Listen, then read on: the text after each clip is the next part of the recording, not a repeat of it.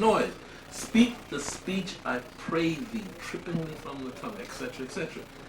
Man has to be conscious of his own spirituality before he will recognize it in somebody else. And that, to me, is why the white man will always fail with his religion. Because he doesn't have the spiritual qualities within himself to identify with another. John has said he's used them to control deliberately. Yeah. It's definitely a white supremacy thing. You studied Everything the Roman about Empire it. after, during Constantine and after Constantine. And that was a terrible man, Constantine. Yeah. Who was the pope that gave out the papal bull? Who's the one that gave out the papal bull that said anybody who was other than a Christian could be made a slave for the redemption of their soul? No, his words are, you are both, speaking of Spain and Portugal, yes, you are both authorized to reduce to servitude all infidel people. That's it. That's it. That was the Pope now. That was a good Pope too. That's the 666 talking about. That's the 666 talking about. Orange juice? Just about half a glass. You know, this was a good Pope now. The Medicis, who's supposed to be so bad with the Borgia, who was really a murderess. This being a murderer, she slept around with the popes. They made her a pope for a few months, didn't they? Yeah, they made her a pope for a few months in the period when her brother, one of them, didn't get ice quick enough. Well, Constantine, look at this guy, because Constantine was a heathen. Imposed the doctrine of what people believe to be Christianity today. Now, this was a dude who killed his wife's father, killed his sister's youngest son, killed his favorite son because he was a just and brave warrior and therefore threatened him. Right? Now, this is the father of Christianity. He dictated this whole notion of the Trinity. You know? Father of Western Christianity. That's what they call it. Isn't that a trip? And to top it off, he wasn't even a Christian. He was a heathen. Right, because his wife made him a Christian. Because see, he had committed so many crimes that he did not want to take on Christianity until his death, so that he could be forgiven for everything he did, because he knew right up to the time he died he was going to do wrong. I hear you. I hear you. But you know, I wonder who was he waiting for to forgive him? What was the forgiveness came from? Yeah, that's he didn't believe in God. They don't believe in no God today. They still really They don't believe in no God today. The European became a Christian for political reasons. He remains a Christian for political reasons. That's exactly right. And we act as though he believes all of that. And we believe it. And we believe they believe it. A white church is an icebox. They're cold. Yeah. Well, you know, Jimmy Swaggart is a good imitation of a bad Baptist preacher. That's true. That's true. Good imitation of a bad Baptist preacher. That's right. What? Jimmy Swaggart. Jimmy Swaggart. Oh yeah. Southern. Well, all the styles that them white evangelists use come from the black ministry. Look, if you can't get your gender problems straight, I know you can't get the your story spiritual problems straight. Well, these people. And I don't think Baker was even a good imitation of the imitators. No. He was an artificial imitation. I think he was a vaudevillian. Yeah. Showman. Yeah. Well, you can say that for Billy Graham too, with his screaming and shouting. Billy Graham's a con man. And he's a politician to the bottom line. He's a millionaire, you know. Multi-millionaire. Oh yeah. You want to hear a tale?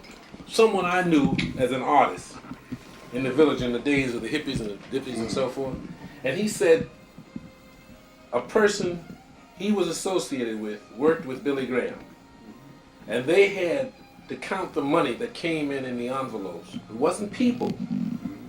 It was a bunch of trained chimpanzees that was in this here room. I can believe that. And they would open the envelope. They did not trust people. And they would open the envelope, and by what denomination it was, that money was going in these various baskets. You hear me? And the few people he had to trust to get the money out of there to count was less than if he'd have had 100 people down there counting money. So he's got 3 people he can trust, right? 3 people he can trust. He can watch those 3 a lot easier than he can watch 100. And this woman was one of the tally people who did the computing of the money as it came through her. But she was behind a shield. So she never touched the money. It was only there. And how do you think they counted it? They weighed it. They actually weighed the bills.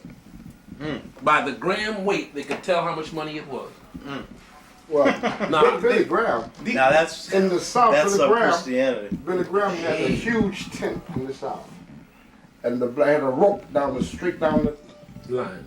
and all the blacks would sit on the left side, and all the whites on the right. would sit on the right. Now I was in Florida preaching.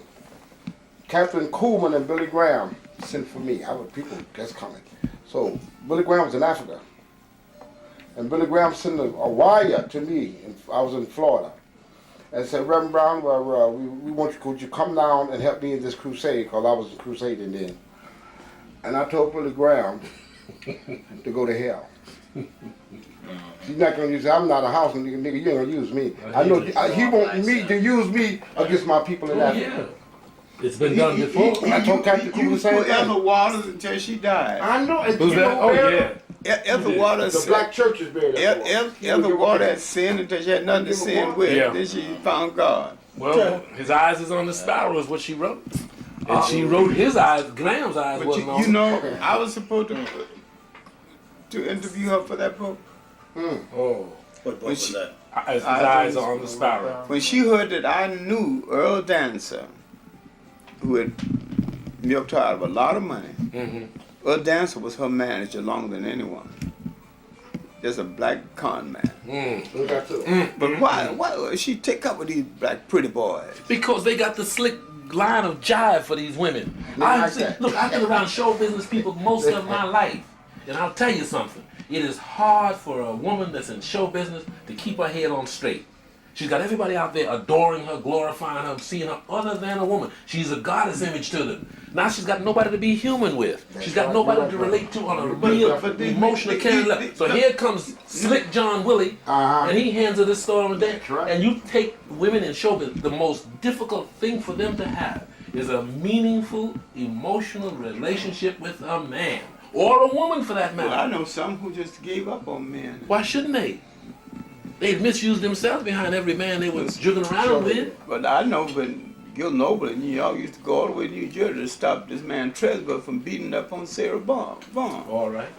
And he could do because Gil Noble is 6'3". Well, he's he's And a pretty street person too. Yeah, they hung over 200 pounds on him. So if he tell Tresvant, if you hit her again, you know, you got to deal with me, he gonna lay off. Now, to show you how these things are in this violent deal, somebody called me up one time to come over there to the Waldorf to stop Jimmy Brown from beating this judge's daughter from Philadelphia. Now, you know Jimmy Brown ain't gonna listen to me. They know that they've given up an inch, and there may be 10 more miles to give up, and they know that the road is not backwards anymore, Dr. Clark. They know that they cannot go back, go forward. They're eventually going to have to give these black people their job. Black people are going to take it. But you know what the conclusion's been? The conclusion is among the people in economic power, they concluded that incorporate the African worker into. But they've also concluded that they're going to continue to hold on to the economy. Give the blacks the politics.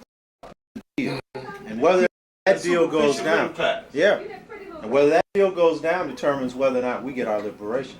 Because if it does, ain't no liberation. And the material will still be exploited. There are too many blacks who will become contented on that level. Suck it on the sugar tit, rot your teeth, Dr. Clark. You know that. We won't move any further. Well, the Indians on the reservation are still there for the same reason, thinking they got something more than they really ever had. But you know, I've been doing research. I have a speech that I give on King and Malcolm, but it's a book that I'm working on, John. And so far, I've come up with 22 unities, profound unities between King and Malcolm. 4 to 5 profound differences. 22. And one of them is over the most profound issue that's plagued black people forever. What's the course of direction for the black liberation movement? But because we have seen each other through their eyes, the Europeans' eyes, we have not seen what's right course. And then when I was telling John this, and John said, well, yeah, Elijah Muhammad, Booker T. Washington, W.E.B. Du Bois, Marcus Garvey, they were all about the same thing. Yeah, the same, using different words, Yeah. but saying the same. So it's not a matter of either one or the other. It's any means. Which one is appropriate, given the time, given the situation. But you know why we haven't seen it? One, we bought into the Europeans' idea of conflicting opposites. Wherever there's difference, they have to be in conflict. And two, we haven't bought into the idea that the governing law of the universe is unity. And if you know that, you can take the most opposed forces, like the Soviet Union and the United States. The reality is they got more in common than separated. And what's happening now is they're breaking bread over that. Huh? Before they deliberately focused on the differences. But because we've internalized the Eurocentric view, we haven't seen what's right before our eyes. I was at Camille Clarke's party and talking to Henrik Clarke. I said, I would not be surprised if the day will come we will not see the Jews and the Arabs in the same political bed against the blacks. He walked away shaking hands. Oh, John, now come on, I can't take that. I mean, I have great respect for you and I just, that's just pure nonsense. I said, look, Professor Clarke, historians do the same thing as lawyers. They cite a precedent. When the Africans and the Arab lost Spain, where they had installed the Jews as the grandees, as the money managers, both the Arabs and the Jews turned on the Africans. That's true. The Jews helped to set up the Dutch East India Company and went to Holland, gained control of the gold and subsequently the diamonds. The Arabs continued the East African slave trade. That's true. And when black eunuchs, castrated blacks, brought higher price on the market, on the slave market, routine slaves, they were sold by Arabs and Jewish agents. That's my precedent. Never mind argue with you. Deal with my precedent. It's already happened. And then the Jews turned over all those maps into Africa to the Portuguese. And Yes, that's what Prince Henry the Navigator got. The famous Catalan Atlas, which gave them a basic outline of the trading posts in inner West Africa. That's one thing. Coastline. That's one thing I want to do while we're here is I want you to give me a list of books that I need to read on European history. You know, on how they consolidated their position, the whole thing. Because the point you made a number of years ago, we must not only master our history, we have to master theirs too. And in the process, we'll see it in a different way. Then there's something we really should look into. See, it's hard to get students to look into something which hadn't got the word black in it and nothing to do with us directly. And yet it has something to do with us in an indirect way that is equivalent to being direct, you know. And it's hard for them to really look at it. Read Spinger's Decline. Oh, I read that. Read Spinger's Decline of the West. Very Decline important. of the West. Man and the techniques of the Now, decision. while I'm going over Rome, I'm saying that once you understand the unworthiness of people to rule, your freedom starts there, at that point. And Spengler makes a real good point in Decline of the West when he says the European is no longer in a creative stage if they ever were. He said ours is the age of techniques. He says I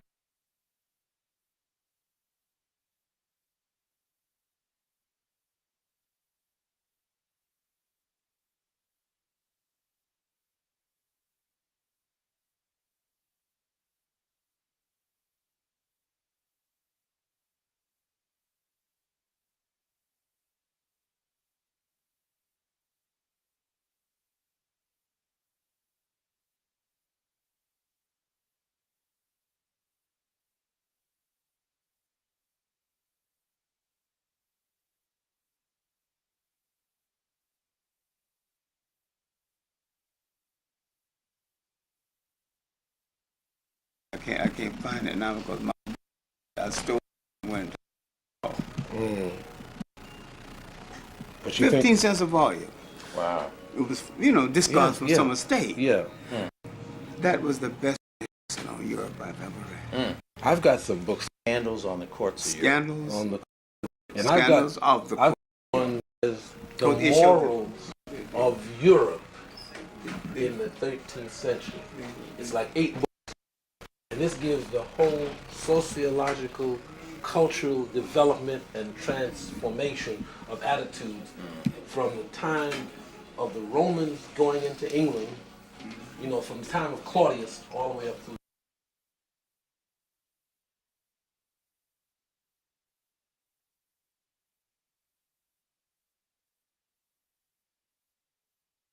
common people. Printing That's why the church, that's why the Yet they state gained both control. came The out. church gained control Yeah. of the printing press. That is right. This is when Father de las Casas wrote his devastating book on the destruction of the indigenous, the West Indies. They had it locked up in Rome. I'm getting it. No damn these. You know, Spengler does a good thing in comparing the Romans. He talks about the Roman period. No great art.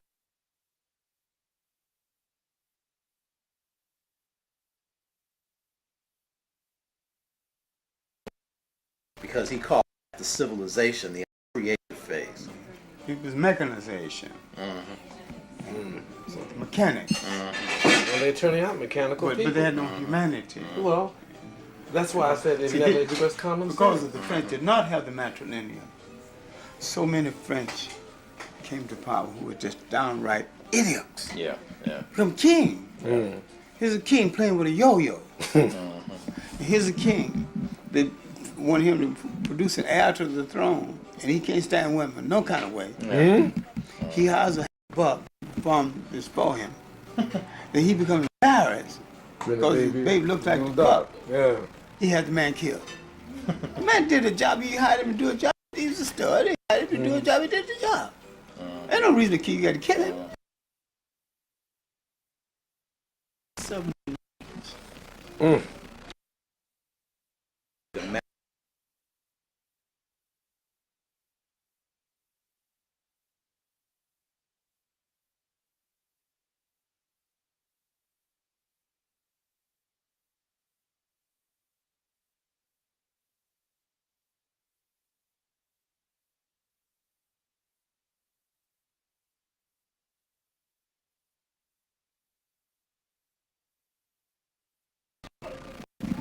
When you say,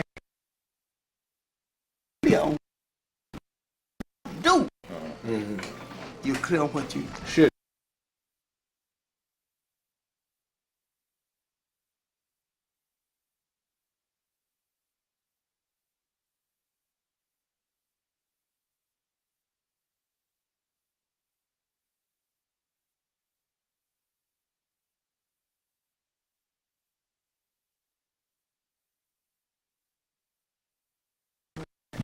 But they have, no one looks at philosophy. That's what they've always accused us. We're thinkers. See, we are thinkers in the sense that You know, was insight. He was wrong about the period of time. He said the European, he thought, lost their creativity when they separated reason from emotion. Yeah. Now, it didn't. Because if you look at classical music, it's an intellectual music. There's no emotion in it. No, let's get closer to it. Look at Benny Goodman's imitation of Jack.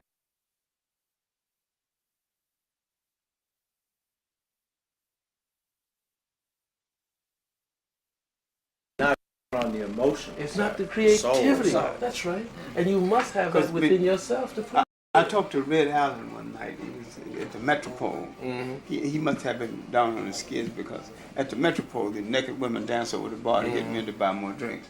You know, and NBC had a studio upstairs. So I'm coming out my lunch hour, and he's standing there. I said, "Hey, Red, what's the secret of you in the horn?" There ain't no secret, Johnny boy. I always play this horn the same way. So, but my gals, sweet, I play one way. And she's evil, play another way. Had a good steak, I play one way. Had a bad steak, I play another way.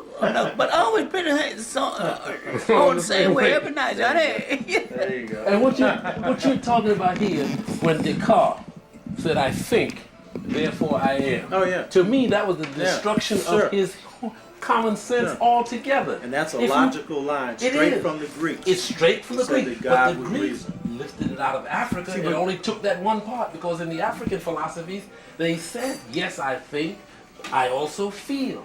And in my feeling I think, and in my thinking I feel. The two are not separate. They're not divisive. But, You cannot separate. When you start doing that, then you're going to turn out the Frankenstein monster. I think Senghor really got off the boat when he said that emotion is Negro, emotion is Emotion is what? Greek. Reason is Greek. Reason is Greek. Emotion is Negro. Yeah. I think he was. Yeah, but he was out of the club, yeah, I right? think so because But that's a logical buying in to the dude you're talking about. Sure. You know, logical buying in. that's all he's got left. If he feel and emote these feelings into a creative, artistic form, what has he got left but But the here's the intellectual, cold shot. abstract knowledge? Here's the cold shot. I mean, at Aristotle, Aristotle brought this to a high level. That's the lower mind. That's the right. logical mind. But that's not the higher mind. No. The higher mind can tell you things that don't appear to be true, that are the lower mind can deal with easy stuff.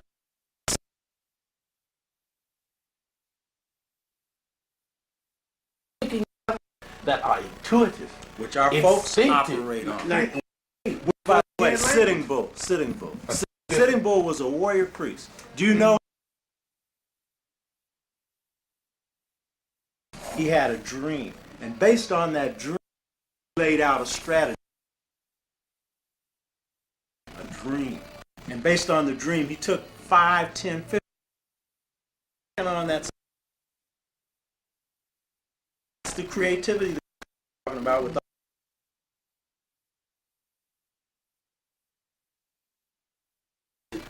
In that religion say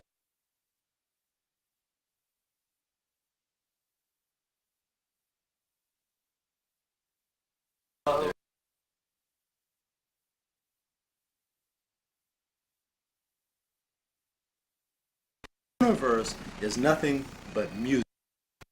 Planet emits a sound, right? That's why the highest level of the mystery was the musician, because he had mastered she had mastered everything else, because that's the thing closest to the God. Look at us. I don't care how bad a speaker is. Put them up against Aretha Franklin. Put them up against one person. They don't have the consciousness that they should have, right? But that's a high expression of the sound. And what is to the planets? Pulses. Now, I found strange. They did research recently, and they took the radio information and spectrum at the sound of these planets. All of these planets gave the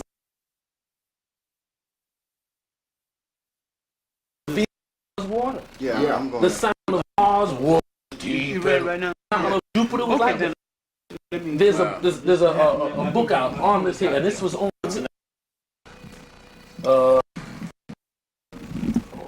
What time should I be ready to go? John Holtz. Oh, you should be ready. This is Dr. Clark. Dr. Ben calls their counsel. It is. Anything your heart desire, don't be sure. See, God is poor. Why shouldn't we be? What did you want me to do? Called Doc. Who you want me to call? Picture of Malcolm. Isn't that something? You know, you're one person who could be on that thing to talk about Malcolm. He's in jail. Who? Ferguson. No, you know what? Herman I Ferguson. don't know whether Ferguson is up to it. But you know, I don't know whether Ferguson knows where he's going now. Oh, And I don't even know why Ferguson came back to the country. none of us know. yeah. And I'll admit that some unanswered questions bothers me. He had a high position. In Yeah, in Guyana, he was an interior colonel. that's literally He was? Yeah, cabinet. he was in the he was like almost a general. He was a Why diplomat. would he come back is right. He had the rank of a general. Yeah. He That's had the true. house of a general, the chauffeur of a general, everything. He could come back here and go to jail. Job on that. What's the point? Well, the way I got it from Wyoming is that he said that white boy who was underground for 12 years came back and they gave him a sham trial and cut him loose. Sure, he was white. They're not going to do the same This thing is to him. okay. What made So him he think said that he felt that they would open those archival files on the COINTELPRO, and then the truth would come out. They I would haven't be- done that to Geronimo Pratt. What makes Look, you I think- would be Well, sure the that Ruben before Moore I and come Geronimo back. Pratt is now up for that, though. I would be sure that before I came back. He took the chance. I wouldn't be coming back with a gamble. Well, Geronimo Pratt's been there for how long now? 18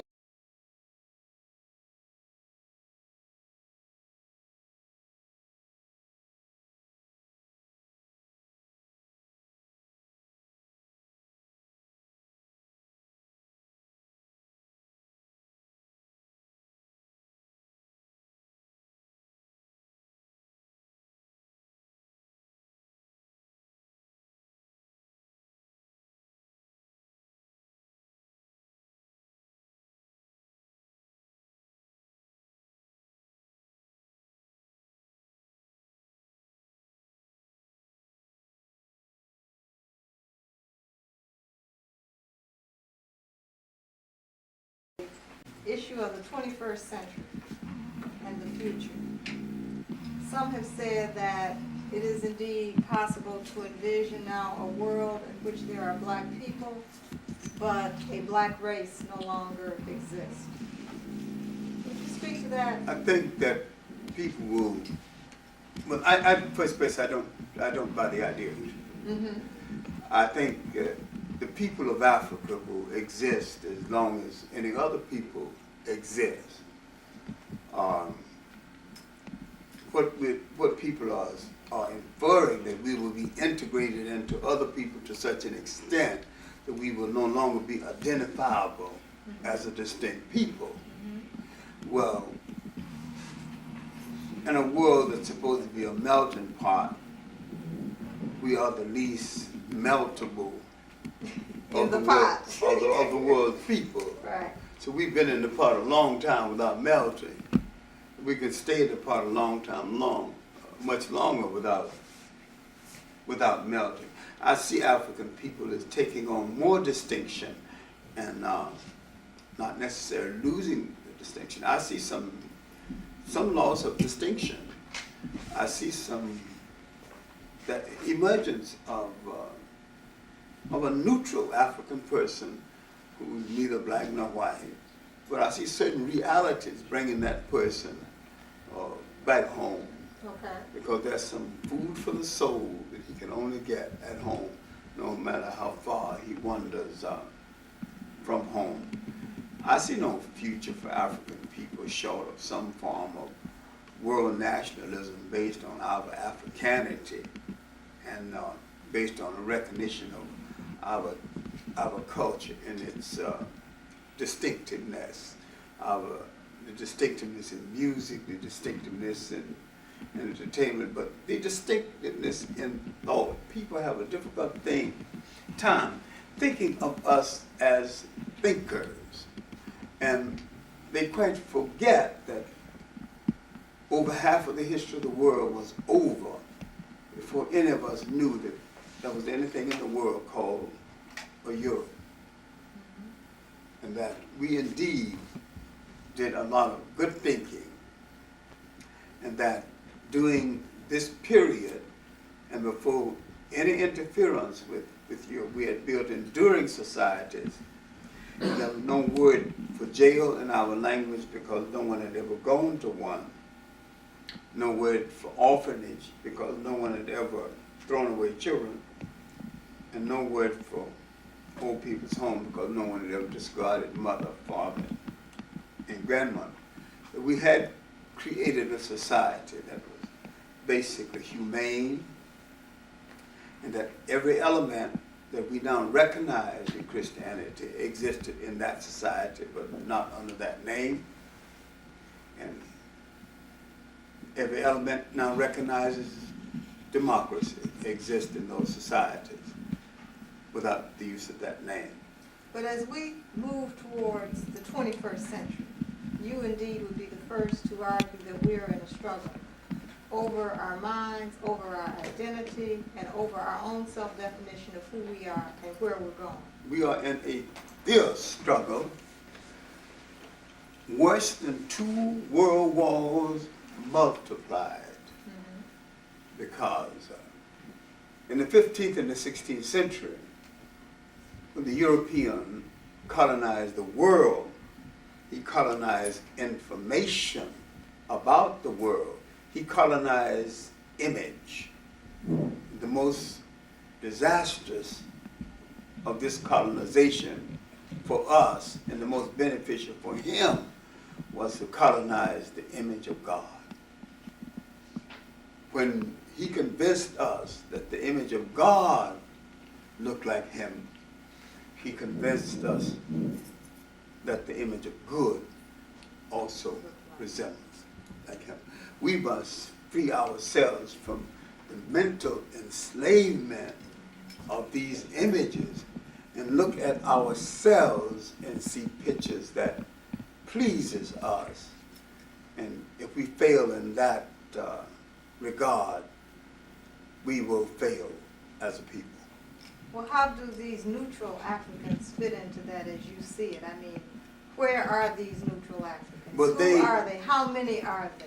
There are Africans who so taken with European education, European values or lack of it, that they don't seem to be wholly on either side. There are Africans who have lived outside of that culture and cannot adjust to the re-entry into that culture. When I say neutral Africans, I'm talking about Africans all over the world. I'm talking about a case like Jamaica, where the class and color situation retards the very progress of the nation and keeps it from being the great island nation that it can be. It has a large intellectual class, it has a large technical class, but it has only a very small class committed to nationness from an African vantage point. But they are, if they have any commitment at all, it is reproducing the decaying and unworthy forms of that colonial master. And these forms were never designed for us in the first place, and will not fit us and will not liberate us, but go toward the continuous enslavement of us. You go to Jamaica, you find people talking about their Dutch uncles and their Scottish grandfathers, everything except Africa. And you wonder, say, how did this island produce a Marcus Garvey who looked at Africa internationally and called for the redemption of Africa and the return of some of Africa's finest colonies? Or can this island produce another Marcus Garvey? I doubt it. Then I doubt whether any great idealist will come from them under the present mental condition. If you elect a con man from Boston who passes himself off, a Lebanese con man who passes himself off as one of you, who literally studied Jamaican folklore, Jamaican East, Jamaican music, and wormed his way into your society, raped your treasure, and became rich because you were hung up with some illusion that out of many comes one, but you're not too clear about who that one should be. Right. If you're going to make a nation of predominantly African people, and you say out of many comes one, you must be clear what that one should think about, how that one should look, and the direction that one should be pointed to. And Jamaica is not too clear about that. What we're talking about now is a dangerous and delicate thing, because in a lecture on the Caribbean mind away from home, I said that the Jamaicans have been physically bastardized, and the Barbadians have been mentally bastardized. So what we're dealing with is the bastardized mind, which is just as dangerous as the bastardized. The bastardized human being can have all kinds of manifestations. Right. And we know from our own experience that there are many blacks who are almost white whose commitment was just the same as the blackest of the blacks. And we also know from experience that some of the blackest of the blacks have been traitors to our cause. So we cannot measure our people based on color gradations or hair gradations when we look at the performance of them as against the color. We can find loyalty and treachery on both sides.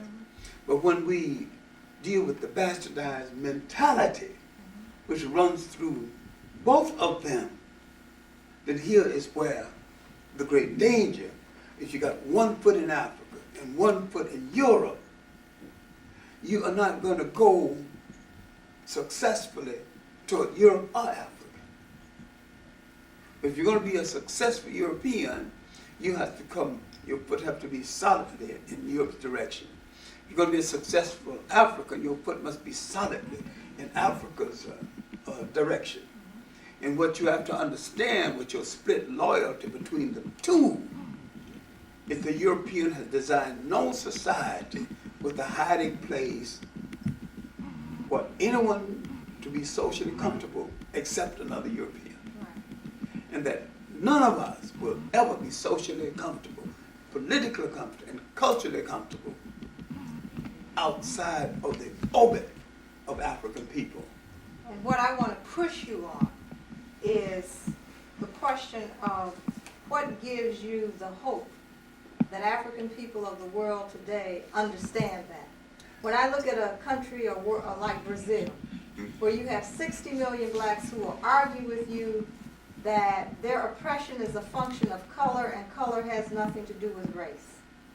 Well, you have the largest African nation outside of Africa, numerically, in Brazil. And politically,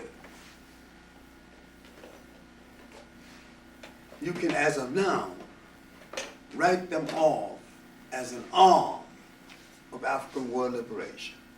Correct. But how do you convert them Exactly. or move the liberation bandwagon without them? That's Can you the question. afford to move it without them? And if you dissipate so much energy trying to convert them, I'm afraid the wagon will move without you. Right. And so the idea is, let us take forward the people willing to go forward right now. Okay. And we have to deal honestly with what happened in the Caribbean islands after the concept of federation failed. What happened in the United States after the concept of the civil rights movement failed. And what happened in Africa after the independence explosion, because there is not one nation in Africa with a government modeled on African values and African procedure of governance. Right. Not one. Ghana could have been that nation had Nkrumah listened to his teacher, Joseph B. Danquah, who wanted a traditional state and saw no contradiction between effecting a wedding between a traditional African state and a modern state. And his idea was that with a traditional African state, the CIA and the British intelligence and the FBI would not have been able to overthrow such a government because they would not know what the bolts and screws are. Right. And we have to go back. We might have to step back in order to step forward, because somewhere in the journey toward liberation, we reached a fork in the road and took the wrong turn. And I believe the wrong turn in the United States was a misinterpretation of what integration was or should be. In the West Indies Island, a misinterpretation of the nature of partnership with your former colonial master.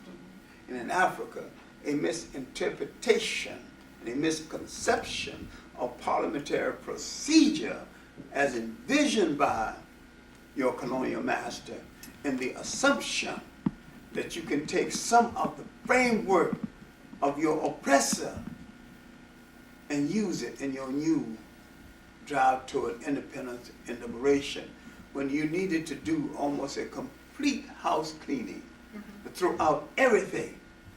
You needed to have enough nerve to throw out his textbooks, throw out his Bible, even throw out his food taste. You need to throw out his potatoes, go back to your yams, you know. You need to. Well, let's talk about this point about alliance, because you have all too often spoke about the failure of us to understand the nature of an alliance. And when you talk about the global world and the African identity and the global world of the 21st century, what is it we need to understand about alliances that allows us not to make those same mistakes about partnerships? Only two equals can make a successful alliance. If I make an alliance with you and you break the rules of that alliance, I must be strong enough to exact some punishment on you, from you, for having done so. Okay. And if that is not the case, I have no alliance, I have an agreement. An agreement made is an agreement that can be broken. An alliance makes, a true alliance, makes both of us dependent on each other to the point where both would think twice before betraying the alliance. All right, now let's say, suppose we did have an alliance with a European nation, and they're getting so much gold from Africa, they're getting so much bauxite, they're getting so much manganese, they're getting some copper from Africa. This is the blood of that industry, and they break the alliance. You close the door and say, you get nothing from me until you give an account for breaking that alliance. And first we have to claim control over those resources. Once we gain control over those resources, and once we develop a successful agriculture, we can turn to the ally and say that without you, my people will still eat, they will still go to school, they will still wear shoes, and that let's see who can suffer the most now that the alliance is broken. Okay, and I think I hear you say that consciousness and identity and the idea about who you are will precipitate those physical resources in terms of who claims it. I mean, you have to first have a mission about who you are in order to claim something for yourself. Once you have that mission, who you are, you will not let foreigners manage your wealth. Right. Because that wealth is the birthright of your children. Right. And you must preserve that so that they can in turn preserve it for their children. But we get confused over internationalizing. I mean, we're so confused over it belongs to all of us and we must share it with everyone. Well, we must not share. Look, when I say all of us, I mean all of us within this nation. I don't mean the whole world. You know, I understand what we you are really internationalists, and we're humane people. Mm-hmm. But the world is not structured that way. To accept that, to accommodate that. Yeah, because or to recognize our humane effort in that regard. We have done this before. We have said, come in and share. All right, now look at the coming of the Boers to South Africa. Mm-hmm. The little people that they call Hottentot and Bushmen, the Cushion Sand people. Say, all right, there's plenty of cattle. You need some cattle? Take some. You need some land? You got more than we're using. Give you some land. We notice a lot of you have come without women. You've come from a long journey. Take some women. The African is a perfect host. He's a perfect humanitarian. There's something unique in his character that has never been shown in another people, no place in human history. And the African has to first recognize his uniqueness and recognize this great strength. It's also part of his political weakness. Exactly. Once you understand that and begin to develop the essential selfishness of survival, he can do that and still keep his humanity by not losing what is political naivete. Let's turn to that through the South African point in time, the crossroad that we see in South Africa. Now, the first place the political naivete in South Africa reverberates throughout the whole of the African world is the assumption that apartheid is the main issue. It's not even a minor issue. Because they can destroy apartheid tomorrow morning. It would not give the African 1 pound of gold. It would not give him 1 inch of the land that's been taken away from him. It would not permit him to go to a single hotel. So the real issue in South Africa is Western or European or white control of the mental wealth of South Africa. That is the headquarters for the control of the mental wealth of the non-Western world. That is the blood of the industry of the non-Western world. And the African is naive enough to think that if the capitalist world is against me, the communist world is for him. And he fails to understand that the European wants to control him and the wealth of the world, be he left or right. And the racism and the European desire to control does not stop at the door of communism, socialism, or Christianity. And this is why he's naive. Now, I hope Nelson Mandela is strategizing and begging for time when he said, I'm against black dominance and white dominance. I hope he's begging for time. Now, if he if he's telling the truth, and if he convinces a whole lot of people that this is the true case, we're in trouble. Because what is needed and what must be ultimately called for is a South Africa as African ruled, as France is French ruled, and as English is English ruled. So that no matter who stays in South Africa, they stay under African rule or they go out. And so if they stay under African rule and the Africans want them there, all right. Otherwise, they go out. There are no terms. Now, his praise of ANC and relationship to the Communist Party, I hope, is a form of charity, a form of strategy.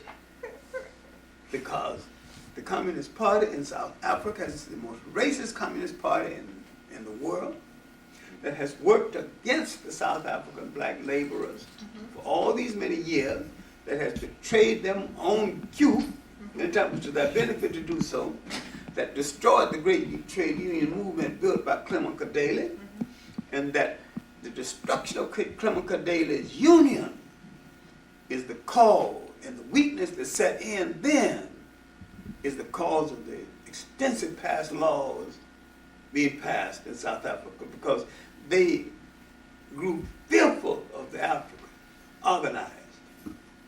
The same as the massive slave revolts in the first half of the 19th century, caused new codes, black codes, all kinds of codes against blacks to safeguard against uprising.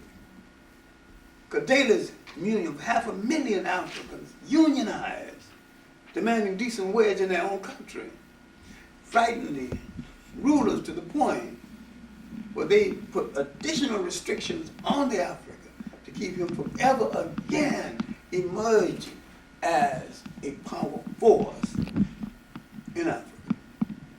And for a South African communist, for any kind of communist, to forget this, and for Nelson Mandela to forget that he left the home of a communist family and was turned in or was caught an hour later when he had been eluding the police for years. So now, I have no proof that they turned him in, but there's a possibility that they did. Because the communists are traditionally anti-nationalists. When it comes to Russia, they seem to make a few exceptions, but the communists are traditionally anti-nationalists. Because the communists are saying politically what the Christians have said: there are no other God before me. There's no other ideology that you need to consider, not even the ideology or the maintenance of your own culture. What is it about our people that prevents them from claiming their Africanity and always choosing between one of the European Some foreigners' toys, right. I put it, some foreigners' toys, Right. is the assumption that there is a universality, and that he's part of a universality and need not practice the essential parochialism that I call the essential selfishness of survival, which every people on the face of the earth who are intelligent practices. I mean, Marcus Garvey said it crudely, but maybe correctly, race bugs. And this is the point that it loses. The minute we become internationalists. And when we get to a position of permanence, we got to wear the conqueror's clothes. We have the conqueror's ideology. And we think the conqueror means what he says when he said democracy and Christianity. It's like with integration, we thought that to integrate and to go to schools, and to be able to go into hotels, we had to dismantle all the small, very clean, inadequate, but very functional hotels in the black community. We also had to stop eating in nice little restaurants where those sisters could put a dish before you that would make a king envy. Now, all these were useful things built because Jim Crow had made it a necessity for us to institutionalize something among ourselves or have nothing. If you can't eat in no restaurant downtown, you become a captive customer in restaurants in your own neighborhood. But at least some of them were decent and clean, and the waitress was hospitable, to you. I'm saying that having justice and having integration, having the right to go elsewhere and maintaining these restaurants was not a contradiction in terms, because Italians maintain Italian restaurants, Jews maintain Jewish restaurants, Chinese maintain Chinese restaurants. It's part of an industry of survival. The Chinese, his restaurant and his laundry, who are running them, not his big intellects who are running bigger. More importantly, they maintain a sense of community and a definition of kinship around which they organize. And also an apprenticeship where not of the untrained workers and newly arrivals can get their job skills together before they move to higher things. So we have no place where conscious of design for our young people to sharpen their skills before they move to higher things. But how do we claim our young people who do not even know that they are not free? Well, we've got a generation of children. More than a generation. At least two. At least two. Two that we know about. Someone asked me this question, and I wasn't too cool or too cautious at the time. And I spoke hastily, but yet I spoke honestly. I said, burn the Bibles and break all the televisions. I meant what I said, but I think I should have qualified it and said it in a better manner. Qualify that for us. I should have qualified it, because the Bible has given us an image of whiteness as good, with all those white angels, white Jesus, white Moses. And it literally told us that by projecting white with a cloak of holiness,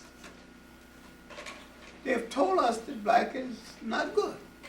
Well, I don't know if the Bible has done that, but those who have been in control over the Bible for the last few centuries, those who have been controlling the Bible, those who have used Christianity politically, have done this. Exactly. They have de-Africanized the biblical truth, the historical truth. They've de-Africanized humanity. Exactly. But then we don't seem to understand this is what is done now. The picture of Christ, Michelangelo's picture, the picture of the Last Supper, is Michelangelo's painting. Now, who knows whether Joseph was sitting on that side or Peter was sitting on that side? Who knows one way or the other? They said what Michelangelo told them to say. That's it. Mm-hmm. Okay. And Michelangelo's cousin posed for the picture of Christ. Now, who knows whether Christ looked like Michelangelo's picture? Well, he came from that area of the world that is predominantly populated by non-European people. Of course. So I never get into any argument about whether he was black or Because the first person don't give a damn. And then I asked the question, was he Greek? No. Was he Roman? No. Then he was one of those other people. And all these other people was part of the world's first international melting pot. If he didn't belong to the two people who came from Europe, he belonged to one of the mixture of people in that area. None of them were white. We're white, of course. And even today, those same people are not considered white. Exactly. So a white face don't necessarily get you into the white race. That's the relation. That's the dilemma of some Jews. That's the dilemma of some Arabs. It's the dilemma of some Latinos. But that's not our dilemma, because we have never defined any people based on race, because race is a European invention, 15th and the 16th century. And we are the victims of the invention and not a creator of the invention. So what we have to tell people, you turn to the people who define the concept. I'm a victim of the concept, so therefore I'm not defending the concept. And if you're a victim and hurt by the concept, then turn to its inventors and not to one of its victims. But we have not faced down people in the marginal area between black and white who make prostitutes of them out of themselves, trying to belong to the white club, who don't want to impress the members of the white club by downgrading us. So let's come back to this issue of maybe perhaps distinguishing between religion and spirituality, because part of the African humanity is certainly the dimension of spirituality. Now and that cannot be separated. And I have been dealing with this for a number of years, and a few people are beginning to hear what I was saying, that the Africans did not create any religions in the form that we know it. Foreigners created religions for political purposes and turned one against the other. And finally, a smart political foreigner came along and created a branch of religion and said that this is the true faith, which means that the other faiths must be false. Then another one that said previous to that, we are God's chosen people. And they never explained what they were chosen for. Now, if God chose one people over another, and if God, as the Boers define it, ordained them to rule over the lesser breeds, and as the Pope defined it in 1555, addressing himself to Spain and Portugal, and said, you are both authorized to reduce to servitude all infidel people, then you are saying that God has stepchildren. And you make him into a bigot. And if you make him into a bigot, he is not an all-loving God dispensing favors equal to all of his children. And you're saying that we are his favorite children, and you're outside of that field. Now, so one thing we must do to reclaim our youth is to get them to envision themselves as God. And realize that the African, before the formation of religion, Political religion, created a universal spirituality that recognized and respected all life. And if you wanted to pray, you could pray to the water because God was in the water. right? Pray to the tree because God was in the tree. And you could pray anywhere at any time. But most important, because God was in you. That's right. God was in you. That's right. Now, some people come along and say, God is in me, But not in you. not in you because you have no soul. Right. And yet blacks seem to make a cult out of joining religion, like the Mormons. They said they have no soul. Right. So if I have no soul, by your definition of soul, what am I doing Why am I sitting there? with you? That's right. Because I feel that I have a soul, I know that I have a soul. I'm more humane than you. You're doing things I wouldn't dare do. And if you have a soul, and if you're the favorite of God, and I have a soul and I'm not the favorite of God, then God is partial. Right. And God is prejudiced. Now, Dr. Then Clark, God that is might not be God. an easier challenge to do than to throw out the television. Yeah, then Now, God. how you going to throw out the television? Well, I was speaking symbolically because what the powers that be has been saying to us in the last 500 years is that God favored them over other people. That if God is doing for them what they said is doing and not doing for me, then he's not God. Because a God is not a beggar. But they are fashioning God. They said, man, God fashioned man in his image. They are refashioning God in their political image and with their political intent. They're making God a partnership in their criminal activity on the world. And their technology and control of images becomes the flip side of their political religious expression. Yeah, if you control what you see, they control what you think. They control what you do about yourself. Van der Cook has said a race is like a man that loves its own memories, reveals its own history. It can never fulfill itself completely. What they know that we do not seem to know is that you cannot successfully oppress a consciously historical people because they would not permit it.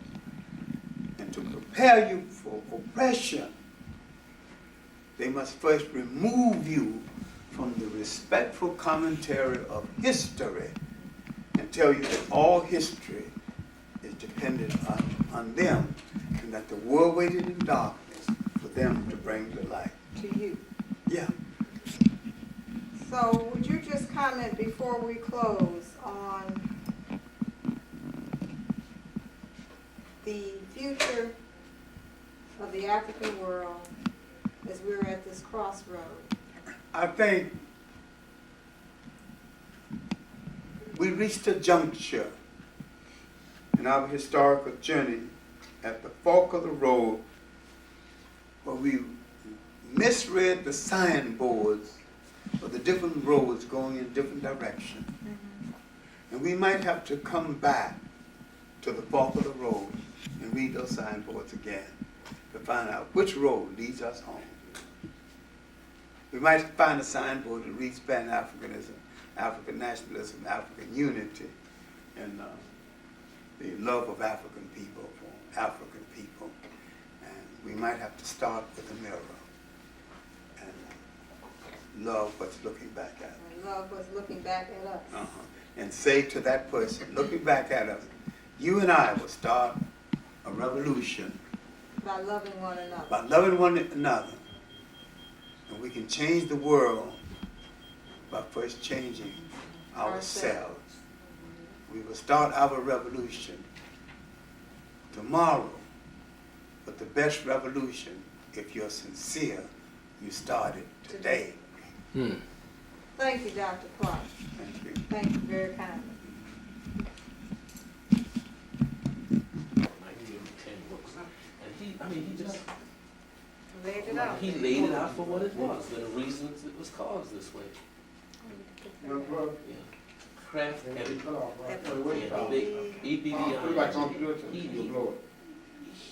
accepted in the white world because he tells too much of the truth. That's right. He tells the truth. Alan Boyd Kuhn is not accepted because he tells the truth about the Bible and how they stole the concepts out of Africa. Yeah. Yeah. And the thing that's so peculiar, in the books that they have the 7 commandments, the other books say that there was like 300 commandments. And these were the books from the Now, Moses extracted the 10, Yeah. admitted that Moses extracted 10 good ones. Yeah. But there were others, man. I learned. What time is your engagement?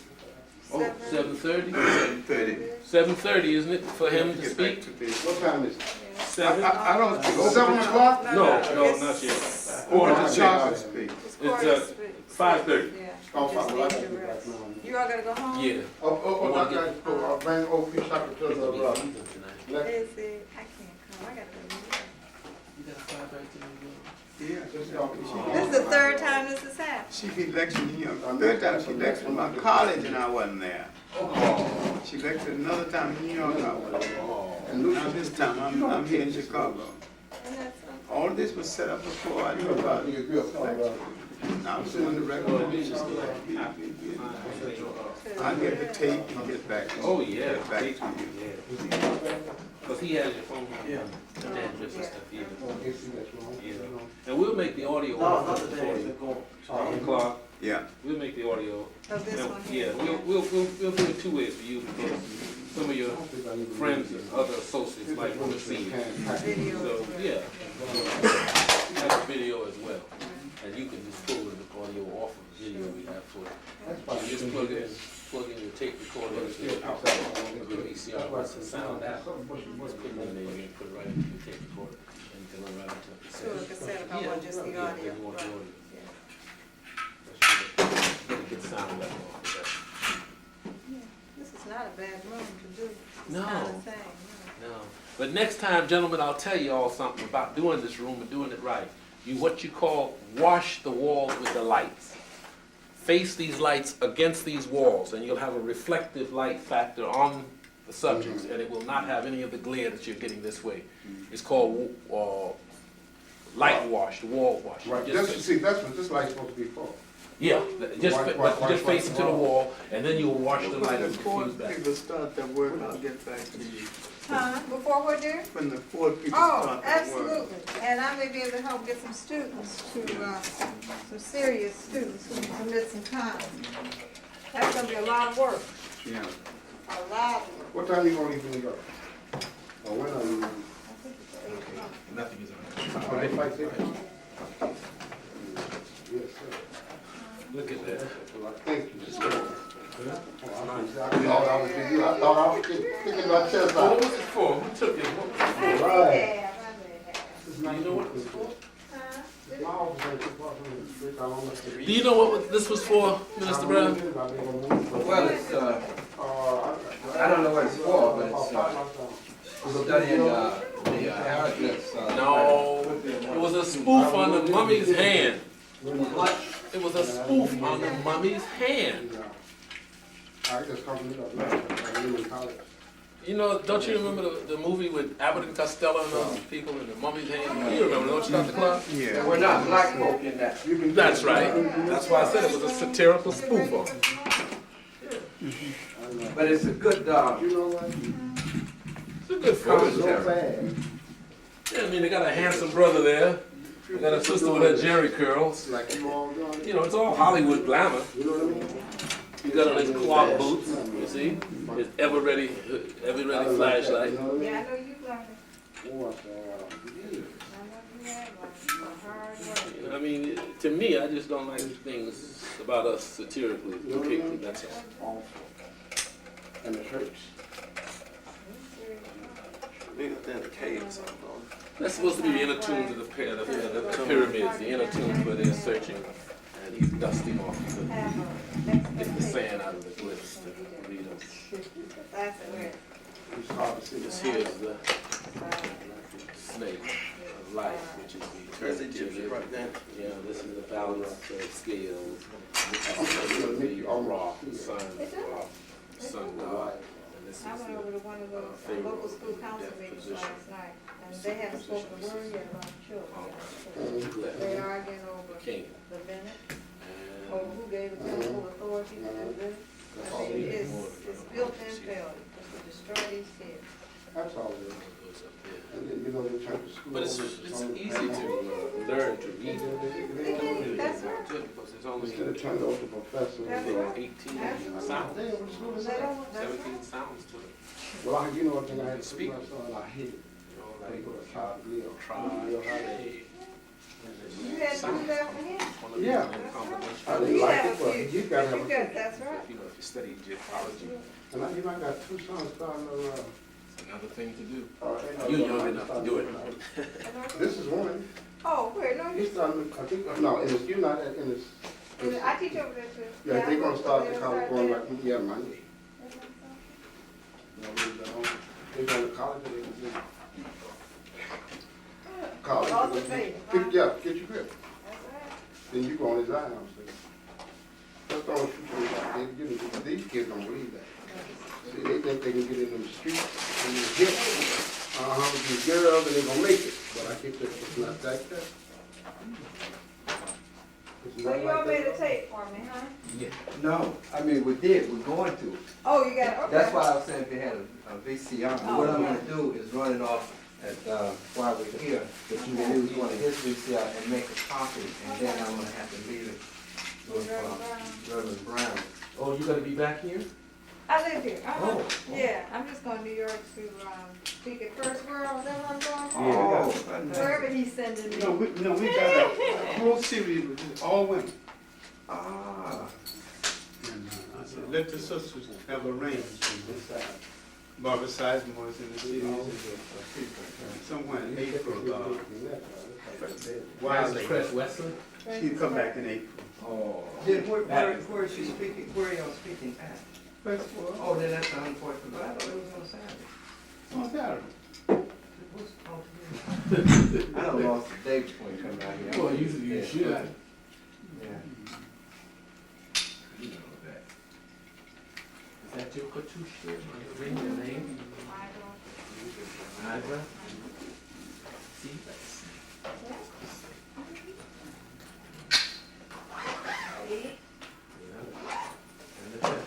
Can you say it? Can you say it the way they sound? Now, I've got to take this off, take the plate off. Eva. T and a snake and the bird. Now, one thing, Yeah, this, yeah, this here broke off. I didn't break it. No, this broke when you touched it. That's your name's good. So you still, in other words, you're using it now, you just go around. You don't have it on for activity. You don't leave this on when you're transporting, do you? Yeah. Yeah. It's a good unit. See, you got the bubbles and balance it too. Oh, yeah. That's what that's I for. forgot I hadn't used control on that. That balance is off. You're in New York, right? Uh-huh. Yeah. I've got a couple of students who usually do this for me. It's a good try. What is this particular complex? You mean the office complex? Oh, this is office. Yeah, it's just about, the second floor is a black architectural firm. And, the first floor is my company and 2 other businesses. You know, the Chamber of Commerce is here, the oldest black chamber of commerce in the country. Oh, yeah? How long? Yeah, it's about 100 years old. 100 years old. Yeah, I saw the name out there. They got 2 floors. It's the oldest in the country, I understand. And who did they start it with? Under an insurance line or? With 1901, they. No, I mean the businesses that they started with more or less. Oh, well, you know, there was always a black community. In fact, I just did some history on Black Chicago, and you had proportionally more black businesses 100 years ago than you do now. That's right. They had a black business directory in There's a book called The Guarantee. 1913. They had far more proportionally than we have now. We have given up on being controllers of our communities. Well, that's not exactly fair. Oh, I know. It's not exactly sensible. Self-destruct. It wasn't- Yep. It's against. It began yesterday, and the lectures are at 7:30 each night. Yesterday, Dr. Brown spoke on the man, the mind, and the spirit. Tonight's lecture, we have Dr. Tashaka, all the way from California, and he's speaking on African origin of leadership. Saturday, we have the world-renowned historian and lecturer, Dr. John Henrik Clarke, and he's speaking on Malcolm X, a radical black ministry, and historical view. We're not going to have a lecture.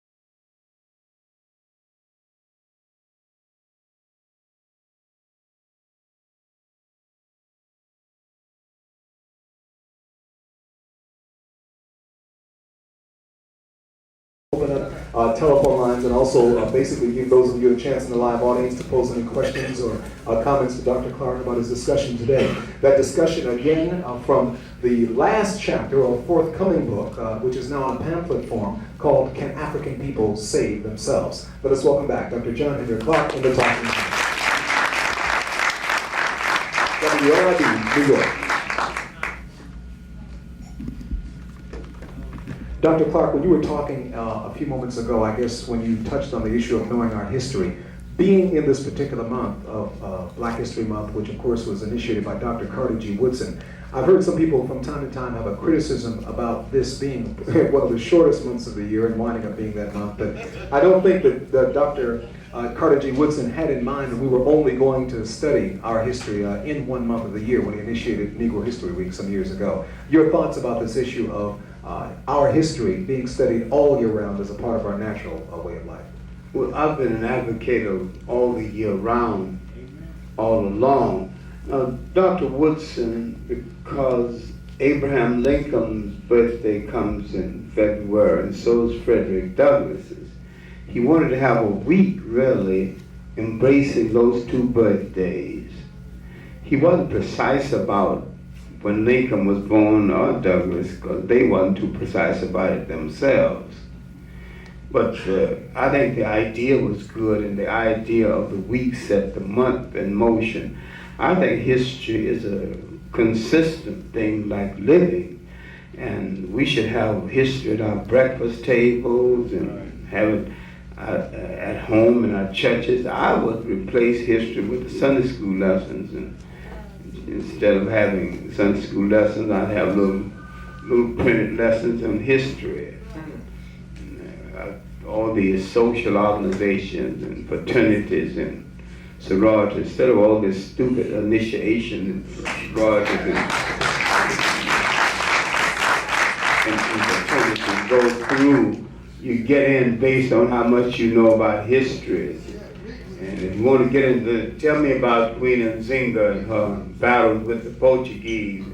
Tell me about a king named Shamba Balongan Go in the Congo, who, after they drove out the Portuguese, he took the Congo to its golden age. Tell us, what is a golden age? Name 5 books about Shamba Balongan Go. The rumor is that, the assumption that Chaka, the greatest of the Zulu warriors, fought white people. Do you know that most people got the information wrong? Chaka fought no white people at all. He fought other blacks in order to consolidate South Africa to save it from the whites. We get so many things wrong so easily because we don't read.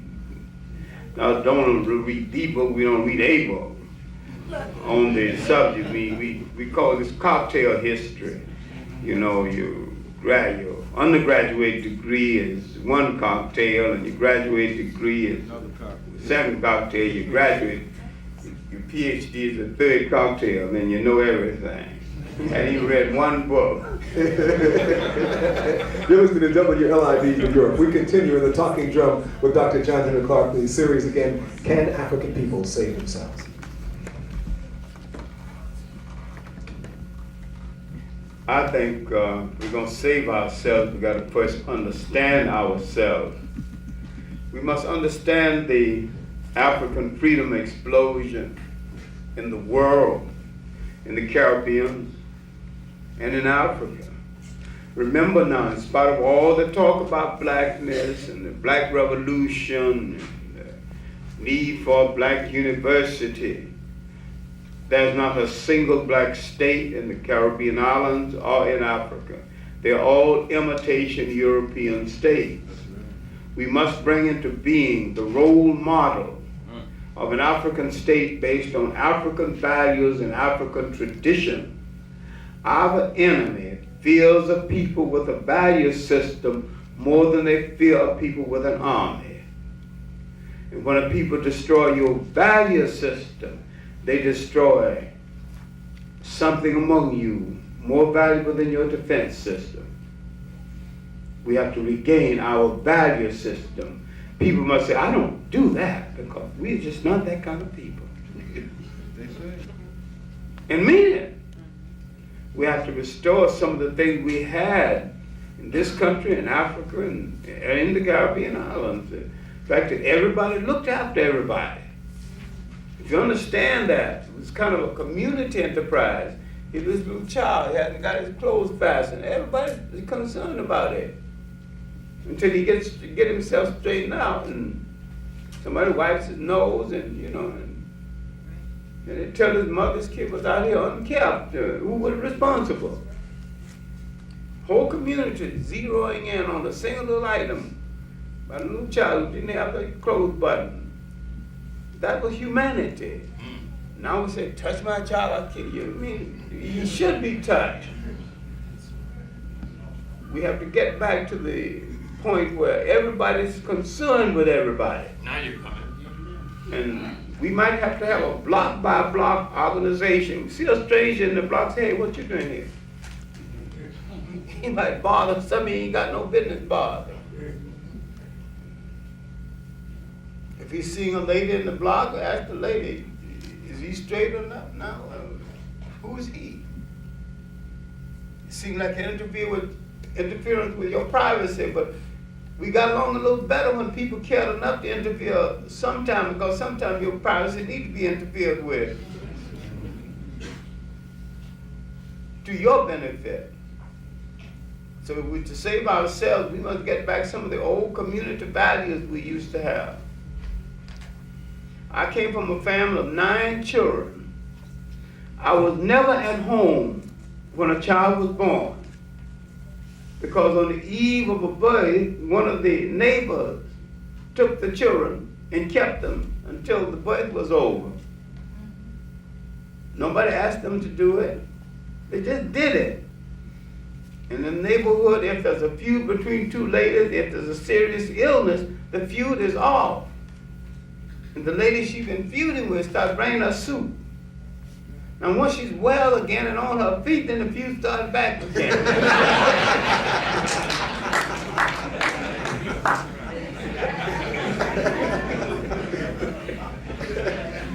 But nobody struck at you when you had serious difficulties.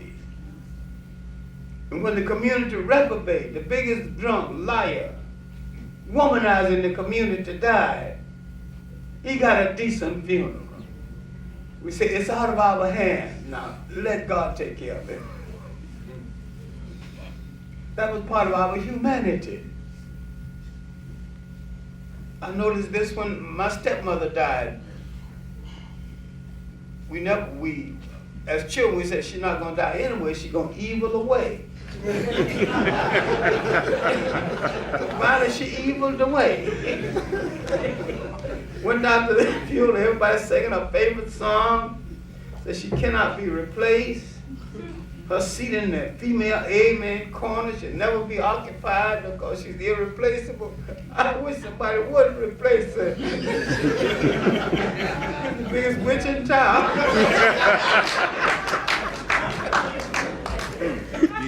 But she's dead now, so nobody's thinking about how hard she used to whip me. It's all over now. It's forgiven. Then having studied African culture on the spot, and having studied the culture in New Orleans, the backwoods of Alabama, I know that we are beautiful people and we've got a lot that we can use to save ourselves, but we've thrown so much away. We need to regain. There was no such thing as an invitation to a wedding. it was assumed that the community is invited. So the community came. It was assumed you're gonna bake a cake. So you bake a cake, it was too much cake. But everybody had plenty of cake and some to take home. And nobody got hurt. And sometimes there's some confusion as to who's gonna fix what. Then everybody fixed and it was too much, and so everybody took some home. But the bride and the groom didn't pay the money. No, weddings cost thousands of dollars. It cost nothing. That was our humanity. We have to get it back again. In this country, the Caribbean islands, and then we have to stop telling lies about each other and our respective development. The Caribbean islands, you had a majority. In Africa, you had a majority. There were certain things expected of them that they have not delivered. We in this country could not have delivered the state. No matter how wise we were, we could not have delivered the state against the odds that we have always had arrayed against us. We expected Africans who had enough number to gain control over the state apparatus. And that hasn't been done because too many people have been imitating the concept of government as laid down by their former colonial masters. We have to free ourselves from this period of imitation. We've had a generation of imitations. We have not looked back creatively. This is why we have not successfully looked forward. Had the members of the Civil Rights Movement looked back at that 19th century, that was 10 times more radical than they were. Sure. They could have built the 20th century. That's right. They didn't look back to their foundation. So they couldn't build for the future because they didn't know the past. And ultimately they end up betraying each other. We have to look both ways, but we cannot ignore history. We cannot ignore that clock that we need to tell our time of day. And people who came before.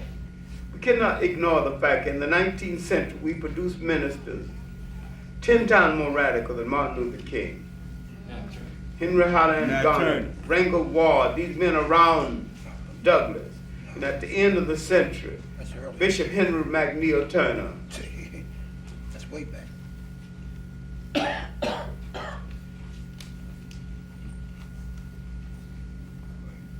Because we have a revolutionary heritage among the ministry, as well as a revolutionary heritage among the people. Slave revolt, 250 slave revolts on record. We had the most successful slave revolts in the Caribbean islands, because in the Caribbean islands they could maintain a cultural continuity, an African cultural continuity. They wasn't broken up so often. Slaves were bought in large lots and they generally kept the lots together. The slave master thought they could work them better that way. They were right, but they forgot one thing. They could revolt better that way. That's right. Because they kept their language together. They kept their drum together. They kept their habits and their custom together. This is why the first clear nationalist in the Western world, would appear. He would come from Jamaica, but he was sold to a plantation in Haiti. Boukman. He called for a black heaven and said if he found his slave master at the pearly gate, he gonna slay him right in front of the angel gate.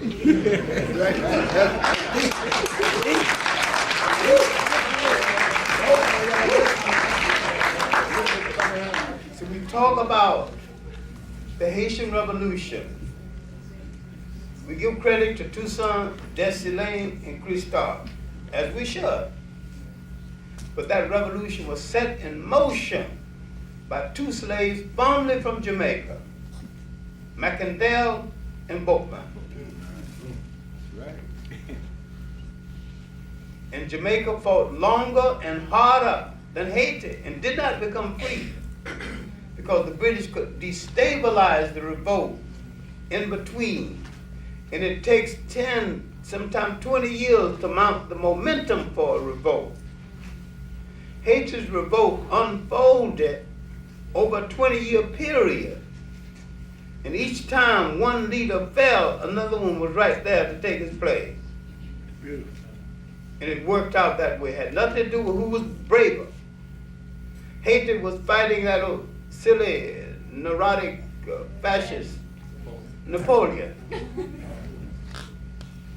England had freed some of her soldiers from fighting the Spanish, plus the fact England had an internal army in Jamaica, and the descendants of that internal army is still in Jamaica and still causes some trouble that a whole lot of people won't talk about because they're a little bit ashamed of it. That is the Jamaican mulatto who had made up his mind where he belongs. He can't be English. He don't want to be Jamaican. He's contemptuous of being African. And he stands in between. But these are some things we whisper about and dare not discuss openly. But in a true fight for our existence, we have to tell all the fractions and the halves and the almost whites, come in the house and stay, or go out and stay. We haven't got that nerve yet. We cannot fight a true revolution with people with split loyalty. See?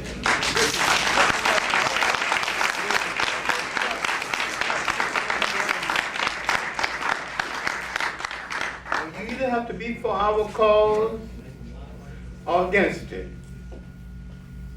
And if you're against it, you have to suffer the consequences. Go ahead. That's it. We might have to start dealing with the so-called black conservatives.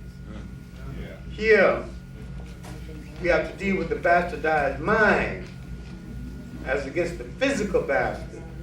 We must deal with the mental bastard. We must deal with who are black and loyal to whites to the extent that they would betray us.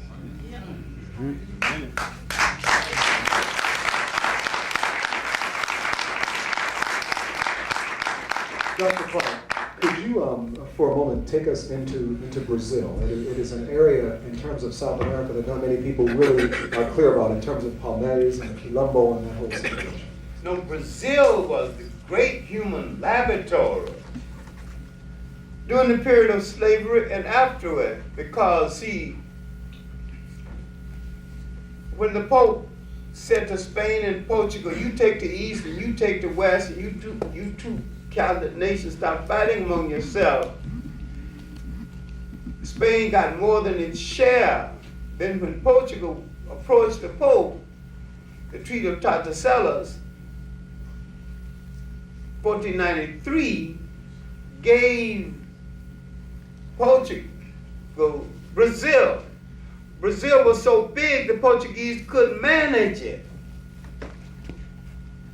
Then there were two Portuguese slave trades, one supplying Brazil, one supplying the general Portuguese slave trade.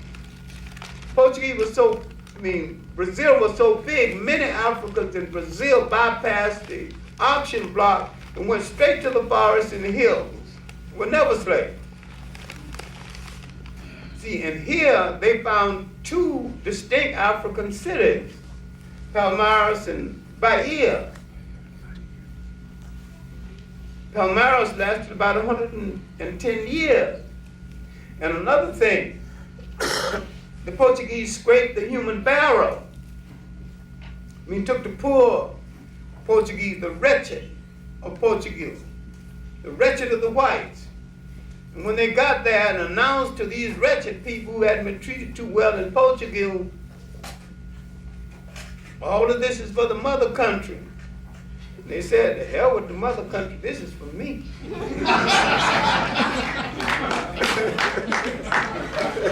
So they began to separate Brazil from Portugal.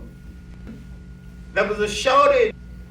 The Portuguese petitioned the Catholic Church for the right to marry the black woman.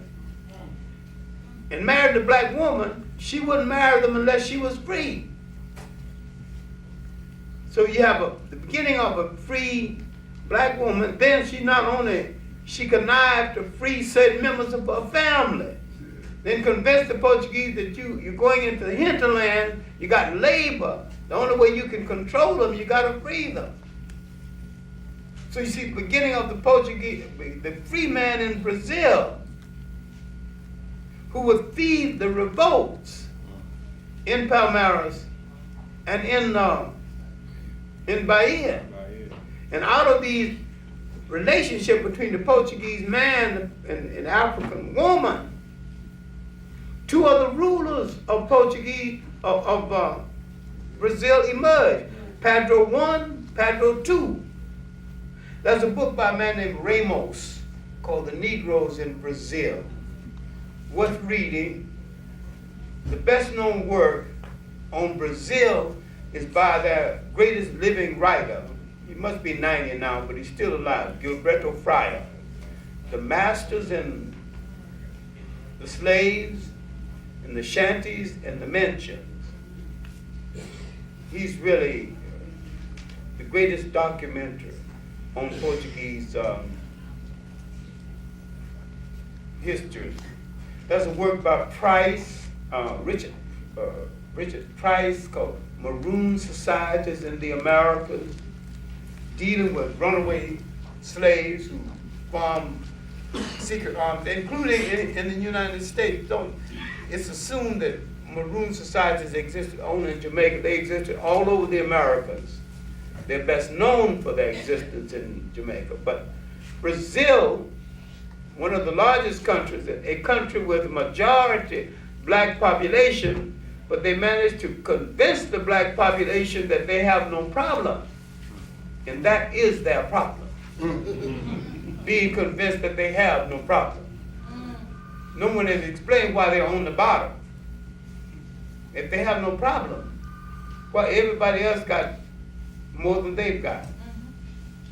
But they're stirring now. They've got people in the Senate now, and one of them is a personal friend of mine, a great artist, Do Nascimento, Abdus Do Nascimento. And I think he's doing some great things. He's a good writer.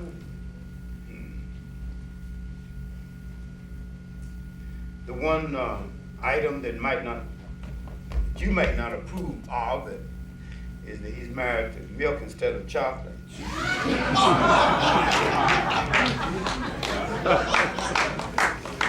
We'll let that one go for a moment. Dr. Henrik Clarke is in this live at the world famous Apollo Theater. I think it's January 3rd. We will break for a moment. We'll come back with the conclusion of Dr. Clarke's talk and also the chance for you to talk with him directly at our center stage microphone and of course on our telephone line too. More when we come up in the GVE at the Apollo on Top Radio 1190 WRIO.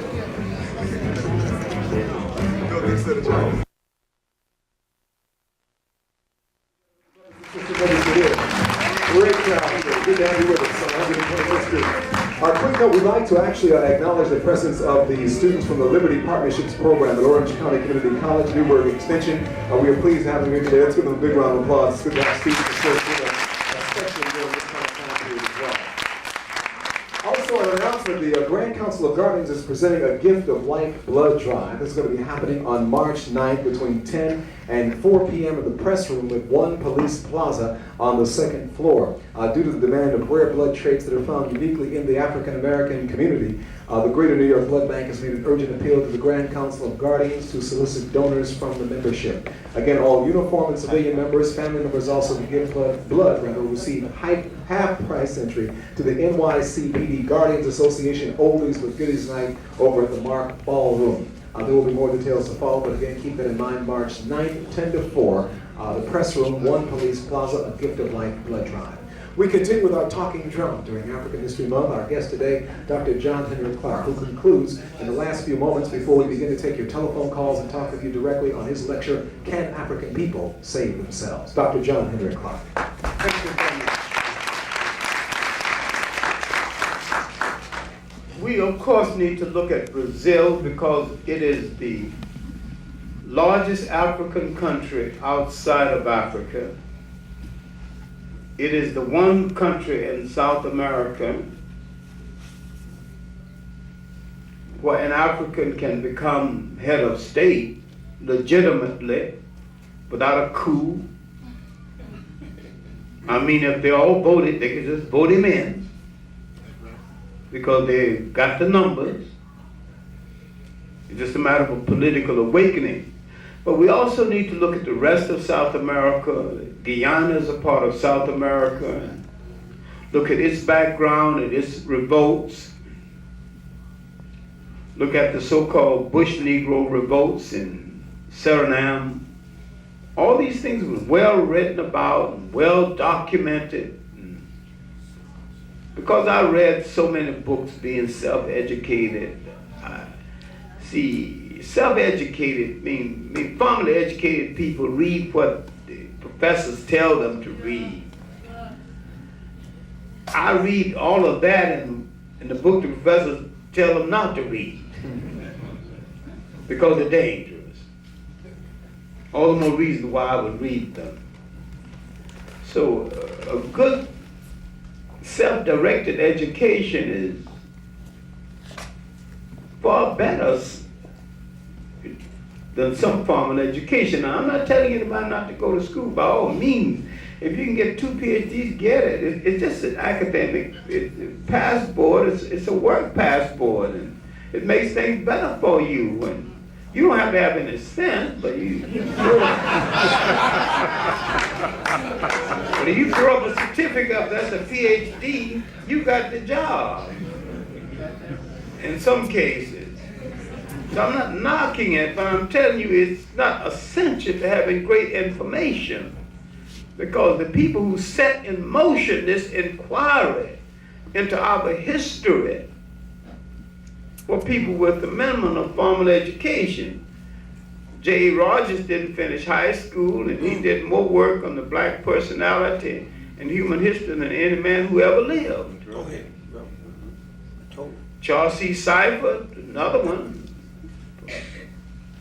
from Antigua. Of course, Jamaica, a lot of Jamaicans don't know that J. Rogers was Jamaican.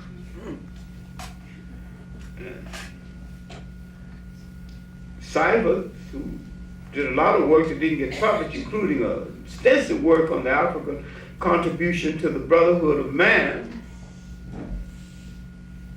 A lot of Caribbean scholars and South American scholars have done excellent work. We need to study. We need to study Walter Rodney's How Europe Underdeveloped Africa. And his PhD thesis, Slavery on the Upper Guinea Coast. We need to look at Raphael Powell, another forgotten Jamaica. His work, The Human Side of a People in Their Right Name, because he was the first person to repudiate and debunk this word Negro.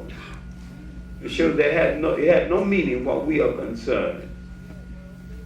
We need to read Richard Moore, and a new book on him by his daughter, his son-in-law, Richard Moore, Harlem Militant.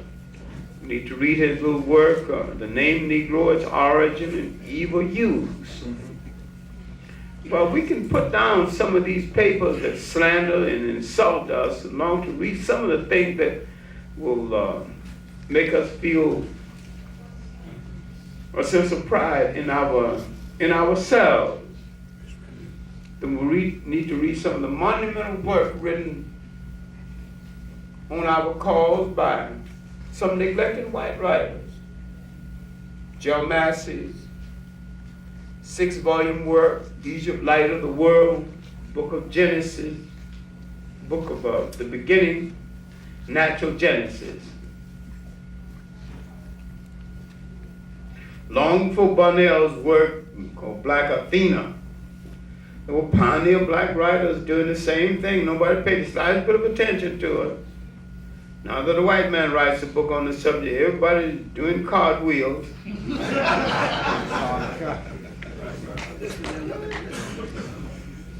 He takes a lot of his information from Dr. Ben. You read his work, but you don't read Dr. Ben, who he took the work from.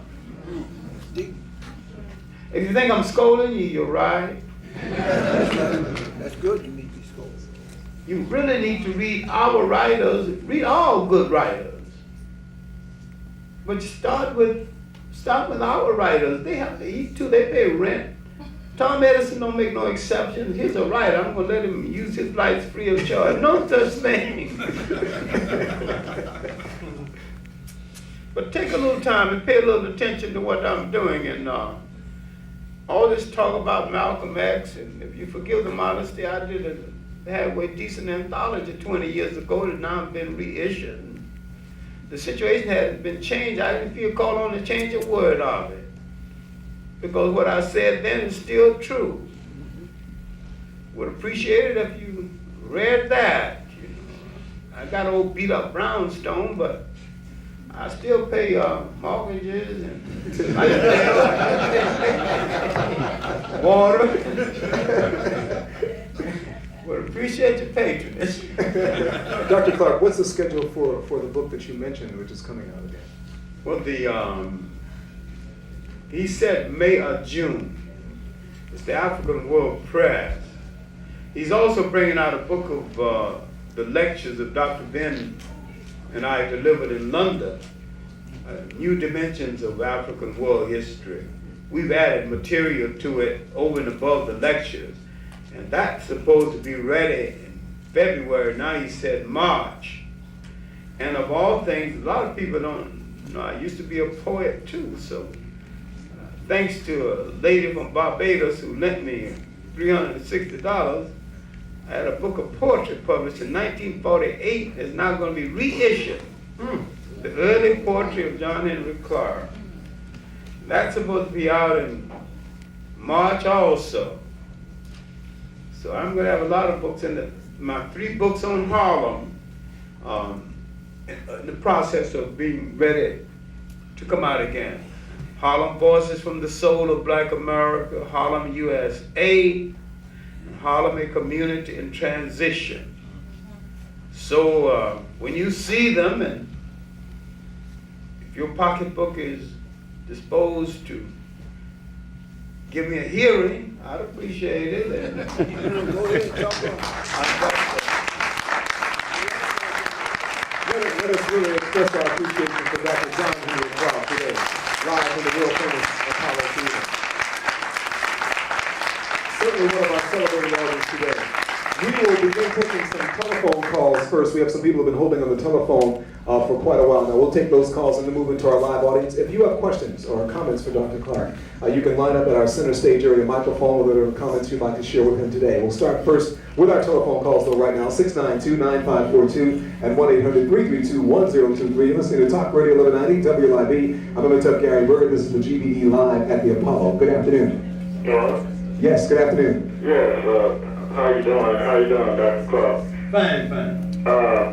I appreciate you naming those books about what to get, what to read, and if you keep it up. And also, I'd like to ask, did you say, I don't know if you or Dr. Ben, one of y'all said that there were people before Adam and Eve, and if it were, if you know anything about it, what book could I get for that information? I didn't say it, but it's true. And what book, what can I find that information?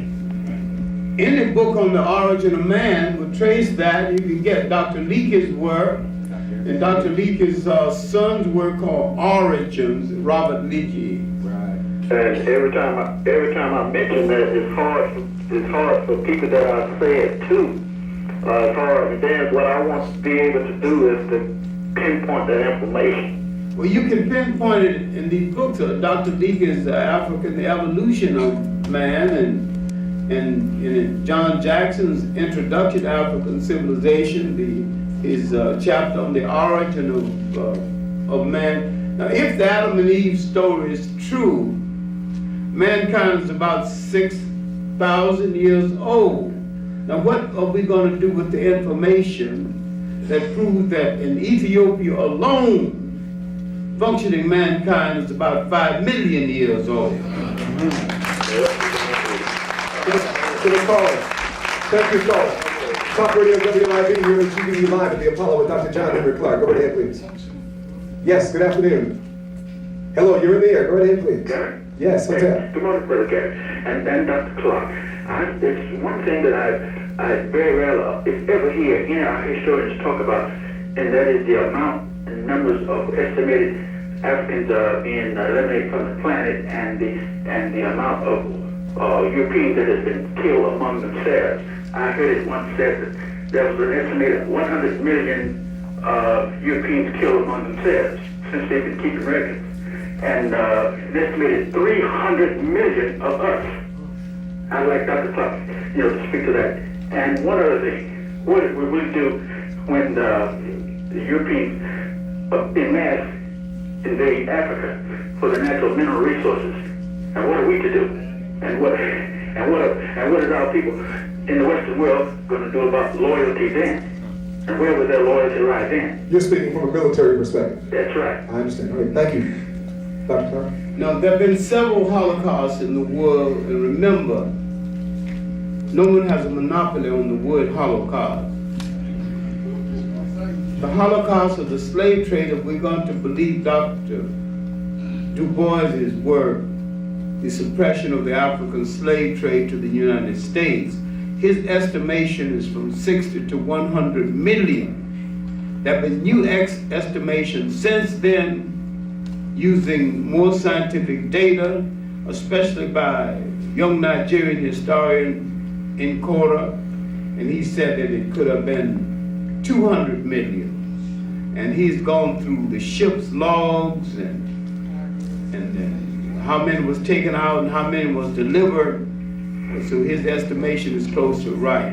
Between World War I and World War II, close to 2 million Europeans were killed at the hands of Europeans. Now, since colonialism, after so-called slavery, I maintain that slavery is still with us, that it was transformed but not eliminated. In the Congo alone, they must have killed 25 million or more, and that at least 50 million Africans died in the colonial system, not including those who died from starvation and deprivation. I maintain that Europe's impact on the world has been an act of protracted mud, and it still is. Thank you for the call. The second question, of course, dealt with the issue of European invasion of Africa. We might want to call it part 2 or something, Dr. Clark, but he's posing what happens in the modern age if we ultimately see a military invasion of the sort occurring right now in Iraq and Kuwait, occurring in Africa at this time. What happens to the loyalties of African Americans here? I anticipate before they give up the great mineral wealth of Africa, especially Southern Africa, they will invade Africa using black troops. And I maintain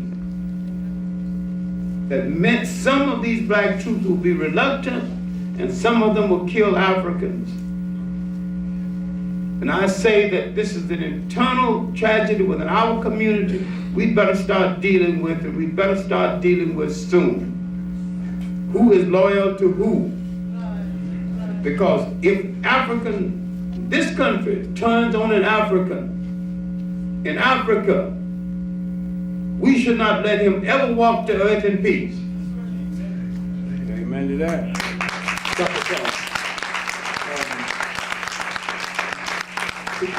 Just maybe put an exclamation point on that in relationship to the initial conference that occurred, I think around 1884, where the colonial forces actually got together, had a meeting, and decided on how to carve up Africa. It's not a well-acknowledged piece of history within the educational system, but can you just briefly... That's what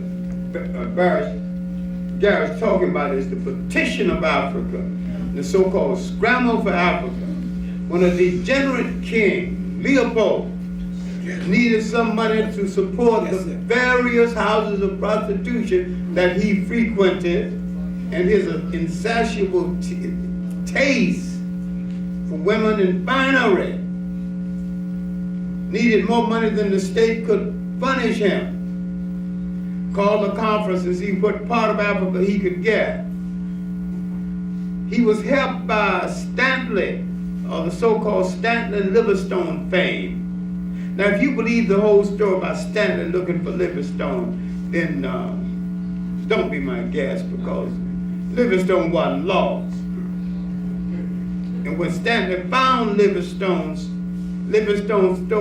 told Stanley to get lost.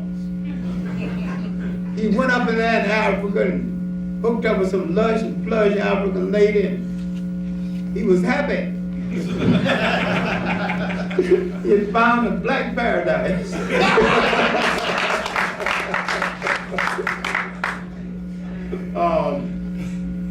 The main thing is that all those nations in Europe with enough muscle, who didn't have enough of Africa, decided to make a claim. Portugal got more, France got largest piece, but Belgium got the Congo. The Germans got 4 big pieces. Tanganyika, that's what they call it, Southwest Africa, now Namibia, the Cameroons and Togo.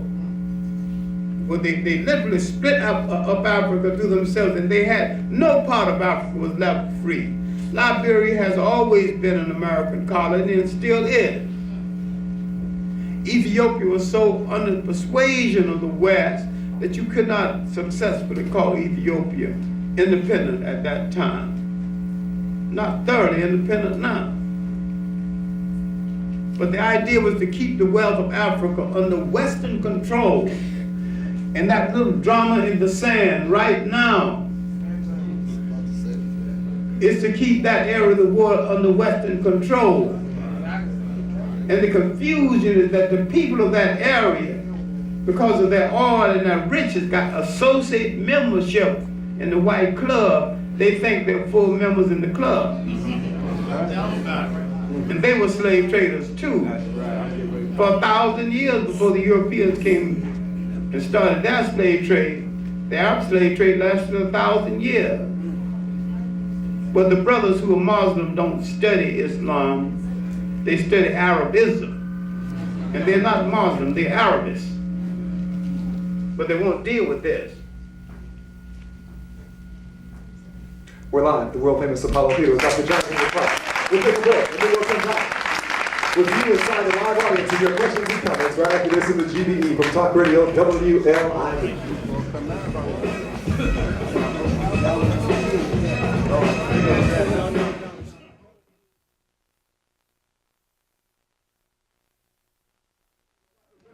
Let's welcome you back inside the GBE Live, the world famous Apollo Theater. And on Talk Radio WLIV.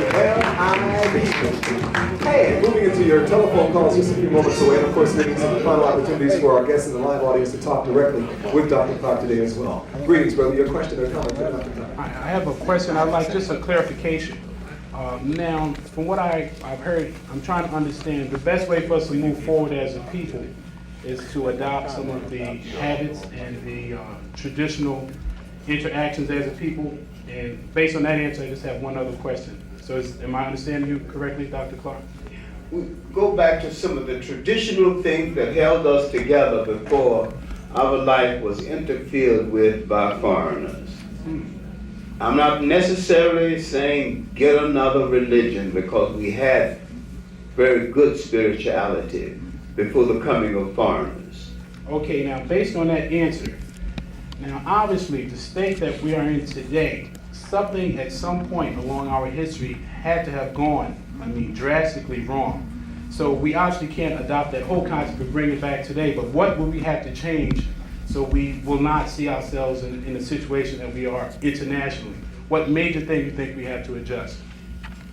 We have to face the world as a unified African people and stop breaking ourselves up in little segments, Black Americans, North Carolinians, Trinidadians, Jamaicans, all of that. We are not responsible for those slave ships put us down.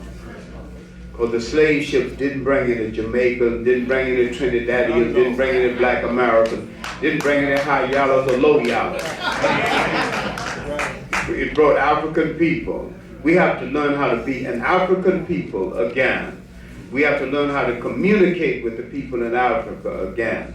And the Africans have to, especially the European educated Africans or the missionary educated Africans, have to start being African again and not an imitation of Europe created by missionaries. And that would bring us to the greatness that we once held. That will introduce again the possibility. We cannot reconstitute any society in total, but we can reclaim the spirit of it. Now just one move from that point. One other brief question. Now, do we have enough time? Because I mean, the bombs that we have in existence, will man destroy himself before we regain that? And that's my last question. Take the time. Stop making excuses. Thank you, brother. WYB, we're live in Apollo. Yeah, Brother John Henrik Clarke. I respect your work and respect your mind, you know. I just want to say a few questions. You know, I feel that black people shouldn't be afraid of death because they syndicated death all over the world. Everybody can die. They syndicated funeral parlors, graveyards. Anybody can die. But our point is that we don't want to fail to realize that we don't want to tell the truth about the crook. The crook is the truth about the crook. The European was the crook. I mean, you know, I told them before the other day, the crooks do not wear sneakers. Remember that, the crook don't wear sneakers. He smoke a fat cigar, he got a PhD, and he got a big office building with a pretty car, and a chauffeur, and somebody doing his work for him. So once we realize that the crook is what he is, and we get our mind together, see, I found out one thing about us. When a person starts lecturing to people, first thing got to be done. You got to ask people that want to be free in the mind to stand up, that want to be free in the mind. Forget the body. First you got to free that mind, and everything comes through that mind. Once you free that mind, and then there's no problem about the brothers in Barbados, the brothers in New York, the brothers in South Carolina. The word won't spread because everybody want to free that mind. Let me jump in. Dr. Clark, a response to that one? Well, I have no problem with looking at people who use power to take more than their share as crooks. But I have some difficulty with people who make heroes out of crooks and will not use their own strength to remove the effectiveness of the crook, and will not do the best by themselves and their children. I think we waste too much time with sheer nonsense. Time that could be more productive. We waste enough energy on the dance floor to build 10 cities. Let's go right to the line on it. Let's move on. Right ahead. Your question or comment for Dr. Clark. Very quickly, please. Time is running. I have said that a Chinese can have a PhD, but if you know anything about Chinese history or culture or language, he would not be considered educated. An Englishman can have a PhD, but if you know anything about England or English culture, he would not be considered educated. But an American black man can have a PhD, know nothing about his history, language, law, culture, not even about Charlie Parker. What do you think about that? Well, that's true, because we're the only people who can be educated with no knowledge about ourselves. In fact, many times we are educated in order to escape from ourselves. We have to reverse the picture. I don't think you're truly educated unless you know your people's philosophy, people's folklore, know their history before slavery, and know their history as a consequence of slavery. And if you got that kind of education, the PhD is not essential to your education. We have a young man with a question. What can we do now? We can unite right now, and we can stop telling lies on each other, we can stop fighting each other, and we can realize that we're up against the most evil monster the world has ever known.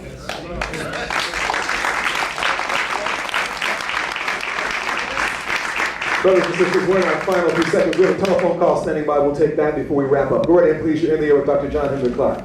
Yes, good afternoon, Brother Gary. Good afternoon. And good afternoon to my hero. Dr. Clark, I want you to join me in a prayer, and I don't usually pray.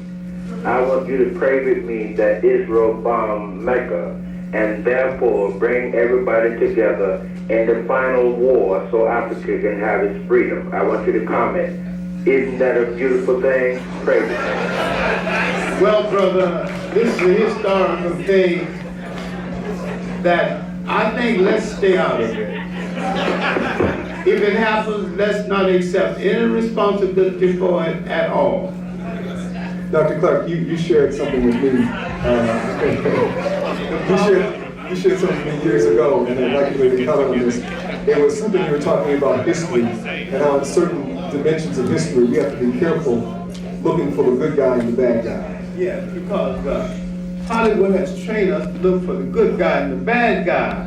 And there are human dramas in the world, especially the war in the East right now, where there's nothing but bad guys. There ain't no good guys in it on no side.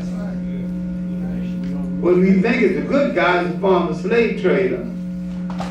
I would not be surprised if, inasmuch as now Russia has joined the whites, joined the Americans.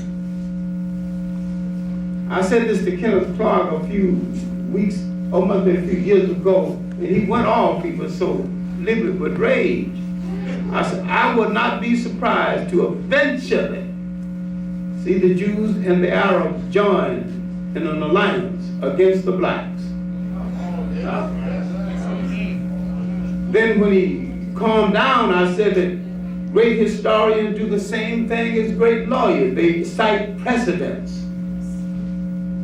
After the Africans and the Jews lost Spain, some Jews went to Holland, joined the Dutch East India Company, became administrators of the slave trade. Many of the Arabs went back to Africa and reinforced the Arab slave trade. That's my precedent. It has already happened. Dr. John Henrik Clark, let us thank him for joining us. We're talking just today from the world-famous Apollo Theater. Brothers and sisters, don't forget to join us tomorrow. Dr. Betty Shabazz will be with us as we pay tribute to Al-Haj Malik Shabazz, Malcolm X. Thanks for joining us. Life is the ultimate trip. Once you learn to experience it, in the end, experience is the best teacher. I'm going to tell you, don't forget, Friday this afternoon with special guest Miss Phyllis Yvonne Sidley from the stage play Let Me Live, actor Robert Jason from the Office of Public Affairs Resources Administration, and Deputy Commissioner Mike Franco in their continued effort to stop the violence. And also the representatives from the Brooklyn East Senate Advisory Council, so stay tuned. It's bar time. Host Mark Riley from What's Live at 11:00 WRIO.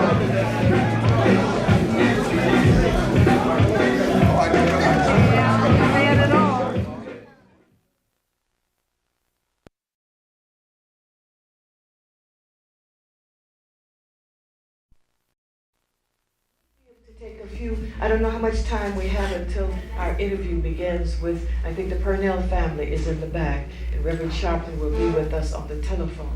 I think we might have a few minutes before that to speak on whatever's on your mind. If the microphones are here, are they up yet? Not. Yes. Is there one? Yes? Yes. All right. This is the day of Malcolm's anniversary of Malcolm's murder. It is also the first day of the rest of our lives. Anything you would like to speak on my African family, please come right up. Good morning, Sister Mary. Good morning. I'd like to say to Malcolm a poem that I wrote. He was so beautiful and so much more than just black. The sun was not reflected in his blackness. His skin was somewhat fair. White ancestry whispered through his features and fought for recognition in his hair. And yet, he was so beautiful and so much more than just black. Thank you. That's a good point. Our blackness is an integral part of us. I mean, it has to do with our spirit, but we are more than just that. We are much more than that. And that is, I'm glad, that's a bit of creativity, and she put it onto someone who has brought us guidance and inspiration. I remember not the first time, but when I first heard of Malcolm, I was kind of scared what he was saying. I really was. I said, I was in show business. I said, But in that fear, there was something else, because he caught me. You know, he made me stop and think. And the more I listened, the more I said, the more he made me slow down and listen and begin to think. And whenever I'd see him on television, it was a passion, you know. At that time, we had our people speaking so much truth. We pushed lies out. You know, we upset the system just by speaking truth. Can you imagine? And then when they wanted us to change, they sort of seduced us into giving us jobs, giving us things, now you have it, now cool out, relax. And as I said, we started to relax. Relaxed our minds, we relaxed our hair, we relaxed everything, okay? We relaxed so much we just went backwards. You know? Then suddenly in the 80s, we were saying, what happened? What happened? You cannot relax. Justice and truth does not just come easily. It's something you have to constantly work at, because it is something that a lot of people grow fat when there is no justice. A lot of people grow rich when there is no justice, on injustice. And we, as the oldest people who created value systems, have to hold those value systems, because that is what will keep us alive. You see what's happening with all these great folk around the world, destroying the world. Good morning, Brother Man. Good morning, Emil. How are you? Fine. This morning, fine. This morning I was walking down the street, and I looked at the headlines of the Post, which I don't read, and it was very disturbing. They had that the GIs, they were in fear of dying. Yes, there's one over there. And that's really disturbing me very much, you know. And I have a cousin over there, and really, it's very sad. And I think that we should come out today at 3 o'clock and support the, the GIs at the state office from today at 3 o'clock in a rally. Support the GIs? Yes, not the war. Not the war. No. And that's a paradox in a way. Yes. We support their coming home. Right, that's correct. We support their stopping this war. Right. Thank you for that, and I understand that feeling, that sorrow that you have. Because the best of our men will be dead over there. The best of the men, like the educated ones. Yeah. And it's a shame, really. It is, but we have to create an alternate. See, those brothers ran into the service because they had thought that they had no place else to go. Right. And where are our institutions which give them guidance? It hurts me walking down the street, see all the brothers, young brothers, standing on the street. It does. If we were organized, we would have some place where they could go. They would want to go. They're being trained and giving something to the community. That should inspire us to creativity. Well, I think the churches should get more involved. The churches should get more involved in helping our young brothers and sisters out there, you know. Yes. It should. Right. What can you do today to help? What I make a lot of today and informing people to come out, the young people to come out today, yes. That's good. But we have to start some kind of organization. Structure is what we need. Structure. Thank you very much for that, Brother. Thank you. Any other comments? I know things are on your mind sitting here, sitting back. Good morning. Good morning, Brother Ozzy. I wanted to say something though. I heard the brother just now make reference of getting out there. Yes. So funny that we allow other ethnic groups to do things to us, and we're so crisis oriented. It shouldn't be that we have to get on a microphone. I was so proud and honored when I seen the Haitians, just one phone call, and they blocked that street up, across the bridge. All we have to do is do the same thing. If Sharpton calls us, Carson calls us, let's get out there. I think the next call should be March 18th or 19th. I'll know by Monday. Albany, New York, because as you just mentioned, there's no place for our youth to go. The governor has cut out every single thing for the black community. And we should get up there at least just to show our presence, let them know that we as blacks know what he's trying to do. And I have made my commitments that I'm going to have as many off-duty black police officers to come out and be the marshals and talk to those police so they don't realize those people. Great. Great. We need to see you. That's very inspirational, the off-duty police, black police officers. We need to see more of them. We hear too much about those who are cooperating with this system of oppression. You know, this is the time for us to put on our marching boots, you know that, and keep them on. Go to bed with your boots on. You understand? Because there's so much happening. We have gotten out of the habit of moving. Some of us have. Now, some people here I see at different places, at rallies, at meetings, at organizations, they're organizing and doing things. And I don't want it to come in our minds right now and press us that we are not a people who have done this before. Throughout the years, we have been in the streets by the millions. Okay? This is nothing that we haven't done before. We just have to start it again. Start it again, but come out with plan, with organization, with strategy. And also, as I think Brother Maddox said the other day, with our leadership in one place, creating the plan and the strategy, and the soldiers doing what soldiers do. The generals do what they do, the soldiers do what they do. Together, there's victory. And we must begin to organize some more in that way. If you'd like to call in this morning, we would like to hear your thoughts also. The numbers here are 692-9542, 692-9542, or 1-800-332-1023, 1-800-332-1023. These are times when we need to love each other like never before. You know, if you love somebody, you take action. You know, love your people. Do we love our people really? It's hard after everything that's happened to us for us to really get out there and really put that into action. But this is what we have to do. It's action time, people. Action time. Organize, strategize, and action time. Correct action, just as they had in the old virtues.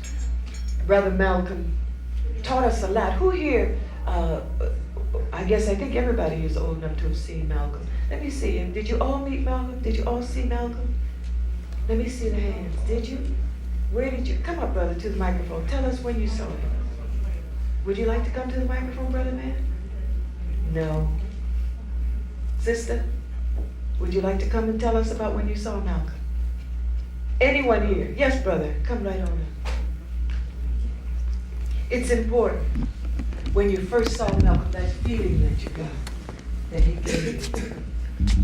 Yeah, I saw Malcolm when he actually came to New York about 1956. Mm-hmm. My grandfather was the manager of what we used to call the Wayside Casino, yes, which was the Garvey Club before that. And today it's the Mosque on 116th Street. And that's where the Garvey Club used to be? Right. Yeah, I know the history of that because my grandfather was a manager. Also, I saw Malcolm many times when I'd shop on 125th Street in front of the Hotel Teresa. He started with a Sears and Roebuck ladder, and he would just stand up there and, just speak. He was a street speaker. Street speaker. Yes. And then, about 2 years later, the crowd started to form. He took over that whole corner. And then they built him a wooden platform. See? And on that wooden platform, we all know Dr. Ben used to sit there in the back and just listen to Malcolm. Dr. Ben did? Dr. Ben did. You can see that on some old films of Malcolm speaking. You can see. I know, I see Farrakhan sitting back there. And Dr. Ben also. Mm-hmm. Right. And I saw him in those days. We used to shop at, buy our shirts at A.J. Lester's. Stores of that nature, because I'm a Harlem native myself. And that's good to know. There are a lot of people here are not born in Harlem, so they don't know that particular history. Right. And when you saw him, what was your response to him? Well, you stand there and you listen. First, originally people would just walk by, and then one or two people would stand, then 3 or 4, and that attracts a crowd. If you go outside right now, just look up in the sky. Other people will look up in the sky also to find out what are you looking at. Well, looking at Malcolm was like looking up in the sky. It was. It made you look up. Yeah. It made you grow. And I grew up on 118th Street between Madison and Park Avenues. And what happened was, when we didn't know exactly when Malcolm would be on the corner, so somebody else would be shopping, let's say 125th Street, and come in the block and tell us. And we'd come out the block in group, walk through Morris Park, and get there to the corner to get the knowledge of what Malcolm was teaching.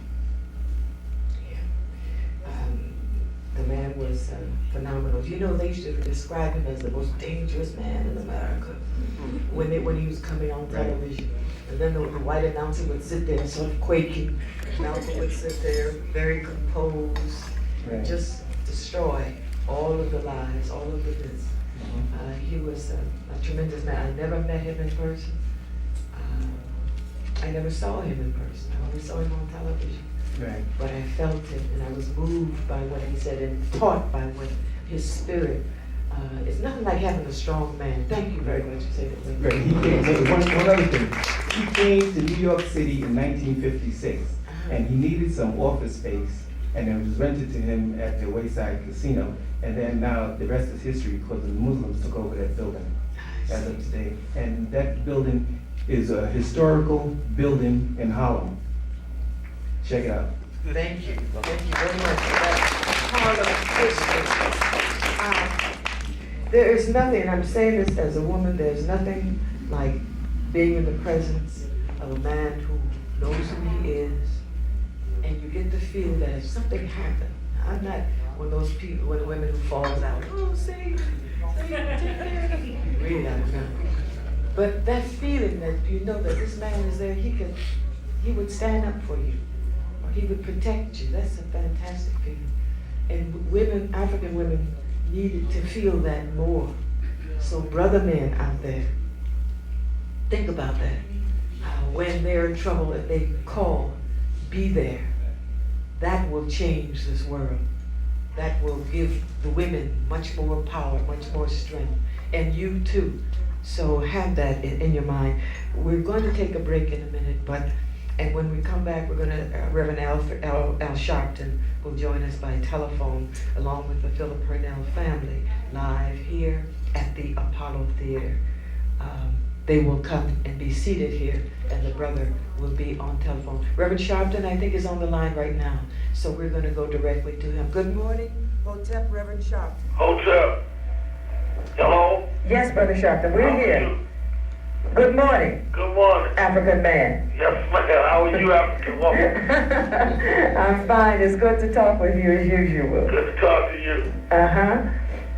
The Parnell family, I believe, is here in the back of the theater. They're going to be joining us in a minute? Okay. Reverend Sharpton, please tell us what's on your mind. What is happening? Well, I'm here in San Francisco, California, because today at Berkeley, both of the Omegas and the Alphas, both black sororities, have brought us in to deal with the Persian Gulf situation. And for the first time, they're going to march together through the streets to deal with this question of how our people are being used as gun fodder in the Persian Gulf. We will be announcing here at Berkeley, as Dr. King and others did in the 60s, that we are giving the president a deadline to bring the troops home, or we will begin mass civil disobedience in 10 cities around the country. And we want people back home to know that we're going to be dealing with this. New York, of course, will be one of them. We're also going to be telling people to not use the yellow ribbons, but we're going to start wearing black ribbons all over this country to stand up for the amount of Africans that are being used in the Persian Gulf. So that's the first thing on my mind. Secondly, we'll be coming home on Saturday because Sunday night there will be a huge rally in Englewood, New Jersey to deal with the Parnell case. We must not leave our work unfinished. The murderer of Philip Parnell, Officer Spath, goes to court next Tuesday. And many of us marched and were dealing with the case, but sometimes we start and stop. We cannot stop. So we want everyone to meet the Parnell family. We've got all of the leadership of New Jersey will be there to speak, and Mr. Parnell and others can give the details on where, but I'll be coming back in to join them Sunday night, so we're ready to deal with the murderer of Philip Parnell there in Bergen County, New Jersey on Sunday night. It is foolish to me for our people to be fighting people that have done nothing to us, and then people that shoot our children in the back. We can't show up and fight them, but we can pack our bags and go miles around the world to fight for our masters they can't even fight for our children. You're on point as usual, Reverend Sharpton. We will be speaking with the Parnell family here, but it's interesting to me you said the Alpha and Omega. Yeah, this is the first time. Together. Yeah, both times, both groups have come together for the first time, and it is shaking up a lot of the so-called white leftists out here who've been meeting and talking with us because we told them our position is different than theirs. We are not just for peace in some peripheral way. We want our children home because there's nothing in this war that has to do with African people. These oil companies are racist. They trade with South Africa. They exploit us in the United States. So it's time for us to stop this. If they want to have a war, have it without us, but bring our children home. And if white folks want to have a war, they can have a war. But we have nothing to do with it, and we're going to hang black ribbons all over America to symbolize that. The rich get rich and the poor get poor. Yes, ma'am. Yes, Reverend Sharpton, thank you so much. The Parnell All right, take family's care. here, and we're going to speak with them. And we need to see you soon. I'll be in Sunday to be at Inglewood. I hope everyone comes out and support the Parnell. Thank you. All right. We're going to take a break for news. We'll be back in just a minute. Buenos dias. Oh, it's always good to hear.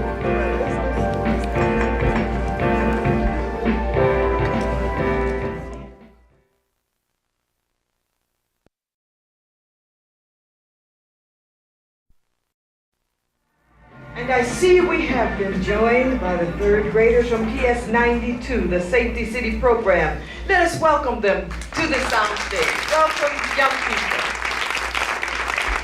Good to see you. Good to see you here.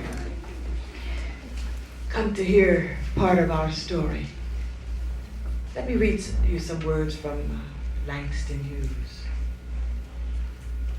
What happened to a dream deferred? What happens? Does it dry up like a raisin in the sun, or fester like a sore and then run?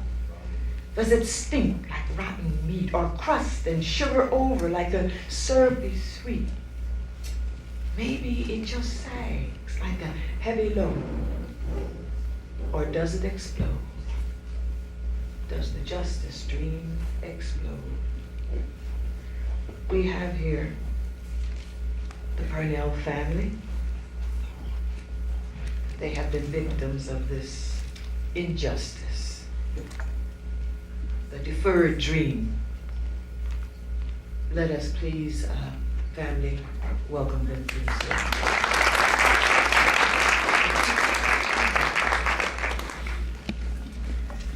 We have Thelma Parnell. Good morning, sister. Good morning. The father, Philip Parnell Sr. Good morning. Morning. And we have the daughter, Natasha Parnell. Good morning, sister. And with them is Mr. William Alston David L. of the African Council. Good morning, all of you. Welcome here. Reverend Sharpton spoke of an event that's going to be taking place in New Jersey. And if you could tell us about that, and tell us also, how are you doing? We know this has to be a terrible strain on you over this long period of time. What has been happening in your lives? Well, like April 10th of last year, that my son was like brutally murdered by the people that we pay to protect us. He was chased out of the park. He was ran up against a fence. The officer chased him out of the park, ran him up against the fence. He had his hands in the air. And that's surely a sign of surrender when you have your hands in the air. He was calling for his mother and telling the officers, please don't shoot. The officer turned around, planted himself, and blew his back apart. 16 years old, didn't have a chance to live. And from April 10th until now, it's been hard times for my wife, my daughter, a lot of sleepless nights, and there's no reason for it. I mean, if the kids can't go to the park and play, where can they go? And this is a terrible thing. And this rain is on our people of color. And I just walk a lot, I just cry because I see on the highways that our brothers and sisters being spread eagle on the highways for no reason at all. And you ask the officer, like, why did you stop me? He says, you crossed the line, or your lights was out, or like, and then he'll bluntly tell you, like, you know, where you going? You're going the wrong way. You know, it's what it is a harassment on our people of color. And this has got to stop. 400 years ago, they brought us over here in the hull of a slave ship with yokes and chains. And I hurt for that. But we folks say we free. We're still not free. Our people of color, we still in just as much slavery when they brought us over in the hull of the slave ship. It's up to our people that we gotta unite, we gotta get together, and we gotta put an end to this nonsense. Speak with one voice. That was very, very, very moving what you said, brother. Mrs. Parnell, being the mother of the dead youth. Well, being the mother, I go over and over the day before this happened. If I could have did something, or if I could have went down Teaneck Road, or if I could just turn back some of that time, but it's impossible. I know God don't make mistakes, so it's a reason for this. And it's not that because my son was slain, it's to put no inflection on the black young youth. It's because the way that this cop killed him, I'm sure that God put him in a line to stop these police from hurting and harassing our young teenager. And it's up to these parents to listen to the young teenager, because the way this world is now, they don't know which way to go, and if they can't turn to their parents, who are they going to turn to? Because many, many times, I was open for my son to talk to, but all the time, you can't get next to the heart. You don't know sometimes where the mind and heart is, but you have to take time to listen to these young kids out here, because believe me, they have a lot to say, and I understand that. I really do. And they might be gone to the next moment. I suppose these deaths, these murders, we have to be jarred into action. And so his life was not taken in vain. We must make it right. We must use that to give us courage and direction to get up and move and stand up and speak as a people. When people hear you respect yourself, then they begin to respect you. And this is what we must do. And we thank this young brother for being that, if you will, sacrifice. Now, Natasha, you're his younger sister. Yeah. How did this affect you? And you and your friends, how do they respond to this? What, my friends? You and your friends. Would you come just a little closer to the microphone? I think back on all of the times when I used to talk to him and like play around with him, and the memories is with me, and I can't, and then I think to myself that I can't play with him or talk to him anymore or hang with him or anything like that, and it's a hurting feeling. And we have a room at home that we put all my brother's stuff in, and all his pictures, and sometimes I just go in the room and just close the door and just look at his pictures and just sit and just cry. Yeah. I can understand that. Mr. William Austin from the African Council, your group came together around this issue. Yes, Philip and I have been friends for 20 years or so. Excuse me, you're going to have to turn the mic around to you. Yes, that's right. I live across the street from the family, and being raised under the Honorable Elijah Muhammad and Malcolm and a lot of brothers, and Minister Barker, we as a black people, when things happen to our family, we have a tendency to, avoid the issue by not coming out and supporting each other until it happened to one of us. Well, it hit home when it hit Philip, because my son is 21, And when I sent him off to school, he was having the same problem. So we called for him and told him to come back home. When this death occurred, it was just like it was my son, and that's the way it should feel to every black Afro-American in this country, because it's a matter of time, and the African-American man in America is an endangered species. Why did they have to shoot Philip in the back? These are the questions we ask. And until black people as a whole stand up and say, never again, because the Holocaust was nothing compared to the blacks that died here in America. And this country is our country. We have more rights than anyone because we put the time in. And until we stand up as a whole and say, we are one voice, one people, and never again, and they will back off. That's all we have to do. But all the different organizations around this country must come together, the NACP, the Rainbow Coalition, and join hands with brother Reverend Al Sharpton, because truly he's a good brother. Because when the African Council was in the stages, they came to us and said, brothers, we support you, and we led 30-some marches on Teaneck. We led a march 77 miles to Trenton, and we're not going to back off. We're not fair. We are people. We are not going to back off by no means, because like Malcolm said, the price of freedom is death. If we're not willing to sacrifice, then we're not ready to be free. That's right. What kind of life do you live if you're on your knees all the time? It is about family. Family. If we could only begin to come together in love with one another. When one of us is hurt, we are all hurt. We must stop that. The only way some people understand is that, yes, Malcolm said you have to speak in their language. And we have to first come together with that love that binds us, and then speak with a strong voice. We are going to take a break for the news. We'll be back in just a minute with the Parnell family.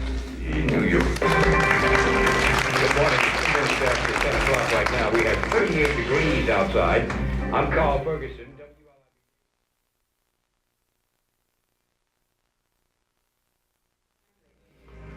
Here, talking family business, sharing with one another some of our strengths and our pain. We've come to, you've been invited to join in prayer for justice. The Philip Parnell family need your support in prayer. Now we are here, we have with us the guest of Parnell family, the family of Philip, 16-year-old youth, I believe, who last year was shot in the back by a policeman as he had his hand raised, asking not to be shot. And again, asking for his mother. He knew the danger that he was in. And so what shall we as a people do about this? He was our son. He was our brother, our older brother, our younger brother. What are we going to do? It's about taking action. And we have the family here with us. They have shared some of their pain, and some of their views and the history with us. What are we going to do? That's the question. We cannot not do anything. We cannot not support them. William Alston David, L, is a member of the African Council. And since this happening, he has begun to organize with other people around this tragedy. Tell us more about what's going to happen, please, on Sunday, February the 21st. Sunday, February 24th, at Shiloh AME Church in Inglewood on 129 Williams Street. We're going to have a prayer rally, prayer for justice for Mr. and Mrs. Parnell and Natasha, and to bring the family out and say, you know, we need you. We need your support, because we know that this trial is going to be about a year. And right now, Gary Spaff, the PVA, and other associations are taking care of this officer. Mr. and Mrs. Parnell, the family are going through a tremendous burden when it comes to taking care of themselves. Financial burden. Financial burden, yes. And we don't look and say, look, brother, it's not necessary for him to ask for something. Yes. We should be willing to give, to take care of our family, whether it's in New York, New Jersey, Connecticut, South Carolina, Mississippi, or wherever. We have been abused all over this earth.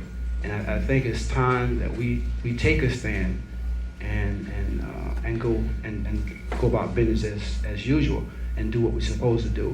Shiloh Church, the clergymen in Inglewood are supporting us. Urban Lead, NACP, the Reverend Sharpton and his movement, and some local officials. But at first, they thought we was a bunch of crazy radicals. That's what they call us. And who called you that? Well, a lot of the people in the community call us radicals, but we say, okay, now we see that they join force, so we sometimes have to forgive and say, okay, brother, sure, we're radicals. Somebody has to be a radical. There were statements going around that we don't like Reverend Al Sharpton. I said, well, if you don't like Reverend Sharpton, then if you would stand up and be a man, then we would need brothers like Reverend Sharpton. And those are the things that we went through as an African council in Teaneck, because it was very difficult. Reverend Sharpton was considered to be an outsider. Well, we didn't actually come to America. You know what I mean? We're outside. We're not outside. We was drug here against our will.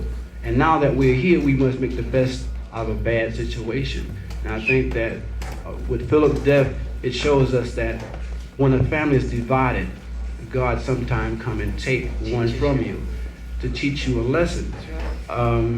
Molly said, how long shall we let them kill our prophet, or the book must be fulfilled? Well, we have written a mighty large book, and I think it's time in 1991 to do what we have to do. People don't know how hard it is on the Parnell family, and I sometimes, can't even imagine, the things that they're going through, but it's rough, and it's not going to get any better, because going into this trial, this guy is going to try to get off. He said he's not guilty. They came back with an indictment of reckless manslaughter. If you can give us reckless manslaughter, why didn't you convict him of murder? The Mary Mitchell, the Eleanor Bumpers, the Michael Stewart, there's cases. And not only that, there's a lot of things that we are doing to ourselves that we first must respect ourselves. We know that the man is the devil. We know it's nature. And now that we know that, let's get about take care of our business. I look into all different types of fields. We're working with a lot of college students at Valley Dickinson and King College and Rutgers and stuff like that. And we're going to take care of our business in the state of New Jersey and throughout the Northeast, with the help of Reverend Sharpton and other brothers of that sort. We have to, as a people, if we respect ourselves, we have to do this. Nobody else is going to take care of us. Why should they? We have to take care of ourselves. That's our responsibility. That's our job. And we have to, because of our experience here, many of us walk with fear. Fear of white people. Fear of their disfavor. Fear of what they might think. Fear that they might not smile at us. Fear that they might take our jobs. We create our own jobs. We won't have that fear. And we have to get past that fear of white folk. There's nothing to be feared there if we are together. And if it's known, really, that they are afraid of us. That's one reason why they behave the way they behave. But they behave that way because they're afraid of people of color. They're afraid of the lies that they've been telling about us for all these years. So we have to overcome that fear, our fear. They have to overcome their fear, but we have to overcome our fear, so that we come, as soon as we hear something happens, we're right there. Just as now we wait until somebody dies, and then we come and we bring some cake for the wake, and we come and we sit. That's not it. These people, we all need to give support to one another. When we eat, they should eat. When we pay our rent, they should pay their rent and their bills. That's the way family works. And we have to get together to do that again. That's why at the beginning I said turn to the one next to you and hug, and some of us couldn't do it. You understand? We have to throw open our arms and hug one another. Who cares? There was a statement some years ago, I think that Ozzie Davis wrote it in one of his plays, that it's fun being black when nobody's watching, or something of that sort. It has to be fun, don't care who's watching, you know? More fun when they watch. So this family needs our support. It's we who need our support. And it's going to happen on Sunday at the Shiloh AME Zion Church, 129th and William Street in Englewood, New Jersey. The time is 8 o'clock. Let us go. Let us put something aside, whatever we're going to do, and be there to be with our family on Sunday. And there's a thing that we have now, sometimes we hear about praying. People say we got to pray. And people say, we've done enough praying. Let us get away. We need some action. Prayer is action. See, we don't understand what prayer really is because it's been made something else over here. During the Middle Ages and other times, as soon as Europeans found out what was happening in Africa, they formed things called monasteries. You've heard of those monasteries? Where these supposedly religious people go and they pray all day. All day. And there are many of them all throughout Europe and South America. What do you think they're praying? They didn't pray until they learned it from us. Why do you think they're doing it? Because they know the power of the word. They know the power that it inspires you to action. And that there are other things that happen when you pray. And when we pray in song, go back to the civil rights movement. You see people, what are they singing about? Singing in word is power. Those people faced down the devil when they were singing. You understand? Look at his eyes on the prize. Remember those times? That wasn't long ago. When we faced down those people who were beating us with sticks, and we got a measure of success out of it. Now we have to continue with that success, but we cannot put down that power. When you get together and you begin to pray, you create movement, and you inspire one another to go out, and you can go through anything. And so when the brother said, come and pray with us, go and pray, because you're creating power when you do that, and singing together, and saying words and saying your thoughts together. That's why I'm always saying we must tell our story, because there's power in telling your story. So be there on Sunday with our family here to help give them that power and help give you power, and then to move, help you to think of new ideas, new approaches, because we can't go along the way we've been going along all this time, doing the same thing, because they learned it. From the 60s, they learned what we could do a little bit, and they checkmated us.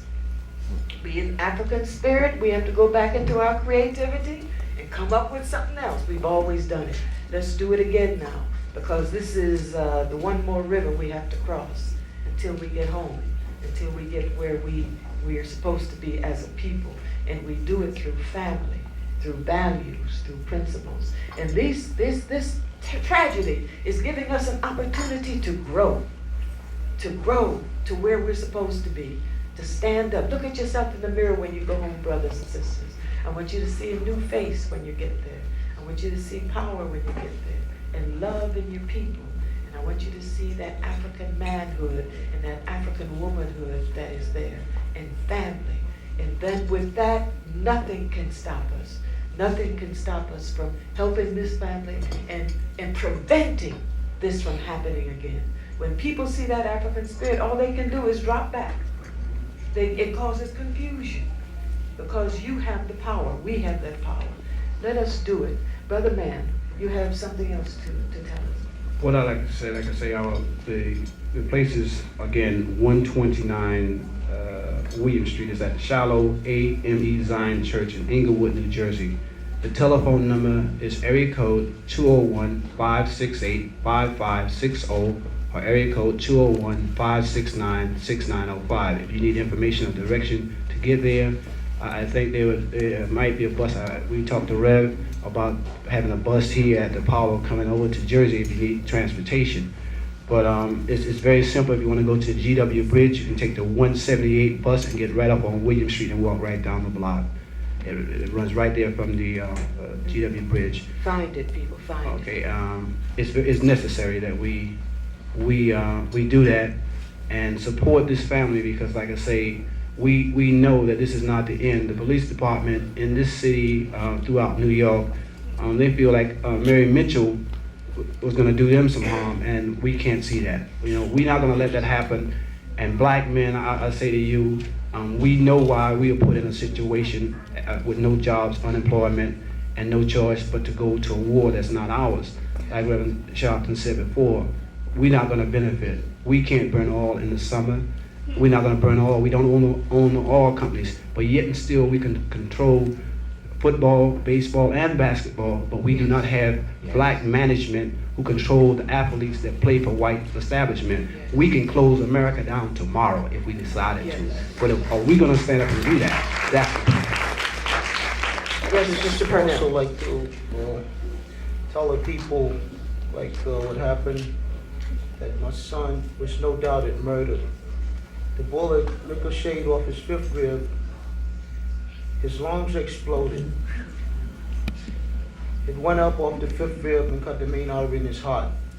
So he was no doubt dead on the spot.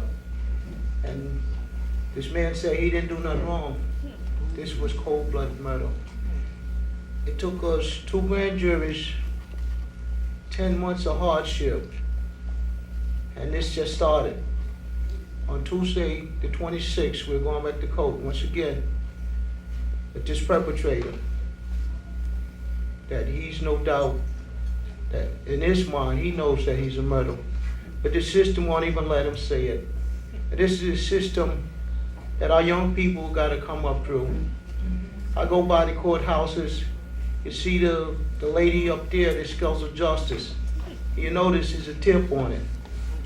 It means just us, and the people of color don't apply to that. I just want to say I need your support. I'm going back to court on Tuesday the 26th, once again, to try to put this perpetrator where he should be. The last time that we went, when he was arraigned like 2 months ago, they had him in and out of there like in 2 minutes. If it had been us, we wouldn't have been going out, we would have been going in. Yeah. They sneaked him out of there in a van. They take him back home, and like 20 minutes later, he's got 2 kids of his own. He made a statement in the paper that him and his kids was laying on the floor playing. And my son, with his back blown away, we can't play. My wife and my daughter, we can't play with him no more. So, to make this statement, what I'm trying to say, that all people of color, we got to protect our own. We got to get together and we got to protect our own, because there's no justice in this white man's system for our people of color. And they shall have no peace. Let us thank our family for coming and sharing with us this tragic story, their pain and their inspiration. Because their being here has inspired us. I'm seeing tears in your eyes, and they've certainly been in mine. It's because we do love them. It's because they are our family. So let us thank them and be there on Sunday, the 24th, Englewood, New Jersey, Shiloh AME Zion Church at 8 p.m. Put all else aside and be with your family. And bring support, because that's what they need. You know, when we're in trouble, sometimes they fire us from our jobs. Then all kinds of expenses come. We're going to take a break, and we will be back in just a moment. Let us thank our family.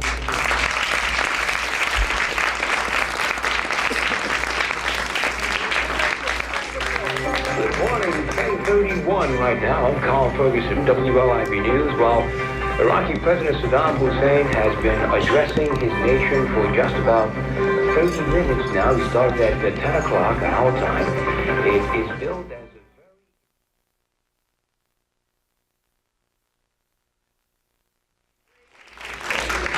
We want to, I misidentified some young people here a little earlier, and I want to correct that. We want to welcome the students from PS 123 and PS 154 here with us this afternoon. They're part of the Community District 5 and Apollo program. We cooperate every Thursday. Our young people come here and perform or talk and explain what is going on. And I want to recognize their teachers, Mrs. Harwell, Mrs. Bernard, and Miss Marks. Please, thank you for bringing them. Thank you for coming with them. Good to see you. And we have as our guests on the stage here those who are implementing a program that has to do with safety in the schools. They're kind of dangerous places sometimes, or getting to them or coming from them are dangerous. So I'd like to introduce you to our guest, it's Teresa Tompkins, Assistant Director of the Injury Prevention Program at Harlem Hospital. Let us welcome her. And I'm not sure if I have these right, but Sheriff R. Whitaker, A. Thompson, that's the brother, that's you? Ronald Whitaker. Ronald Whitaker. Thank you for coming. It's good to see you. All right. And I am not sure where our other guest's name, what is your name, brother? Andrew Sharp. Andrew Sharp. Welcome. To the Apollo, to the Community District 5 program. Safety in the schools, what is that about? Why are our schools unsafe, or getting there, coming from? Well, in fact, getting to and from school is quite a problem and quite dangerous for some of our children. In fact, it is the leading, motor vehicles are the leading cause of preventable death to children ages 5 to 14. That's citywide. That's more than fire and falls, which we hear about so often. So we're here at Safety City is trying to do something about that problem. I see. Excellent. Mr. Whitaker, what is your role in this? Well, I work with the Safety City program through the Department of Transportation and Board of Education. We have set up this program at PS 92, and I instruct the children on a day-to-day basis on ways they can make it to and from school in a safe fashion. Right. You work in the schools? I work in the school system, yes, throughout District 5. And you travel from one school to another? Well, we have a program set up at PS 92, which Mr. Sharp can give a little more information about. Safety City is a comprehensive traffic safety program for the third grade children of District 5. It's located at PS 92, but we serve all 14 elementary schools in the district. And our mission is to get children to be responsible for their own safety, to make choices which protect their own safety. And we do that in a hands-on education way. They come to Safety City.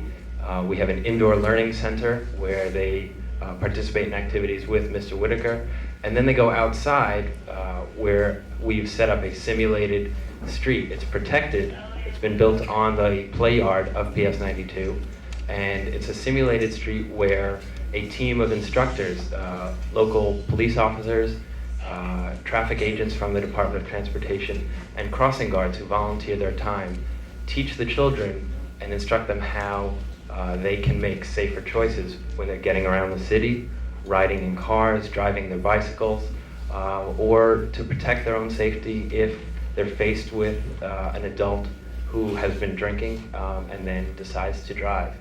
So it's all about taking responsibility for your own safety. What kind of safety prevention things what do you teach them to do, Mr. Whitaker, in your program? Okay, at Safety City, children learn about decision-making processes. Children do not memorize absolute rules, so we teach them concepts and try to help them identify tools that they can use when they're in the streets, tools that will help them to cross the street, tools that will help them to move around in the street. I would like to touch on that a little later when I bring some of my students up, because they're our best example and best symbol of what actually goes on at Safety City. So I'll hold that information for a little while if you don't mind. All right. Now, after something has happened, I imagine then we come to Teresa Tompkins at the hospital. Yes, well, the injury prevention program comes out of the pediatric trauma unit. And what happened, we saw how many of our children were coming in from motor vehicle accidents. Our program was designed to help improve the parks, but we found that the children were being hit because the parks wasn't good. We started fixing up the parks, but then you had to reteach children to come into the parks and not into playing into the streets. So we got together with the DOT because they were looking for a site to put Safety City. And we worked with them with our injury data and with theirs to develop this, and then we will now do evaluations. Each time a child is hit by a car, we have a questionnaire. We ask them if they've been to Safety City, you know, so that we can see whether children going to Safety City are still getting hit by cars. And so far, we have not had a child who's been to Safety City come in that was hit by a car. So the program is working. We see it to be working. Okay. Who participates in the Safety City program? And it's just young people, just elementary school? Correct. The students are third graders because they fall into the highest risk category, and yet they're developmentally most ready to learn about decision making, and they're also out there in the streets. They are crossing and at times moving around the streets by themselves. So they are the ones who participate in the program. What are some of the concepts that you teach them that guide the Safety City curriculum? Well, as I mentioned before, our main concept is taking responsibility for yourself, that every child has decisions to make which impact his or her safety, so that when children come to Safety City, we ask them, is that the safer choice? You have a decision to make. I know the children here have heard those phrases over and over again. And in order to get the children to make a safer choice, we try and design activities which build up their confidence in their decision-making power and build up their self-esteem in their decision-making power. And that self-esteem building and confidence building has impact in other health areas as well. Nutrition, for example, choosing healthier foods, choosing a safer way to school is all about protecting yourself and loving yourself enough to want to live a long and healthy life. So that's what we're striving for, and that's what guides our activities. In addition, we urge children to take responsibility and help others, to share their safety information with parents, with their schoolmates, and we have some audio tape that we'll play a little later of follow-up activities that the children have done with their schools. And finally, we try and teach about environmental awareness, opening your senses to the world, opening your eyes and your ears, because when you open yourself up to those signals, then you can make safer choices and be healthy. Just before we go to our break, are parents involved in this? Yes, they are. As I said before, we give information to the children that they can share with their parents, and we're working on activities which will involve the parents, bring them to Safety City, working with the PS92 Parents Association. Okay. We're going to take a break. This is Camille Yarrow sitting in for Imhotep Gary Bird. We'll be back right after this break.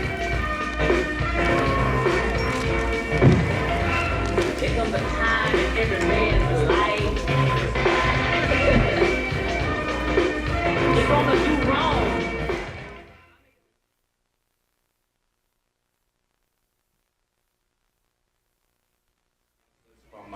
District 5 concerning safety school program. And I want to turn everything over to Brother Ronald Whitaker right at this point, who's the community coordinator. Ronald.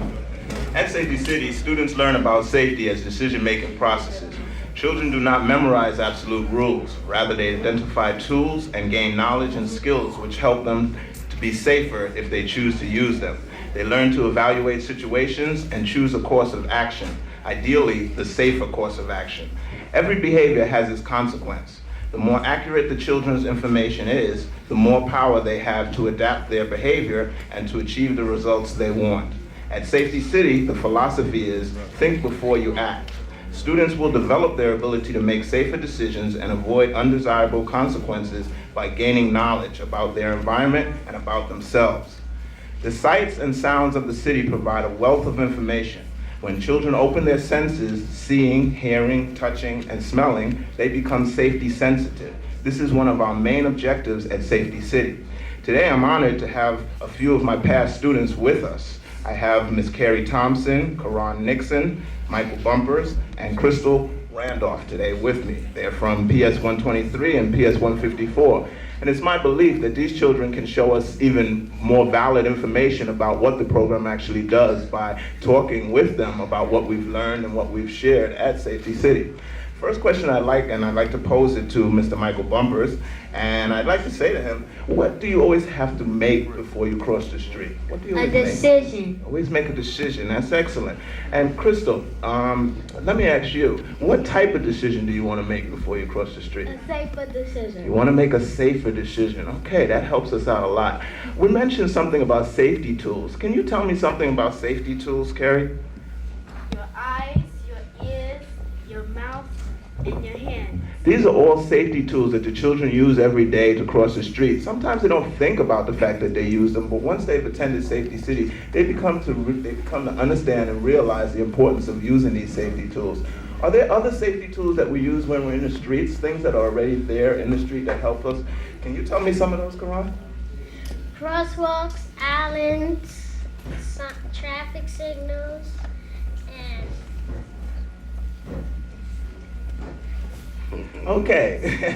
Thanks a lot, Karan. Those are some of the things that are already in the street, and we have as street furniture at our location at PS 92. We have created a street environment which includes all those wonderful things the children have just mentioned. And it's wonderful for me because it's been 6 months since I've been with these children, and they still seem to remember all the concepts and the ideas that we try to get across to them. One of the most important parts of our program is the follow-up to the activities that we do in the classroom. We have the children for 2 visits, and a very important part of the program is the follow-up. The teachers are asked to do follow-up activities with the children. This morning we have a tape of one of the follow-up activities that was done by a class from PS 123. They created a song in reference to traffic safety, and I'd like you to take a quick second to listen to the song that was created by Ms. Barnard's class at PS 123. Okay, let's hear it. We skip on our way to school, he said. We never like to be late. Whenever we reach a traffic light, we know the signal's the way. The green light is go, the red light is stop, the yellow light in between. We look to the left and look to the right, look left and cross at the green. Carry Morgan and then to the stoplight to make the traffic flow right. The very first traffic light was made by a black man. Carry Morgan and then to the traffic light. We live on our way to school each day. We never like to be late. Whenever we reach a traffic light, we know the signal's the way. The green light says go, the red light says stop, a yellow light in between. We look to the left and look to the right, look left and cross at the green. You know, Ronald, children got their own rhythm, don't they?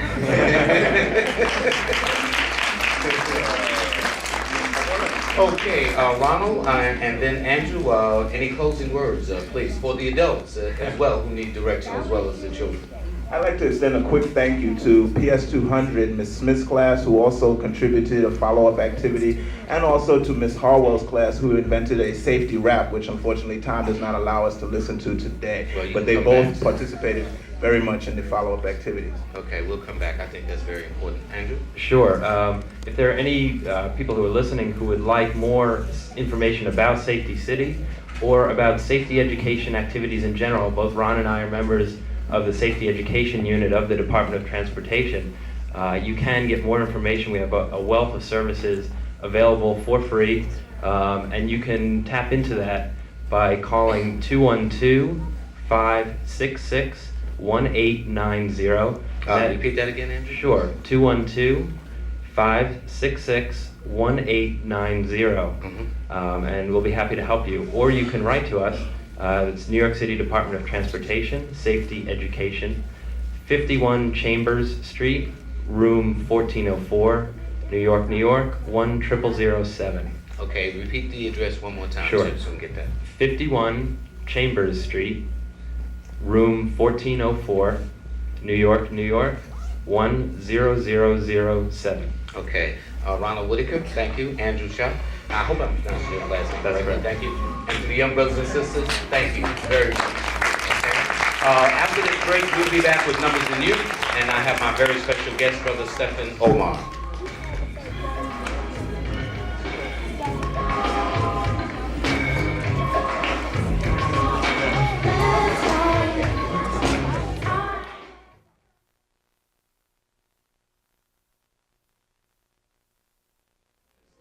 Thank you very much. And it's incredible that it was 26 years ago today that he was assassinated in the afternoon at the Audubon Ballroom in the village of Harlem. Okay. You know, they always like to ask, where were you when President Kennedy was assassinated? For the brothers and sisters, where were you when Malcolm X was assassinated? I knew exactly where I was, exactly what was happening.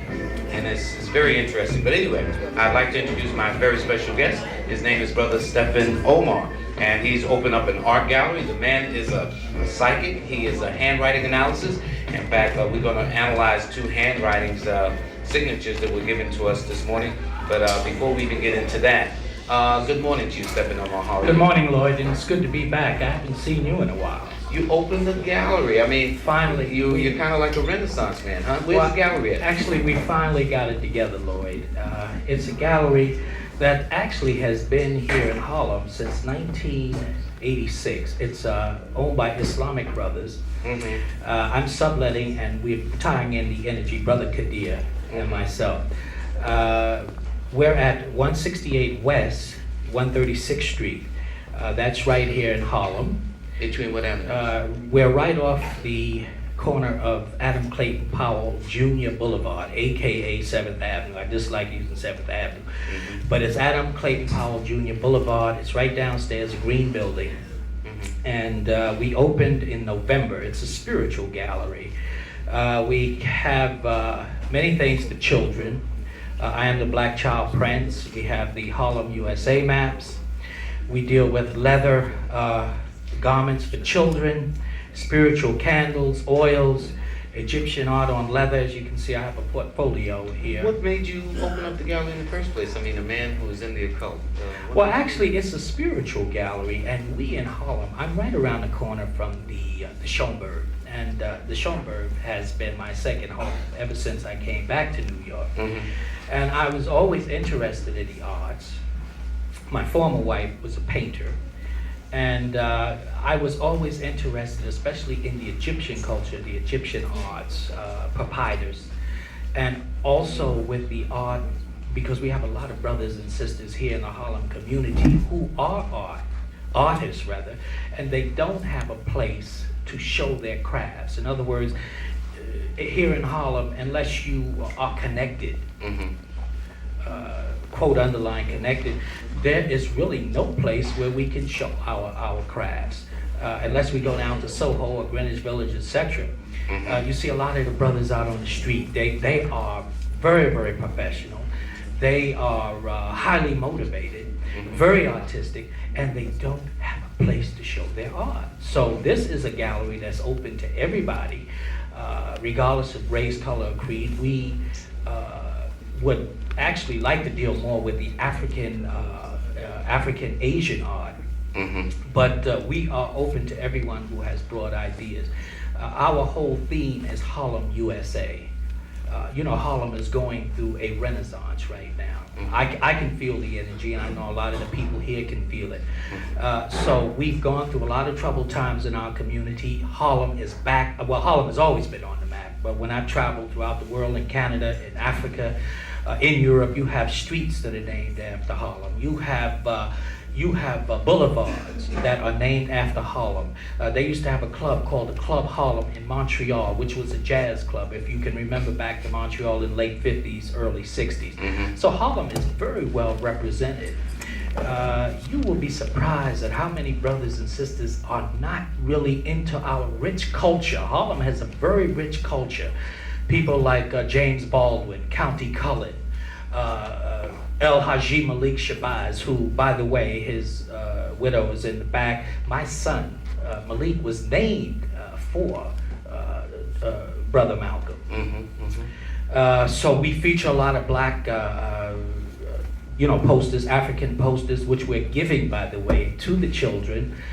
The I Am the Black Child and the Malcolm X posters. Those are the children that are still here. I wish that they would have stayed because there's no strings attached. I'm just giving that to them. That's my way of saying, learn more about your own culture. I'm not asking for one dime. But these are things that we are showing in the gallery. It's unfortunate, people are saying, gee whiz, there are no businesses in Harlem. That's a lot of baloney. There are a lot of businesses that have opened up in the Harlem community recently. We don't have the type of monies that we can advertise in the news media, so I want to thank you, Lloyd, for having me here. I don't have the money to advertise with the Village Voice or the Harlem, the Amsterdam News. First of all, comes to mind.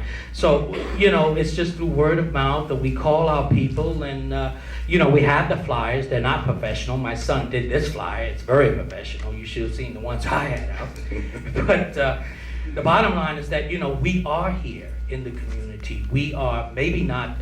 We're on the side streets. I see a lot of positive energy coming on the side streets. And I love Harlem. I've never been ashamed to tell people in the world that I was from Harlem. I've been ashamed to say I was an American, but I've never been ashamed to say I was from Harlem. Yeah. So there's a big difference. Yeah, it certainly is. And so this is where my energy is, and at this point in time in my life, this is where we belong. It's interesting, just a footnote, years ago I met a Nigerian ambassador, and he was told not to come to Harlem. The first place I took him? Harlem. You realize that we are more protected here by our brothers and sisters. Like the energy that's in this room right now, I feel it. We are more protected. There's halos around everybody here. We are here to honor a very, very important human being. To me, it was more like a god. I met Brother Malcolm, as you know, on several occasions at Snooky's Sugar Bowl, where he and Muhammad Ali used to make their phone calls, and he scolded me on many occasions. I loved the man. I remember when Mr. Percy Sutton was his attorney. That's right. So, like I said, I only have one son. I named my son after Brother Malcolm. I know he has a lot of positive energy. And he was a tourist like you. Yeah, but Malcolm was stronger. Malcolm was a Taurian, but if his mind was so quick. He reminded, because he was sort of on the cusp. I think he was born around the 18th, wasn't he? 19th of May. Okay, 19th of May. Well, I'm born in April, so it's like 9 days. But he had the mind of a Gemini. I think a lot of his planets must have been. He was very close because he was to that very sign. sharp. And it's interesting because Dr. Betty Shabazz is a Gemini, and she's a #1. You see, now you see, I didn't know that. Yeah, which is very interesting. I spoke to her briefly, and she's radiant. And like I said, we're here right now, and we're doing positive things. So I just want people to know, when you say, gee whiz, why a gallery when you're into the, quote, underline the occult? Because we give spiritual readings. In other words, the readings, gallery too? Everything is done at the gallery. We have free seminars the first Sunday of every month. In other words, you don't have to pay anything. All you have to do is be there. Now, there are free tarot card reading sessions. Unfortunately, we can't do 1,000 in one day because it's just myself and my partner, but we do as many as possible. Our hours are from 12 noon until around 8 o'clock in the evening. Here's what we're going to do. We're going to take a break for the 11:30 news. We're going to come back. There's a little psychological quiz that we want to go through with you for a couple of minutes. We want to read 2 signatures, and then we'll give out the address and the phone number of the gallery, okay? And everybody, don't go away, because after that, Milton Courier will be joining us, and then Dr. Betty Shabazz, a beautiful woman, okay? Everybody, don't go away. We'll be right back.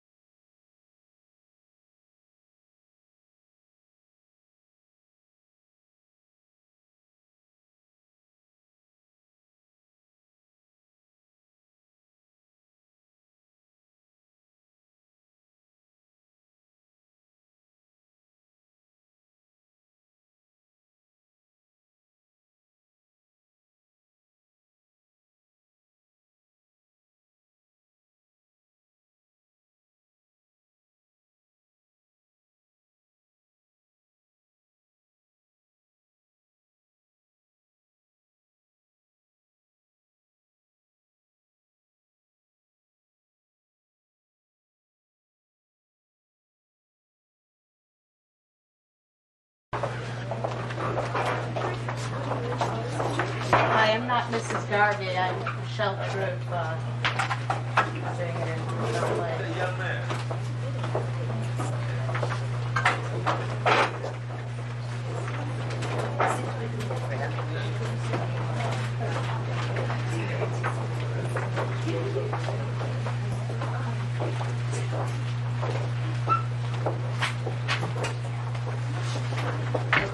Trying to let it settle down a little. I hope everyone can hear me. Mr. Marcus Garvey Jr. is the elder son of Marcus and Amy Jacques Garvey. He hails from St. Andrew, Jamaica. His academic training includes the following: bachelor's degrees in English, economics, and law from the University of London, London, England. Bachelor's degrees in mathematics and physics, as well as a master's in physics from the University of the West Indies. Further academic credentials include a master's in physics, as well as a master's in electrical engineering from City College of the City University of New York. His professional career includes teaching mathematics, physics, and electrical engineering at high schools in Jamaica, the University of the West Indies, City and Hunter Colleges of the City University of New York. And for the past several years, Mr. Garvey has worked as a professional engineer in digital and analog circuit design and the analysis and design of optical fiber transmission systems. He currently is engaged in navigational guidance systems. He is a registered professional engineer in the states of Massachusetts, New Jersey, and is a member of the Institute of Electrical and Electronics Engineers, the Optical Society of America, the American Institute of Physics. Marcus Garvey Jr. is an African nationalist who articulates the philosophy and teachings of his father, Marcus Garvey Jr., the founder of the Universal Negro Improvement Association and African Communities League. Marcus Garvey Jr. was a member of the UNIA in Jamaica and is currently president of the Brooklyn division of the A.L. Crawford division of the UNIA. Mr. Garvey is a student of the history of African peoples in the homeland and in the diaspora. He has contributed to, he has been published in both his professional area of expertise, engineering, as well as several important works in the history, again, of Africans at home and here in the diaspora. Although limited with stringent demands by his career and activities at work, Marcus Garvey Jr. lectures extensively on Garveyism and articulates the message of African nationalism as propounded by Edward Blyden, Bishop Henry Turner, and his late father. I'd like you to put your hands together for the son of the prophet, Marcus Garvey.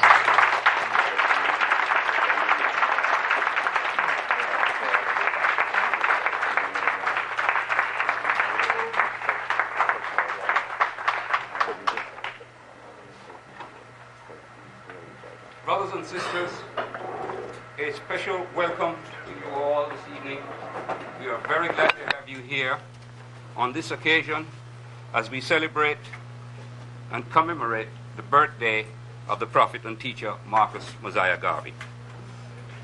You are a lovely company of African people, and I'm certain wherever he is now, he's very happy to see you here remembering him. And we have to remember our heroes and our great men who have gone before and have paved the way for the work which we have to finish. And I think you will hear of that this evening. The unfinished work of Marcus Mosiah Garvey, the unfinished work of Edward Wilmot Blyden, the unfinished work of Martin Luther King, the unfinished work of El-Hajj Malik Shabazz Malcolm X, the unfinished work of Kwame Nkrumah, the unfinished work of Sekou Touré, of Patrice Lumumba, and of the giants of the African world, who are so many. We have to remember our ancestors, our mighty ancestors, this evening. We will call their attention to you. And we are very fortunate that we have one of our great historians to bring us from the past into the present. Our organization, the Universal Negro Improvement Association and African Communities League, was formed by Marcus Garvey in 1914. He started with 13 good and true Africans in 1914. By 1919, that organization had become 1.5 million strong. And in 1923, it numbered some 8 million African people in 34 countries throughout the world. The achievement of Marcus Garvey in mobilizing the African race has never been equaled in the past or up to now. And we will wait a long time in the future before we match those figures. But that is not to say that we are not going to work to do that. For we have certain advantages that he did not have. We also have some disadvantages that he did not have. As I spoke in St. Louis yesterday, I reminded us of the problem that we face in this time as compared with our great ancestors in the 1910s and 1920s. The people who in this country created the hospitals and the colleges that have dwindled away today. Their greatness is the fact that we now have but 3 black hospitals in the United States of America when there were 40 flourishing in the times of our great ancestors of Marcus Garvey in the 1910s and the 1920s. Those of us who talk about our academic erudition and how much we have progressed with all the degrees we have not been able to dispose health care for our people. We must respect our ancestors, for they did this because they knew that the white man had no hospitals that would cater for them, so they created them for themselves, which is the basic principle of Marcus Garvey, self-reliance for African people. Ask not what any alien can do for you, but demand what you must do for yourself and for your people. We are the A.L. Crawford Memorial Division, number 404, of this great movement, which still exists in small form, but we are rebuilding. The A.L. Crawford Memorial Division is named after one of the stalwarts of Garveyism in more recent times, Mr. Arnold Crawford, a man who in his entire life dedicated himself to the work and the ideology of Marcus Garvey, which was race building and race uplift and racial empowerment. As we celebrate Marcus Garvey, we today celebrate Arnold Crawford, a giant African. This occasion is the birthday of the founder, who has been kindly treated by history. The Right Excellent Marcus Garvey is the national hero of Jamaica. The Right Excellent Marcus Garvey sits in the Hall of Heroes in Washington, D.C. as a hero of the American states. I think that is not equaled by any other black man in the Americas.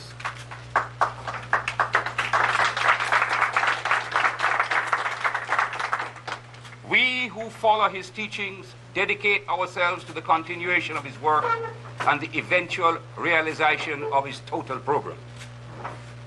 It is my pleasure to bring you our program this evening, which is a multifaceted program. The first person I'm going to call on is Sister Amy Gordon, our griot and veteran, who has prepared a work for you of Marcus Garvey. Sister Amy Gordon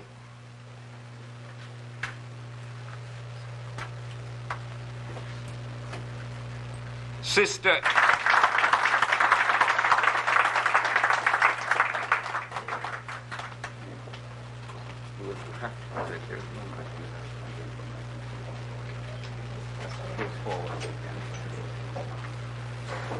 Ladies and gentlemen, changes every day.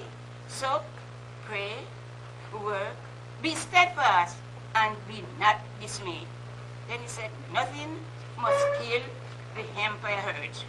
As the Jew is held together by his religion, the white races by the assumption and the unwritten law of superiority, and the man golden by the precious tie of blood. So likewise we, the black men, must be united in one grand racial heresy. Our union must know no line, boundary, or nationality. Like the great Church of Rome, black men the world over must practice one faith, that of confidence in themselves, with one God, one aim, one destiny. Let no religious scruple, no political imagination divide us, but let us all together under all climes and in every countries, making among ourselves a racial empire upon which the sun shall never set. Alliance to self first. Let no one inculcate you with evil doctrines to suit their own conveniences. There is no humanity beside that will start to yourself. First to thyself be true, and thou cannot be false to any man. Then he said, we are arbiters of our own destiny. God and nature first made us what we are, and then, what of our own creative genius, we made ourselves what we want to be. For always that great law, let the sky and God be our limit, and eternity our measurement. There is no heights, no heights, no heights to which we cannot climb by using the active intelligence of our own mind. Our minds create, and as much as we desire, we can have through the creation of our own minds. Then he said, being at present this identical weaker race, you must treat others only as they treat you. But in your homes and everywhere possible, you must teach the higher development of science to your children, and be sure to develop a race of science, par excellent. For in science and religion lies our only hope to withstand the evil designs of modern materialism. He said, never forget your God. Remember, we live, work, and pray for the establishing of a great and binding racial heresy, the founding of a racial empire, whose only natural, spiritual, and political limits shall be God and Africa, at home and abroad. I thank you.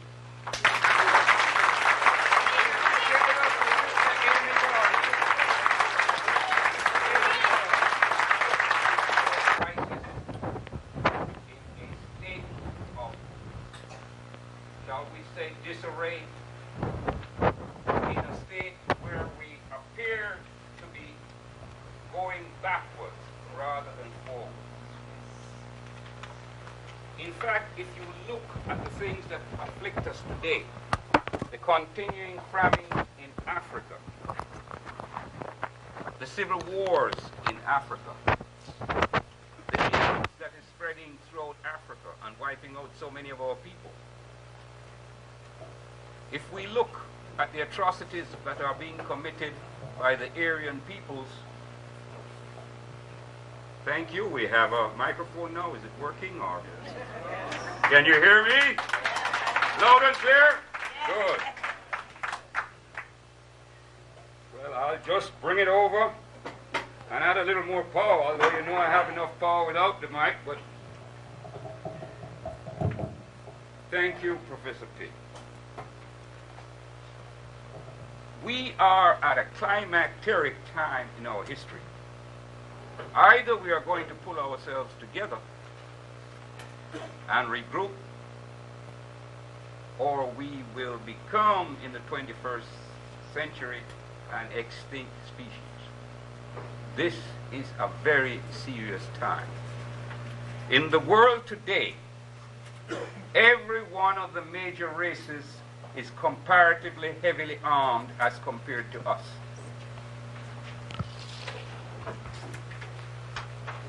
The European peoples in 1945 in America and in 1949 in the Soviet Union developed atomic weapons.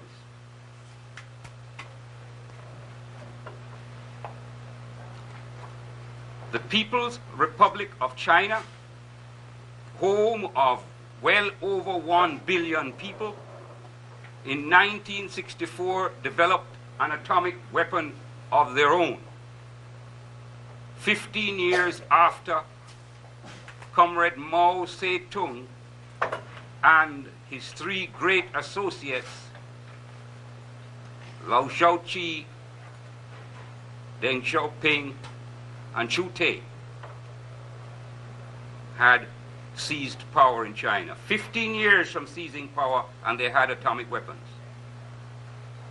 In 1974, quietly, without great fanfare, the great Republic of India, the land of the brown man, the Hindu, developed their atomic weapon.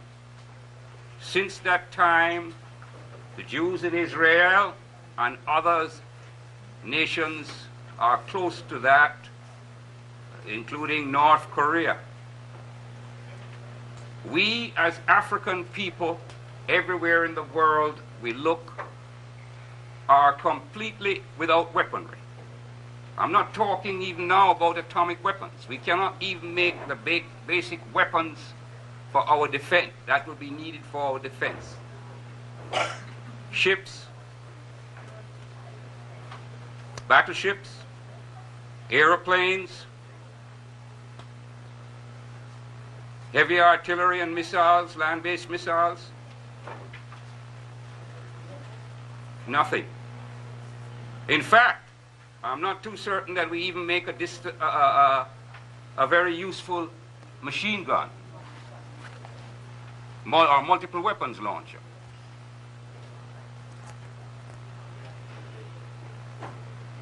In the history of the world, at every time that we have had a state of weakness among a people, a strong people have moved in to fill that vacuum and have eliminated that weak race. The great evidence in front of us here is this land where we are now sitting down. This place, Brooklyn, was once populated by a people called the Red Man. We can't even invite him to partake of our celebration. We can't find him very much. He's on the reservations. And that is what can happen to us in Africa and here too. And don't let you tell me it can't happen here, as some African brothers have said to me. I mean African American brothers. Because if it happened to the Jews in Germany, if it happened to the Armenians in Turkey, if it is happening right now to the Croats and others in former Yugoslavia, you better believe it can happen here. For I see no white man in this country who has that much love for you, who would hold back his brother when he decides to draw the sword. We can believe that we are safe. Because the Jews in Germany said it could not happen in the land of Hegel. It could not happen in the land of Kant. It couldn't happen in a land where there were so many cultured people. But it did happen in that land of cultured people. It did happen in the land of Hegel, in the land of Kant. For there was a man called Adolf Hitler. Recently, many of us were wondering what was going to happen because a David Duke appeared. But remember, there were people who appeared before Adolf Hitler who said similar things to him. But he did come. And remember, wherever there is weakness, strength moves in to take advantage of that. It is for that reason why the things that are going to be said this evening by Professor Clarke, some of the things that I have said, should be listened to very carefully. We welcome you here, and we're glad to have you. But what we want you to do is to leave here with a clear message and understanding of the things that we have to do to turn it around, so that you can go out and say to other people, we do have a problem and there's a way to turn it around. Brothers and sisters, I'm going to ask the sisters to come forward now, and we do a special song for Marcus Garvey.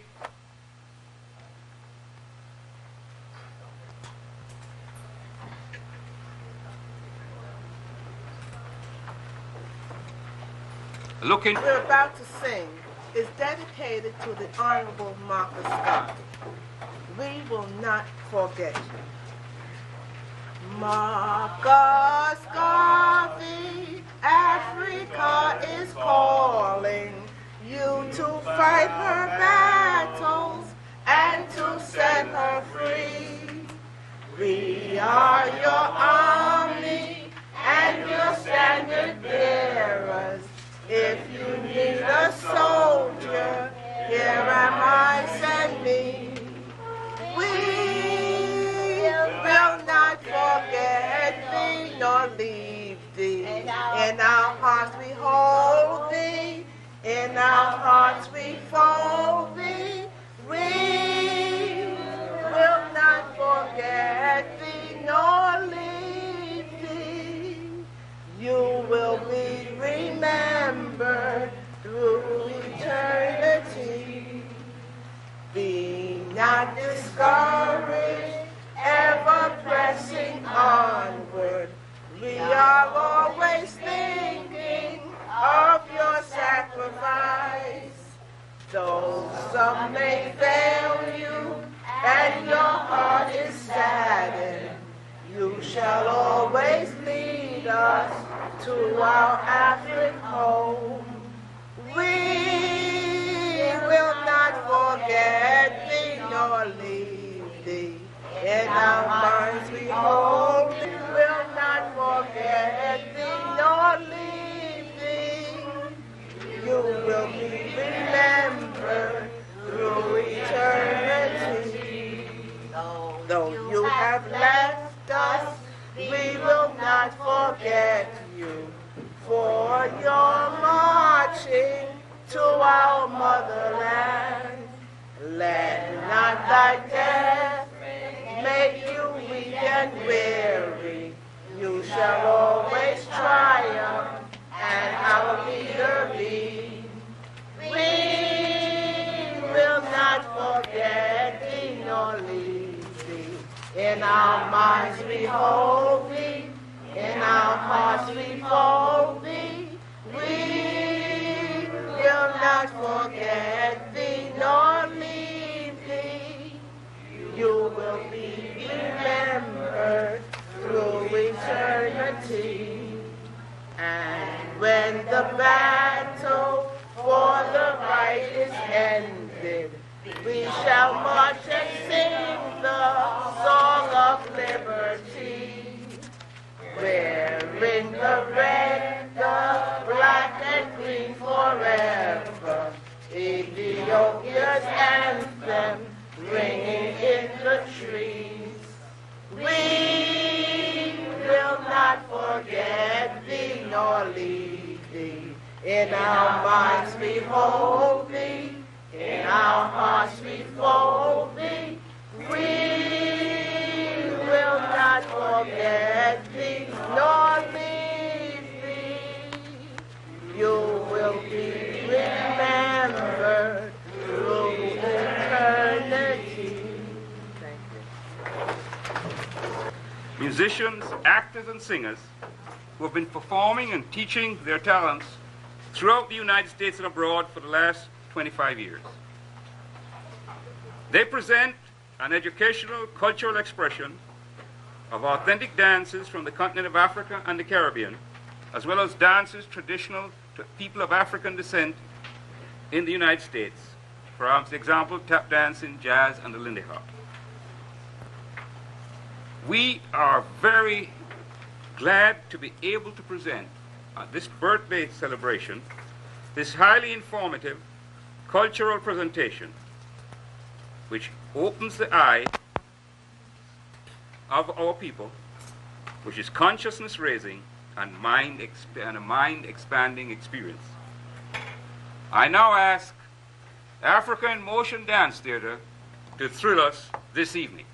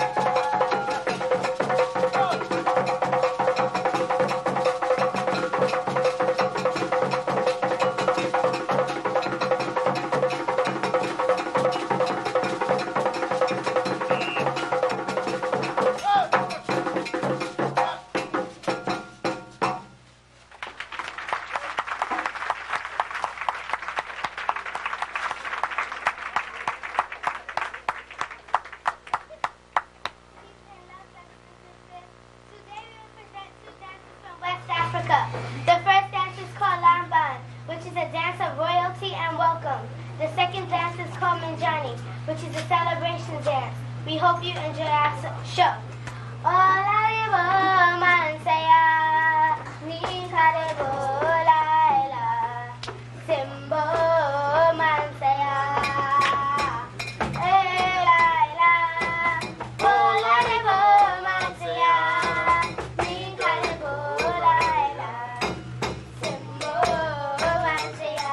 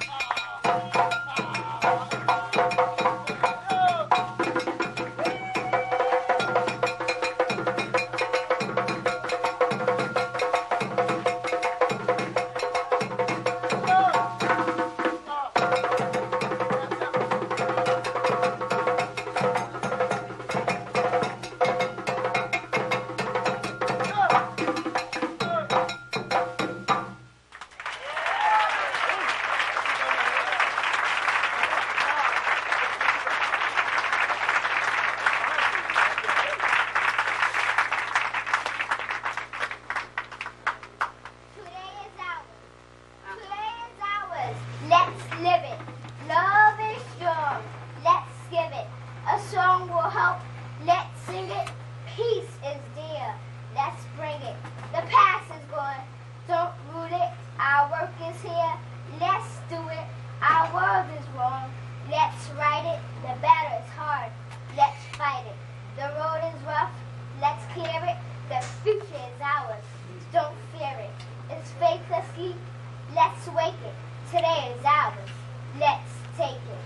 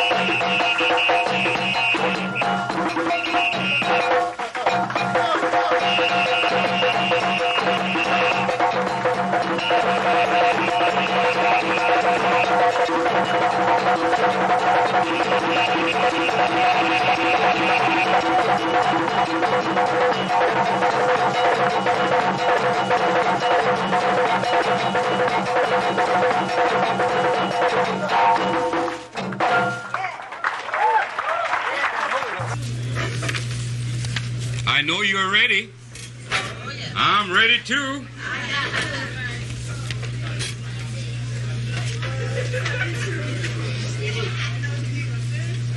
Professor John Henrik Clarke is a unique resource and a special institution in the African world.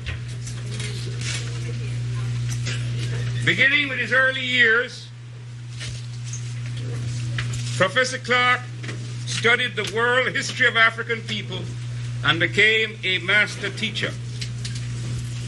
Presently, he is a distinguished Professor Emeritus of African World History in the Department of Africana and Puerto Rican Studies at Hunter College in New York City. He is the editor of 21 books and has written several books, short stories, and pamphlets on African and African American history. He has written many forewords and introductions to books, the latest one being the foreword to Sheikh Anta Diop's last furnished work, that great masterpiece, Civilization or Barbarism. Professor Clarke is a well-known lecturer and has delivered lectures at major conferences in the United States and abroad.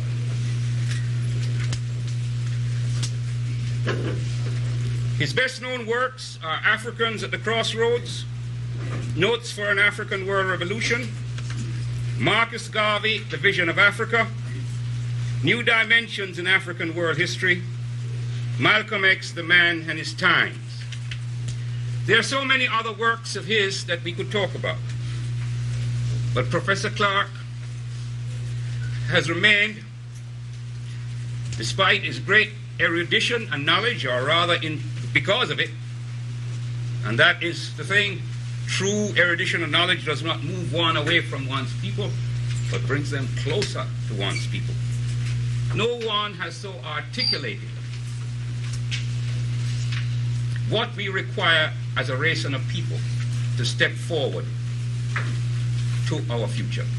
No one better understands the work and ideology of Marcus Garvey, whom he has researched for so long. It is my great pleasure to introduce my personal friend, the friend of my late mother, the great scholar and teacher, Professor John Henrik Clarke. Right?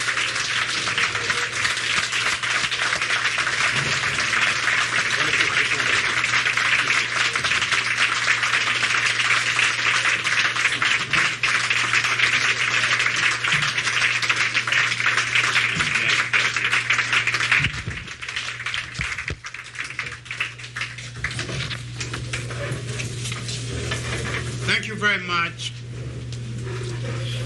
We've got a lot of explaining to do this evening because a whole lot of things, national and international, has gone wrong because we have remembered Marcus Garvey the wrong way when we remembered him at all. Too many people have made the wrong use of his message, and too many people have missed the message altogether. I'd like to talk about remembering Marcus Garvey the right way.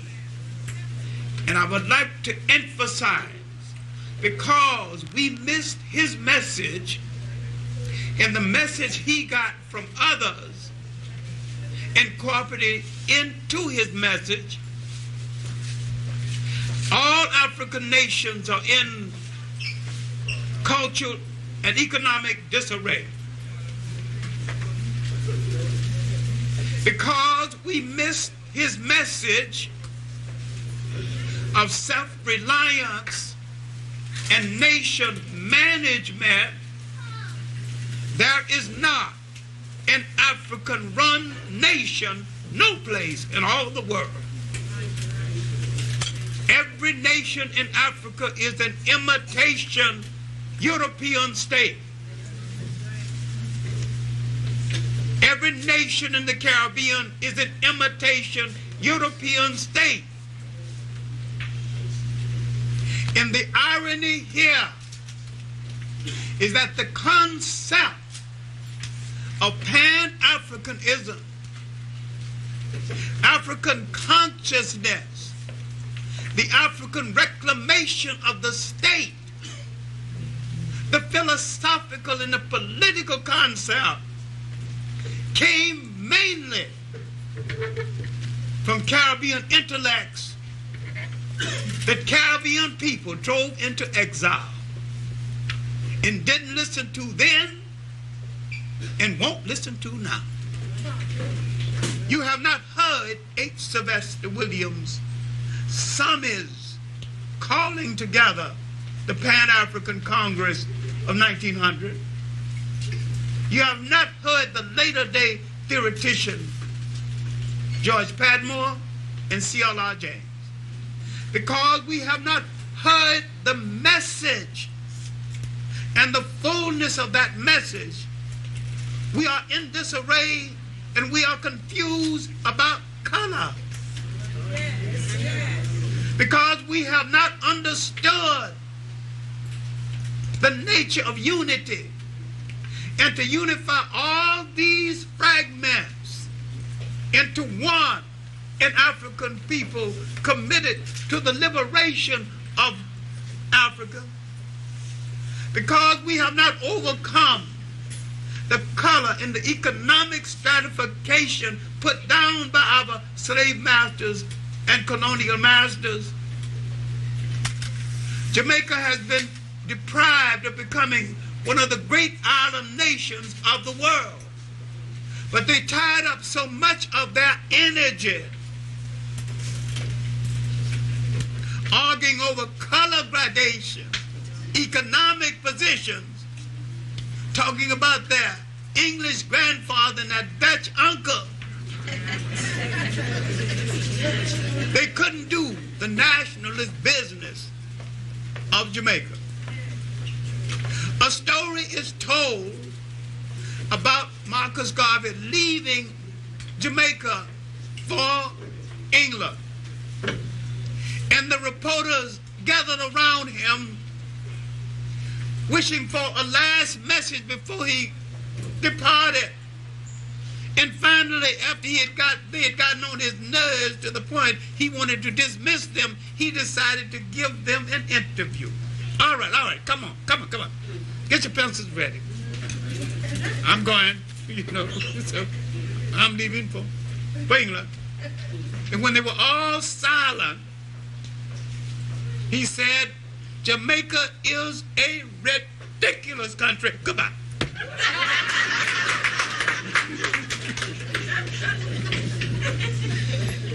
He understood then, years before independence, that the Jamaican mind, mortgaged to the corrupt British mind, had betrayed itself and destroyed its own ability to come into being as the role model for what a great African nation could be away from home, because they decided not to be an African nation. Now, because I am sufficiently angry, and because I have been a Pan-Africanist and an African nationalist all my life, one way or the other, why must I start with beating up on Jamaica, who is not much more ridiculous than the other islands? I start here because it was his home, and it was the one place in the Caribbean where a great nation away from home could have been brought into being. It has a long revolutionary heritage, longer than Haiti. And they fought harder in their slave revolts than the Haitians, who became independent. And they fought harder and did not become independent, because the very people who you mortgage your integrity to, the English, aping him, stratified Jamaica to the point where after each great slave revolt, they would dissipate the energy of the people to the point where at the next slave revolt, you had to mount the incentive all over again. When in Haiti, the whole revolutionary period that brought independence happened over a 20-year period. And each time they knocked down one leader, another was right there. Toussaint gone, Desi Lane there. Desi Lane gone, Christophe there. And because in the difference of opinion between colors,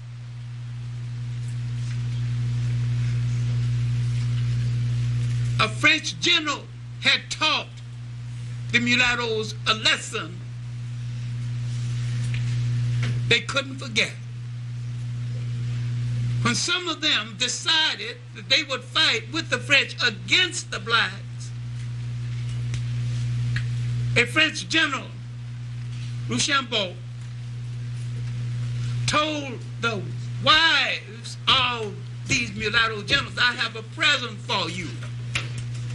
You go into the room and stand by this box. And they stood by the boxes. He said, now open the box. Now what was in the box? The head of their husbands. Taught them a lesson that I hate you almost white niggers as worse as I hate the blackest of the blacks. And once you get this through your skull, you wouldn't split yourself up along color gradations, but you will know that the enemy hates all of us, including those who are his children.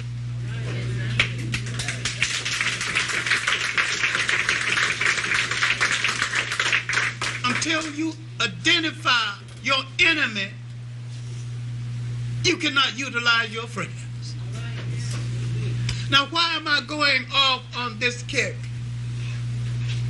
Because when I look at Africa and the imitation European states in Africa, these African nations miss the point, every single one of them, not one exception. They created nation states. Africa is accustomed to the territorial state. a multiplicity of states, interdependent, coexisting side by side. But once they created the imitation European state, they imitated something that the European could come back and destroy economically or control economically. Because we did not understand the nature of the African Orthodox Church that Marcus Garvey helped to bring into being. We are so hypnotized by the white Jesus, we will not fight our white enemy, and we will not even fight a white policeman fully, because he is the same color as the white Jesus. And you think by killing him, you're killing a relative of God. He has fastened your mind with this garbage to the point of making you forget that any people who worship a God that was assigned to them by another people is enslaved to the people who gave them that assignment.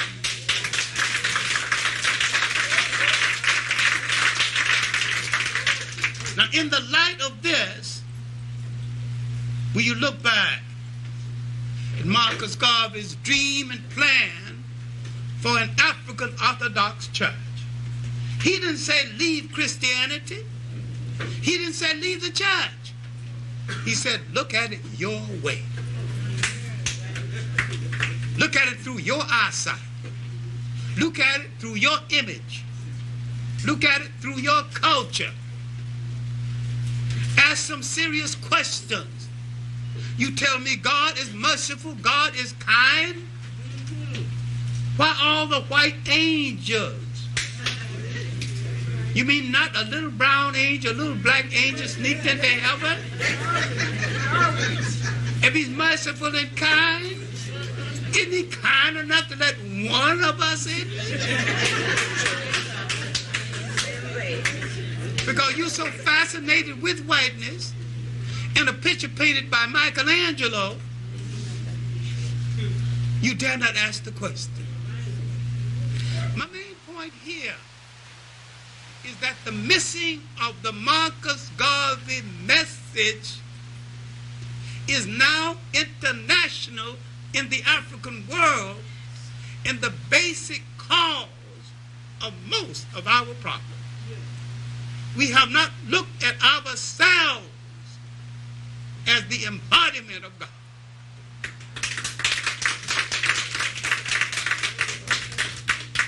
We have not looked at our children as the embodiment of the future if we're going to have a future.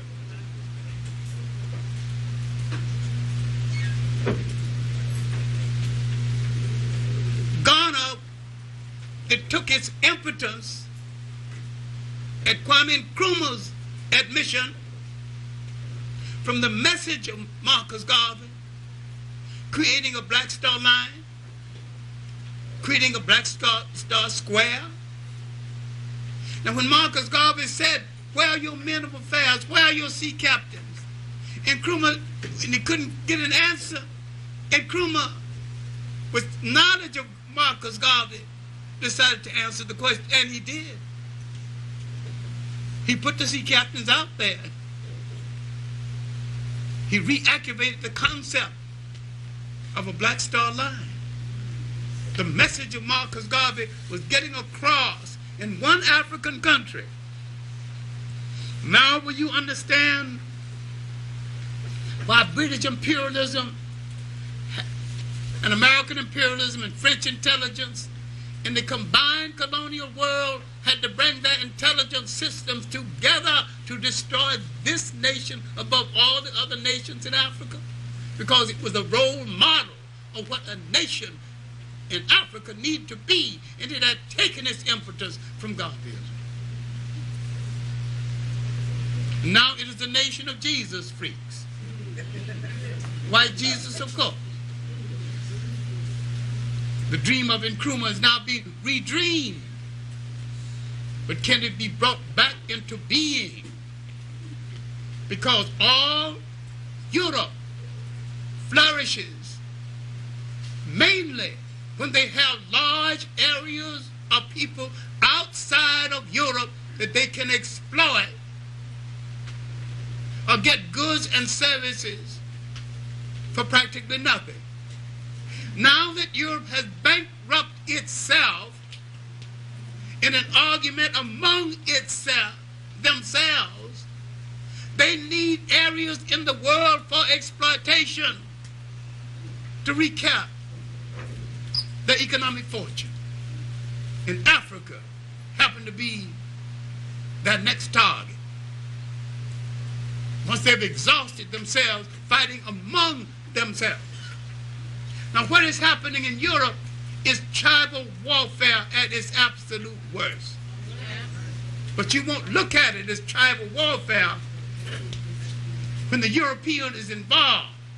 But you think he's above tribal warfare when he invented it.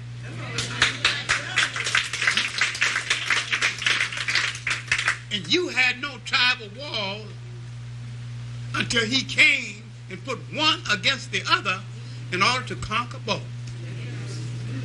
And he's still successful. When you think you can't run a nation without his politics, you can't have a religion without his image of God,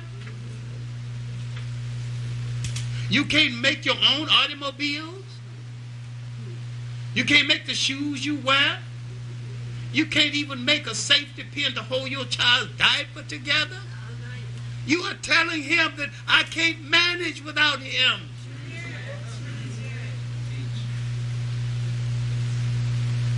You're making him God again and neglecting yourself and the God within yourself.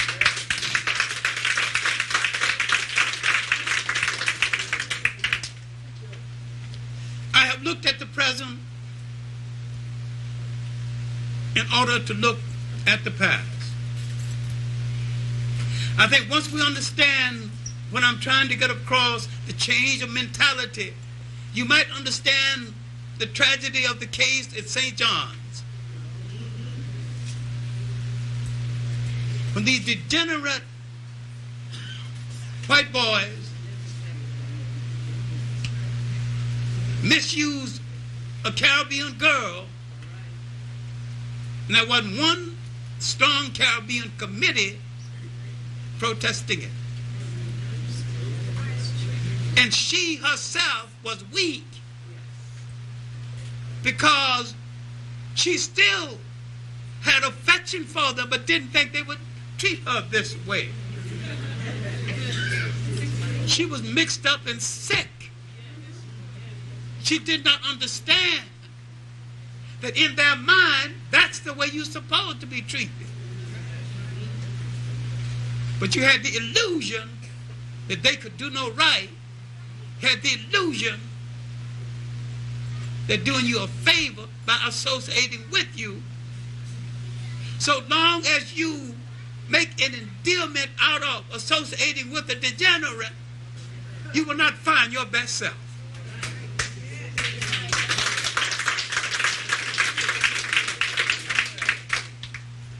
Now, soon after the case, there was an annual charade called a parade on Eastern Parkway.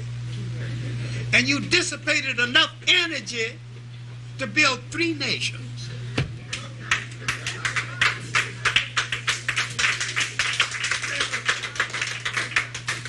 I'm not against the parade. I'm against gyrations without purpose. I'm against ceremony without substance. Everything in your life must move you toward ultimate true independence and self-reliance, or it must be thrown out of your life.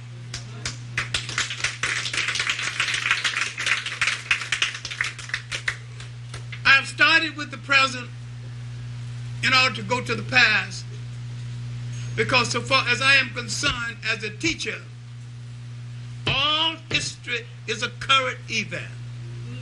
Everything that ever happened continues to happen and will continue until you're creative enough to stop it. The misery that was visited upon you will continue to be visited upon you until you stop it.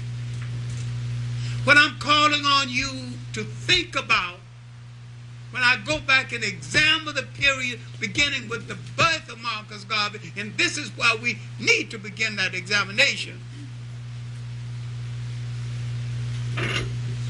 is that everything interacts with everything, and there is no insignificance, because everything affects everything. Now let us go back and place Marcus Garvey in context with history. Let's look at 1887. What was happening in the African world the year of his birth? What made Marcus Garvey so special, being a Jamaican and black in a color-conscious island that penalized you for being black? How did he avoid this? What was his special kind of attitude that not made him override it, but condemn it? No, but condemn it. Let's look at 1887 all over the African world. I'm trying to say that he was born into an atmosphere of struggle and revolution on the part of African people. When he was born, the Africans had already had a 100-year fight against colonialism, because once slavery was converted into colonialism, the Africans understood that this was another form of slavery. When he was born, a number of years after the British emancipation in the Caribbean, one of the greatest fakeries ever preyed on the Caribbean mind, the assumption that it was an emancipation, which indeed it was not. And when you boast that emancipation of the slaves in the Caribbean came 30 years before it came in black America, in as much as it was a fake in the Caribbean, it was a fake in black America, you said that our fakery came 30 years before your fakery. Because you ain't free yet. In any nation that would elect a Boston con man named Seaga as its prime minister is a long ways from free. Mentally, a whole lot of people on that island are still enslaved. Now, what am I trying to say? In dealing with this phenomenon of Marcus Garvey being born after a heritage of over 100 years of revolution in Africa had already occurred in the colonial wars that had started in the latter part of the 17th century. It extended throughout the whole of the 18th century. What then had happened in the Caribbean islands? The consistent slave revolts put a tax on the energy and disrupted the normal flow of commerce to the point where slavery became unwieldy, no longer a profitable enterprise. And if you think the British freed you 30 years before because they love you and because they were benevolent, you are misreading history And that may not have been water you was drinking this morning. You have to be out of your mind. The British, who are the master thugs of the universe, they are murderers who get away with murder because they have a style. They will not cut your throat with a dirty knife because this is out of style. That's poor form. That's poor etiquette. But they'll cut your throat, but not with a dirty knife. This crude white man in America will cut it any kind of way.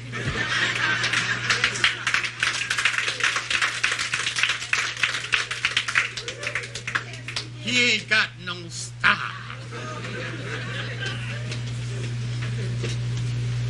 The British would take you out of jail and make you prime minister and control you. That's style. That's procedure. In America, they take you out of jail and lynch you a block away if they can find a tree. That's a crude, ill-mannered barbarian who has no style. But they both relatives. Now, at the end of this century, during the period of the birth of Marcus Garvey, there had been successful slave revolts throughout the Caribbean islands, successful slave revolts in South America, especially Brazil, slave revolts to the point where they understood that they could not hold the slaves any longer. So they ran a deal on the slaves. They said, okay, you can be free. But now, being free, you got to furnish your own clothes, got to furnish your own house, you got to go back and work on the same plantation for a pittance and support your children. So the emancipation they gave you was a new form of slavery. So don't start boasting and don't start apologizing. Understand thugs in history and that you were ruled by a bunch of thugs just happen to have a style, and I was ruled by a bunch of thugs with no style.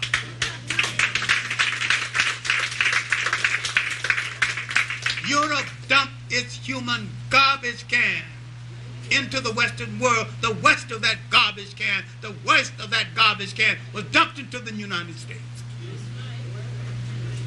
I have no problem in conceding that the white oppressor in America is the lowest, the stupidest, the most vicious of all of the oppressors ever sent out of Europe.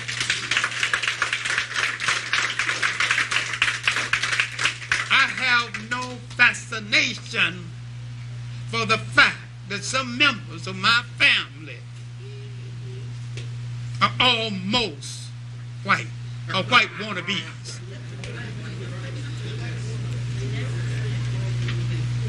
I remember my great aunt Liza, who had a son by forced liaison with a white man. And when we got in difficulties in Alabama, we were sharecroppers, landless peasants, she would call on this son. Fortunately for him, he came out looking almost identical to his father and passed for white. And the day she called on him with another black man shoving his buggy, and he came in to take care of what needed to be taken care of, and his mother, my aunt, fixed them breakfast. She did not even sit down to eat with the son of a bitch.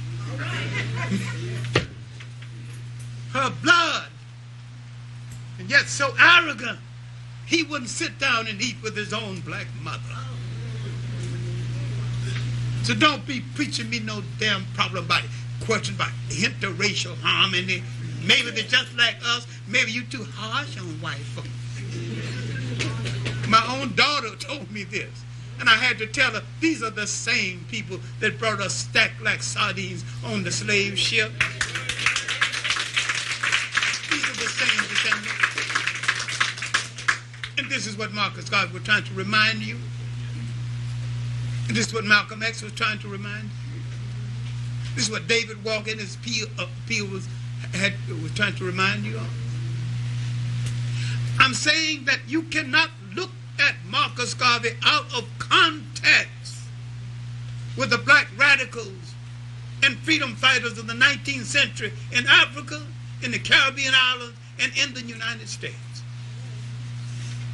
And when you see him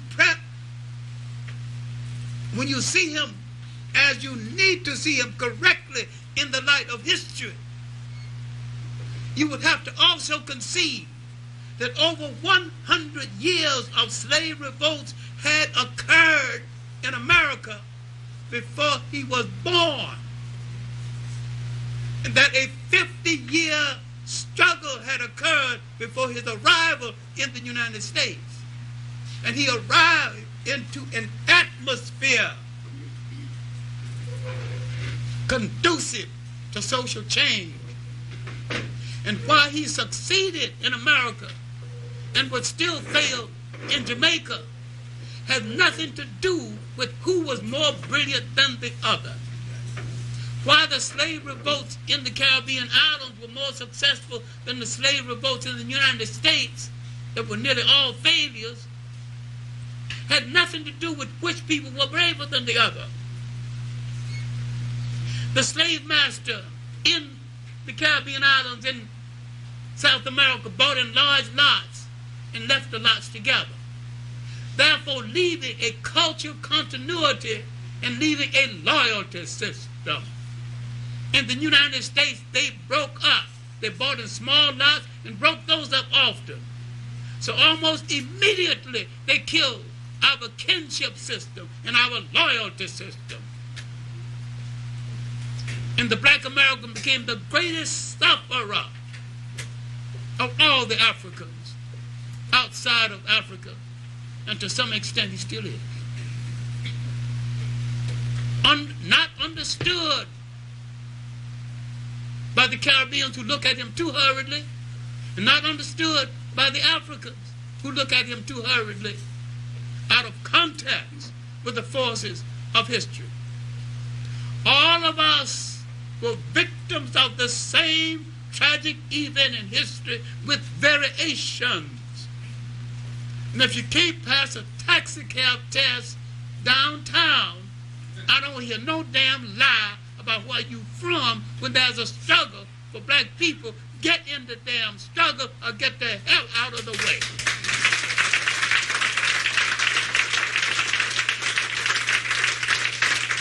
Closing years of that 19th century, 1887. Now look at 1895. The Booker T. Washington Atlanta Cotton Expedition speech. And Booker T. Washington ran one of the most unique con games in history. A lot because of Atlanta Compromise. Booker was conning the black folk, the white folks, the southerners, the northerners. And white people opening their pocketbooks and weeping, shaking their head. Oh,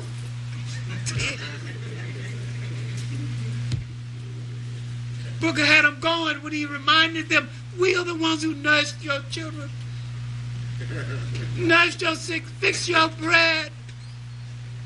And then the clincher, with tear-driven eyes, we followed you to the grave. White folk got out the pocketbook, started giving Booker some money.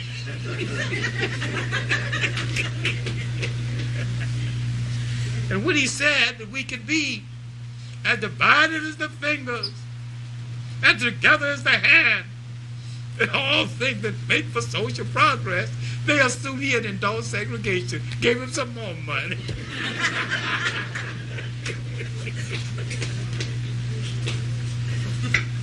He told the blacks, you stay in the South. Cast down your buckets where you are. It's better to make $1 a day than to sit next to a white person in an opera. But, oh, good God, that's the Negro I want. Give him some. Give him some more money. He became virtually the dictator of black America. White people filtered everything through him. And if you wanted a streetcar conductor job in Cincinnati, the white folks wanted to know if it was all right with Booker. And if it wasn't all right with Booker, you didn't get the job. But whites were clearing everything through Booker. Now, you think Booker T. Washington was an Uncle Tom, you're dead wrong. He was a strategist whose strategies sometimes didn't work.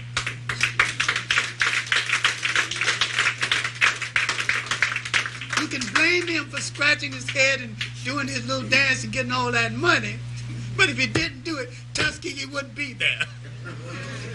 And a whole lot of other black schools wouldn't be there either. He understood the nature of his position, and yeah, he never took a stand against lynching, never did stand against Jim Crow. When all the black soldiers were killed at the Brownsville raid in 1906, he didn't take a stand, not to Du Bois. They asked for clemency. That means they are guilty but show a little mercy. If they weren't guilty at all. Bunch of white soldiers blackened up their face and shot up the town and blamed them for it. But I'm saying that between the years of the Atlanta Cotton Expedition speech and his death in 1915, Booker T. Washington created a school and a concept of self-reliance over and above anything that has been done since. It was this concept of self-reliance that is the epitome of nation building that attracted Marcus Garvey to the Booker T. Washington School of Thought. He was going to come to the United States in 1915, did not accumulate the means, and came in 1916, 1 year after Booker T. Washington was dead. When Booker T. Washington found that a bunch of handkerchief heads had taken over Tuskegee that didn't want to have anything to do with blackness, he knew that he couldn't get along with the people Booker T. Washington had left behind. But look at his training before he arrived in America. A master printer, technician, had called a strike in Jamaica of all places. You'd have to be out of your mind. In the early part of the century, the day strike, nobody got a job. Everybody glad to get any kind of job. And he's calling a strike, organizing printers. Now look at the apprenticeship of Marcus Garvey for nation structure. Look at African fundamentalism taking shape inside of his mind. Everywhere he went in his journey through Central America, he found employment. Why could this man find employment so easily when other blacks were out of jobs? He had skills. He had printing skills. He had editorial skills. He had job management skills. He had nation management skills.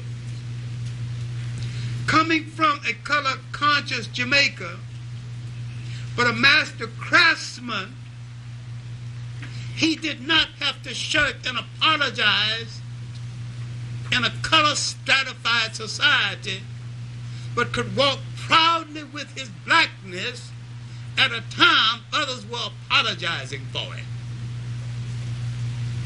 Now, he had an asset that others still do not have throughout the whole of Jamaica. He said, if God and my mother made me what I am, looking like I am, then I will not complain about their creation, else I offend God and my mother and my father.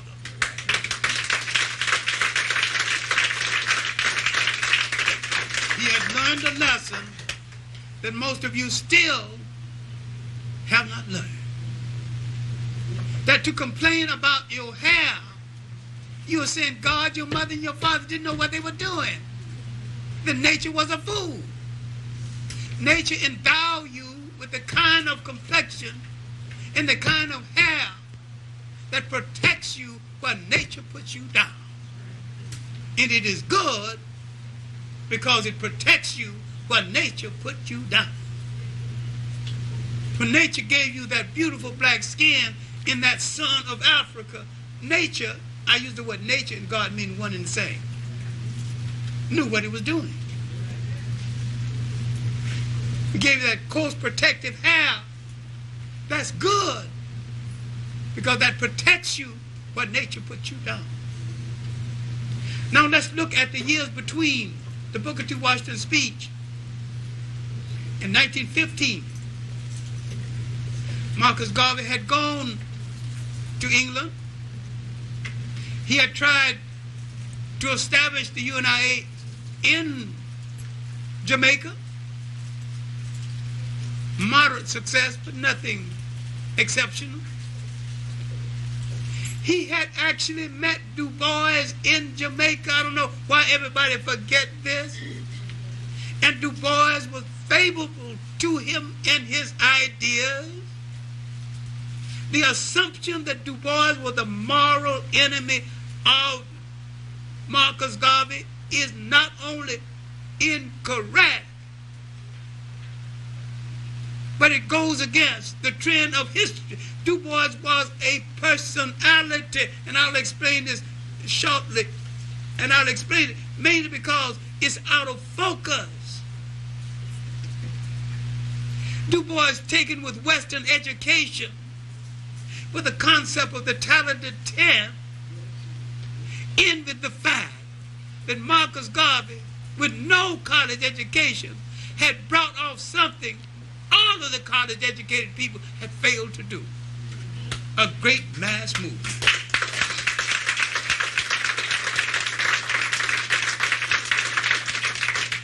Du Bois, envious of this achievement, would raise some questions about whether a non-college man could bring off a movement of this significance.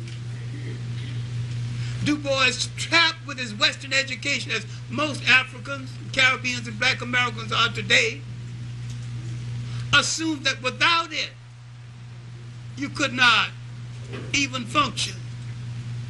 I questioned this early in my life because I was a grammar school dropout, not a high school dropout, a grammar school dropout.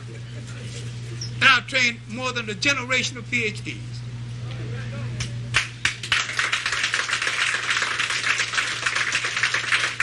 Couldn't go to the college, I did go to the library. I did get books. All right, now let's deal with his arrival in the United States to raise funds with the hope that he might go back to Jamaica and build a school similar to Tuskegee. 1916, his career was moving into focus. He had been introduced to the first large audience in Harlem by Hubert Harrison, one of the finest minds ever to come out of the Caribbean area, who had written his book, When Africa Awakens, still worth reading. After this, he would make a tour of the United States.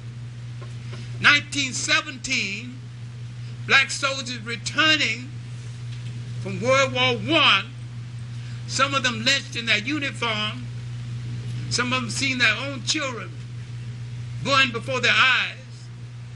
Then the St. Louis riot, the East St. Louis riot, Then in Chicago riot, Marcus Garvey now in Chicago, he sees a place for his message to get across.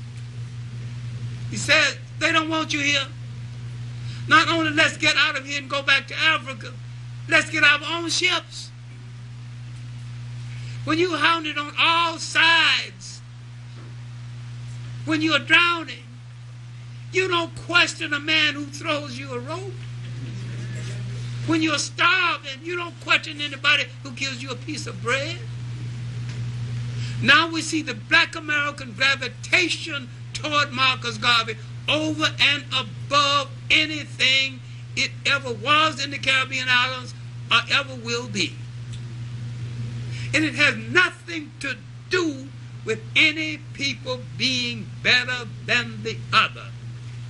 You were trained by one set of slave masters, we were trained by another set of slave masters. Except for some slave buyer pointing his hand and say, I'll take that one instead of that one. I'll take this woman, I think she'd be a good bedwench. I'll take that one, I think he'd be a good stud. I'll take that one. And the rest of them you can leave on the boat and take them to the United States. So they took some to an island called Jamaica. They became Jamaicans. They took some to an island called Barbados, and they became Barbadians. The slave ship brought no Jamaicans, brought no Barbadians, brought no Trinidadians, brought no high yellows, no low yellows.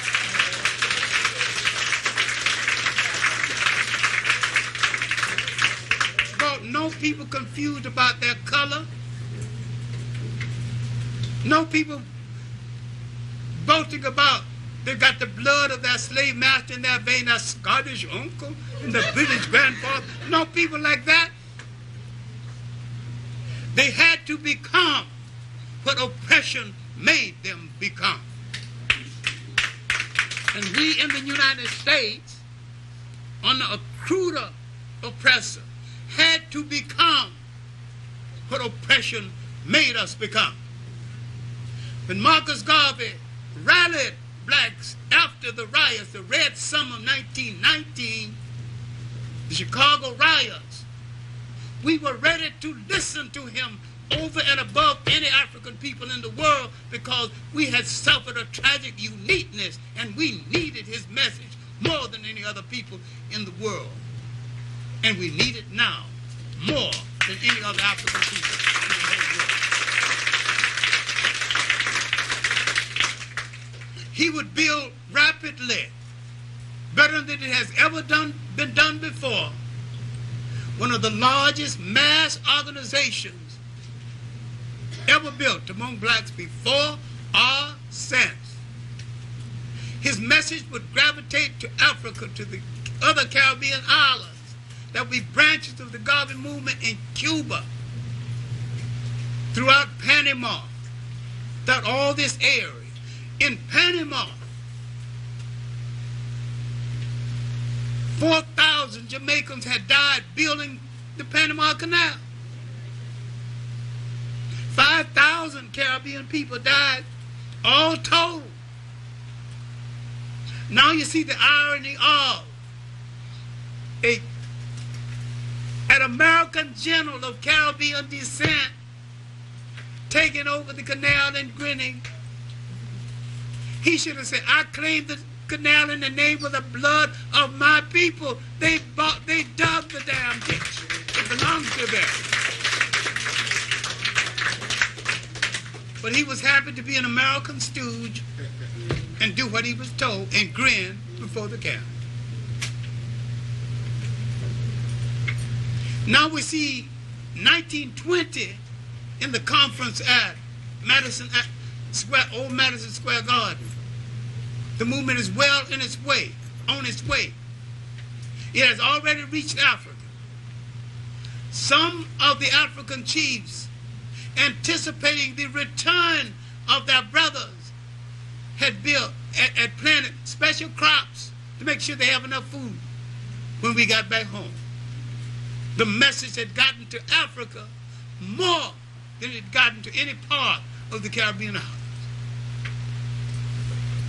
The message had gravitated and developed among black Americans principally for the reason we were so oppressed. We were the most wounded, the most ego-starved, the most put upon of all the African people in the world, and the least protected. We were ready for a Marcus Garvey. We were mentally ready. And when he asked for money for the ships, we had not discovered checks and money orders. We put the money in envelopes and sent it to Mr. Garvey. A great deal of the money was stolen right there in the office. Garvey was guilty of absolutely nothing. This is why I'm not too happy with people who ask that Marcus Garvey be given a pardon, because he wasn't guilty of anything. But people around him were guilty. There was a lot of thieves around him. Now the trouble has started. The force is moving against him, and he would end up in federal prison in Atlanta. But there's something before that. He flourished in Harlem during the period of the so-called Harlem Renaissance. He gave that movement a political meaning and a definition. One of his boldly declared followers was the father of A. Clayton Powell, who wrote books and said so.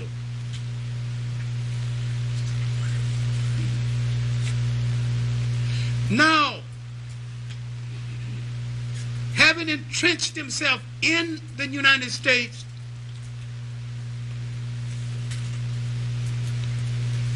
the movement began to have difficulties within itself. It had outgrown its framework, and the atmosphere of fragmentation was setting in, especially after his absence. There are some assumptions about Marcus Garvey that was never true. People are going to explain Marcus Garvey brought a program to Black America and they betrayed him. This is a lie, because they wasn't even involved. The 7 or 8 black intellects who signed a letter asking for the deportation of Marcus Garvey was unknown among Black America then, unknown among them now. So you cannot say Black America paid any attention to them, because they didn't even know them. Still don't know them. And if you fall for the nonsense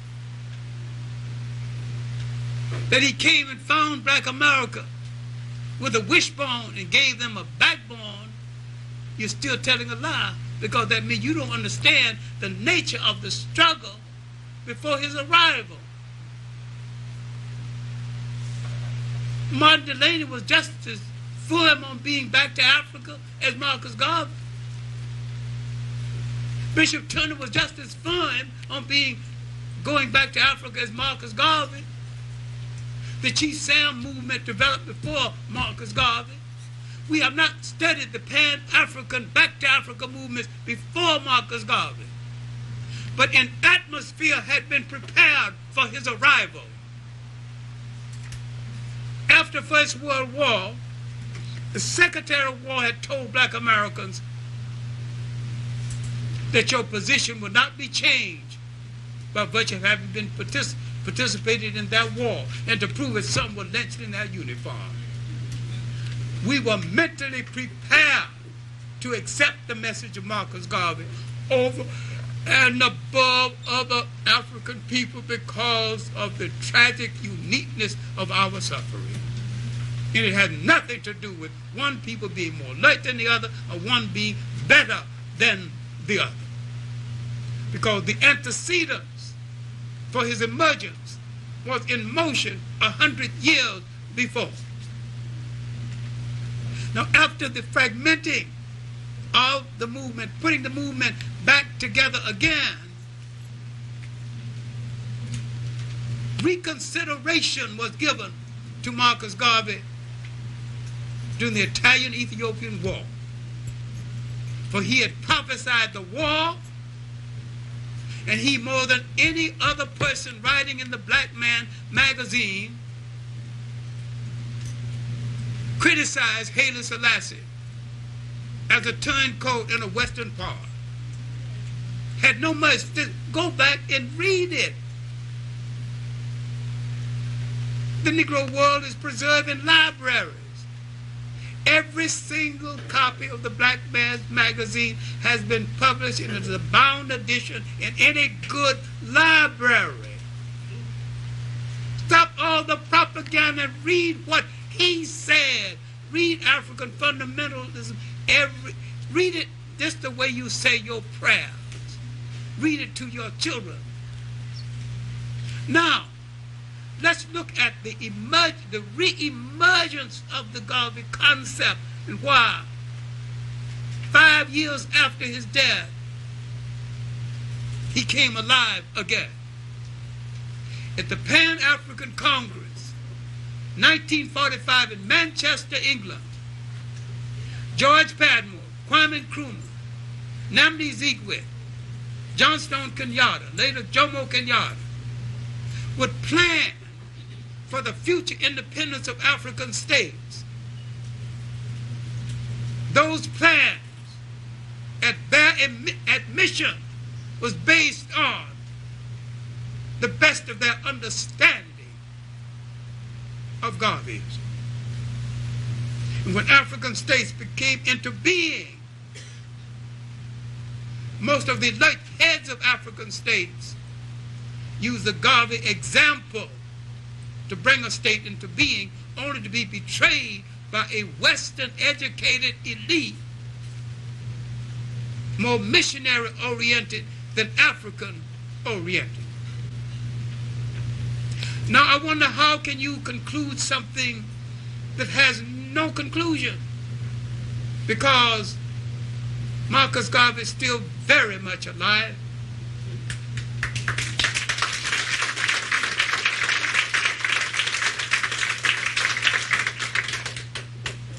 And we have missed his message by assuming that his body is in Kings Park, that he is the Jamaican national hero, when they're not even teaching Garveyism in the school, although they keep promising they would. Now, let's look at this aftermath and his influence beyond 1945, 5 years after his death, that it was the underlying influence of Marcus Garvey that would help to set in motion the concept of independent states in Africa. In that first decade of that independent explosion, African nations were gravitating toward his teaching. And a sick nation that had come into being through participation of both Caribbeans and Black Americans, Liberia, had already betrayed their promise to him and became politically a stillborn child that it still is. This nation could have been the role model for what an African state could be, but it had failed. Haiti had failed because it failed to solve the color problem, and it failed to solve the problem between itself and France, and accepted the French Constitution. After the Italian-Ethiopian War, we began to reconsider the teachings of Marcus Garvey. And most of the young radicals of that day saw no contradiction in being Garveyites, Pan-Africanists, African world nationalists, and socialists and communists all at the same time, because they did not see any contradiction. Later they would learn that everything that came from a European mind was meant to facilitate European control over the world.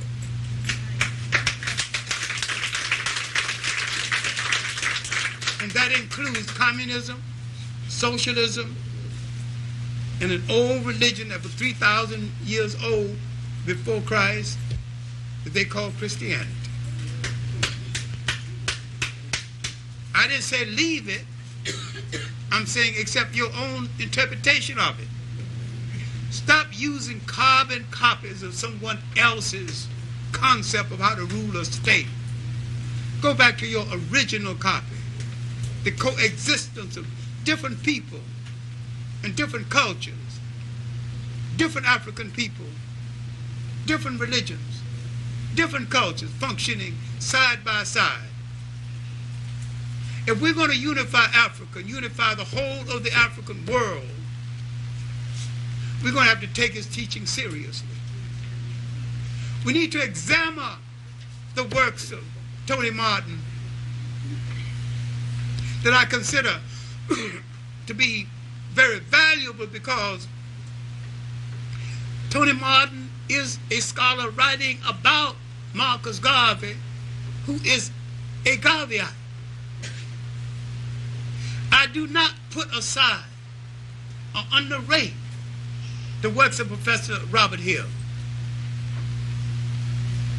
because he has gathered more documents on the Marcus Garvey movement than any scholar ever. Now, I might have some questions about his interpretation, his seemingly conservative approach, but I'm interested in the documents he gathered, because the documents he gathered will tell us a whole lot that he didn't say. All his appraisals are intelligently done, but borders on the conservative. And I don't know what conservative black people are trying to conserve except their miserable obscurity in their tragic color.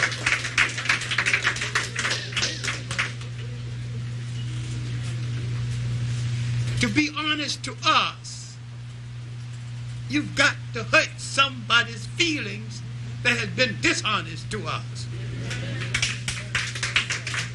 I'm saying that as we approach the end of the 20th century, let us consider the fact that between the Caribbean islands, South America, there are 300 million African people. There are millions of African people in Asia. 700 million in Africa. We number over 1 billion people on the face of the earth. If those billion people are to be brought together and trained in self-reliance, we need a serious reconsideration of the message of Marcus Garvey, because it is the cohesive method that we can use to put all of them together and make them function.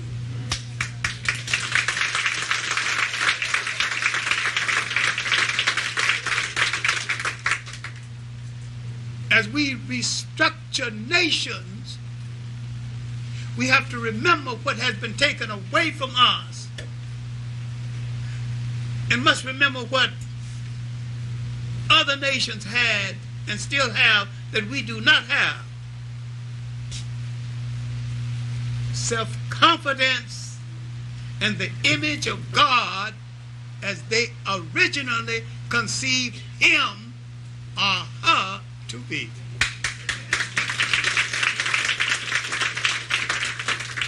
We had no problem with the female God. That's another lecture, but the European got some hang-ups about females, and when we associate with him, adopt his idea, we adopt some of the same hang-ups. We have to throw all of this off and realize we produce a society where the woman was the center of the society and could become the ruler of the society with the cooperation of men without threatening a single man.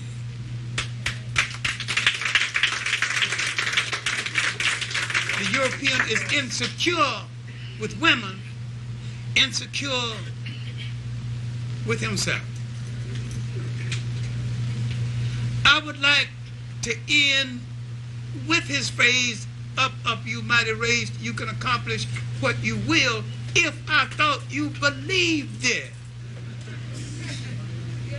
You will not believe it so long as you live in slums, because if you believed it, you would say that in the name of Garveyism, we are too proud to live in slums.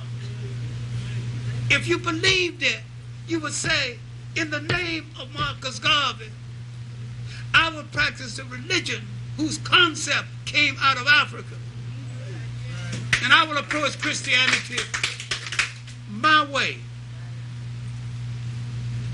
What Marcus Garvey has left behind us is a blueprint that we can use to struggle against our oppressor and to bring independent nations into being and to keep them in focus. But we cannot do this imitating slave masters.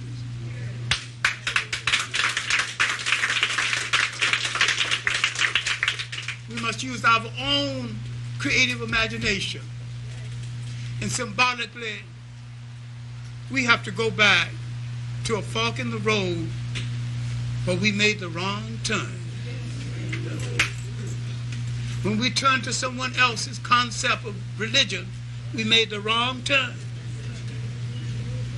When we accepted someone that didn't look like us as our spiritual father, we showed disrespect to the black father in the home. We were taking the wrong turn. When we thought that we could take methodology from a slave master who took away our freedom to reestablish our freedom, we were taking the wrong turn.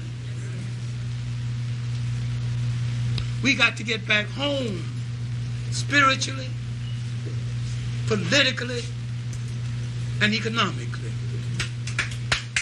So therefore, we have to go back to that fork in the road and see which way those signboards are reading again. And if we read a signboard pointing that direction, they say Garvey, nationalism, Pan-Africanism, we're reading the signboards correctly again. If we see a sign said African unity and the consolidation of all the African people of the world, each protecting each other, all the gradations created by rape, come home and work for our liberation, or go make peace with your white father. Could be one or the other. Come in the house and stay, or go out of the house and stay. If you want to leave, we can afford to lose you. If you want to stay, we're glad to have you. But your struggle is no different from the rest of our struggle. You had no control over the rape of your grandfather and grandmother.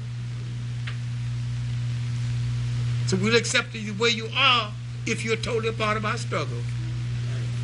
What I'm saying is that away from Marcus Garvey and looking away from the great Pan-Africanists that came before him,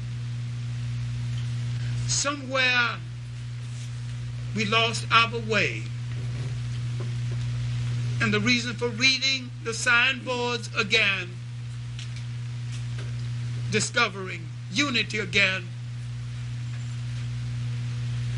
discovering a concept of freedom that we developed through our mind, and a concept of ruling the state, spiritually and politically, that came from our mind, we'll be looking in the right direction. And at last, the message of Garvey would have found us wandering in the wilderness, but it is the message of Marcus Garvey that will put us back on the road and lead us home. Thank you. Thank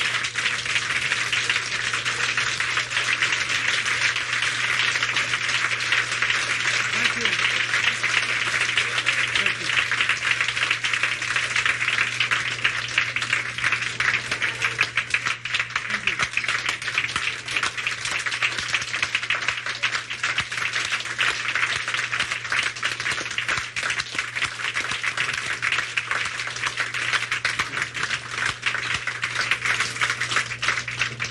Thank you very much. Brothers and sisters, you have heard the Master. Heed his words well. And now we come to that very pleasant part of the proceedings when we ask you to relax and enjoy supper with us. And we ask the service, which will start at the table, and then we will ask you by table numbers to come up for the second and other courses.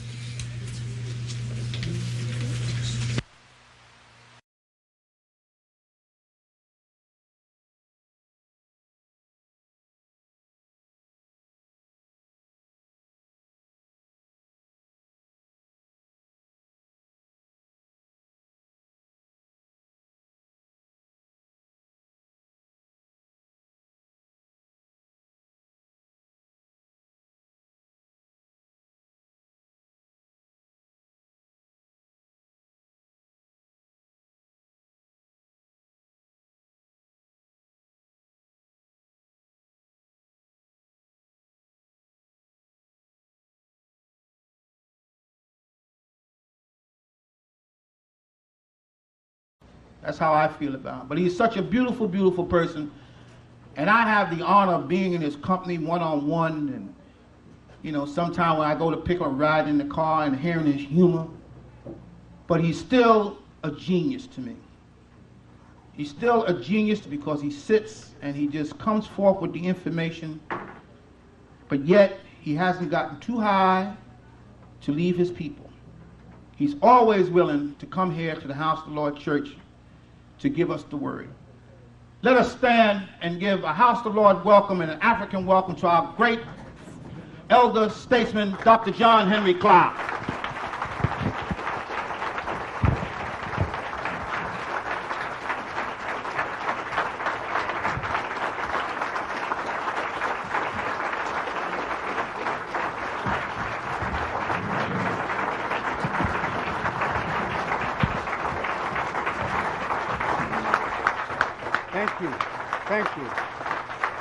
Thank you very much.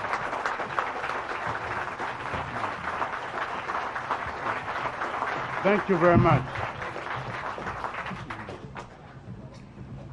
Each day as I read the newspaper and listen to news reports, I feel like coming back and explaining almost by the week, because you cannot understand your world until you understand the whole world. Until you understand what is happening, if you understand the tyranny of words, until you lose your romance with words in the mouth of bigots. When you use the word democracy, you mean one thing. Other people use it, they mean another thing. When you use the word Christian, they mean one thing. You mean another thing. We have to get these words together in order to get the situation together. You think what is happening in Europe has nothing to do with you. This is tribal warfare. But when whites fight, when white tribes fight, you don't call that savagery. You think it's an argument between communism and capitalism. Europe is repositioning itself in order to continue to rule the world. They're going to rule it whether it's communism or capitalism. Now, my subject for tonight is the European origins of black oppression. And we have not looked at these origins. We have not acknowledged how rich we are, how culturally rich we are, how spiritually rich we are. We haven't acknowledged the fact that we are the prize of the whole world. And being so culturally rich and spiritually rich and materially rich, we are prized that all the rest of the world wants. Then if we are such a prize, maybe you would wonder, why is it that the Russians and the Americans would have summits, that they would have world conferences about people without mentioning us?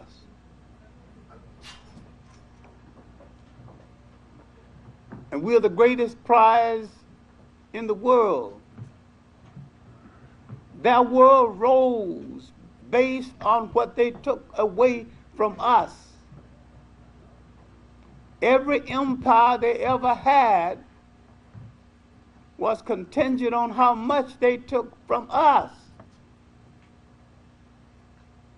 We, not understanding the tyranny of words, have bought words like minority, something we are not and never were. We have looked at the European as the bringer of the light. He's the bringer of darkness. We have looked at his bringing us a farm under the disguise of religion as a new spiritual way of life, and his religion is a farm without spirituality. If you want to understand what I'm saying,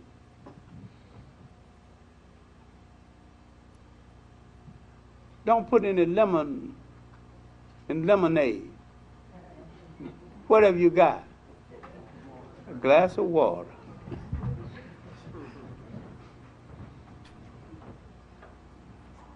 So when he produces a farm called religion, he's producing a power apparatus to capture your mind, to give you the illusion that he is religious.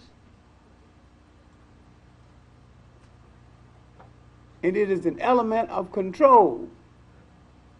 And what you fail to understand is that you've got what he is missing. You've got religion with spirituality. And religion without spirituality is a worthless farm. And you had spirituality before he had the farm. We have to look at ourselves. Then we have to look at ourselves before we knew he existed. Now use your imagination a little bit, because over half of human history was over before anyone knew that anybody in the world called a European existed. Over half of all human history was over. Didn't even know he was in the world. You had already created spirituality. You'd already created the city. You'd already created dynasties. And you had already recognized something that he still refused to recognize. That no society can be truly great unless it also uses the mind of its female population in partnership with its men.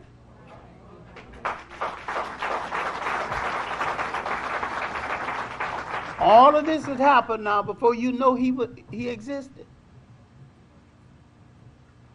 The female god had already been created. You'd already acknowledged that if you have a god, you've got to have a goddess. And that the female is the counterbalance of a male.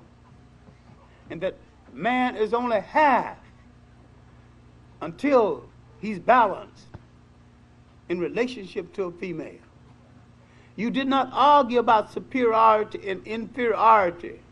You would not do that because you were intelligent, because that's like arguing against your mother. And you would not dare be stupid enough to say that you are superior to the woman that gave you birth. He would do this because he's afraid of women, still afraid of them. So he had to find a place for her less than his place. And when he enslaved the world, he enslaved her too. It's just that sometime her auction block had air conditioning. But it was still an auction block. Okay. We don't often enough look at the world we lived in before our encounter with the people of Europe. Before we encountered the people of Europe, we had already produced an enduring society that lasted thousands of years without a jail system. Not only without a jail, without a word in our language that meant jail. So that means we had humanity. We had developed a method of dealing with crime and punishment without locking people into something that they would later call a jail. And man got so much human respect within his society, within his group. This retarded crime because no man wanted to bring disgrace on his group. Individualism was unknown. You behaved in concert with the collective. That was the total group. If you belong to Group A, you will not do anything that will bring disgrace on Group A. You brought some of the same values to the United States. Because if someone on the block saw you drunk, it brought disfavor to the entire family. So you tried to behave in a manner that reflected good on the entire family. Now, the crisis today in relationship to the family and in relationship to the man, when the man had the manhood role, he could stabilize the structure of the family. It does not mean he was a man with a whip. He was a man with responsibility. And there were others with responsibility to him. And if you understand the economics of what is happening to us, you'd understand the breaking up of that structure. A lot of service jobs are being eliminated. And some service jobs are being taken away. Just on the train to Washington the other day, here's a cracker boy handling the snack bar. Those jobs used to be exclusively ours. Another time, a cracker girl handling the snack bar. Those jobs were ours only for years. We had a monopoly on certain jobs, certain basic jobs, and we did not lose these jobs because we did not do them well. We lost them because they wanted to appease the poor whites and women by giving them jobs, so they took the jobs from us. Now, this caused erosion in our structure It is difficult for a man to stand up and play his role as a man if he don't have the means of putting shoes on his child. All of this is deliberate to destabilize you so that you will lose the ability to being responsible. Now, I had this in my own family over the Christmas. My older niece, expecting twins. She's got a husband, a little cavalier, but he's a husband and he's there. And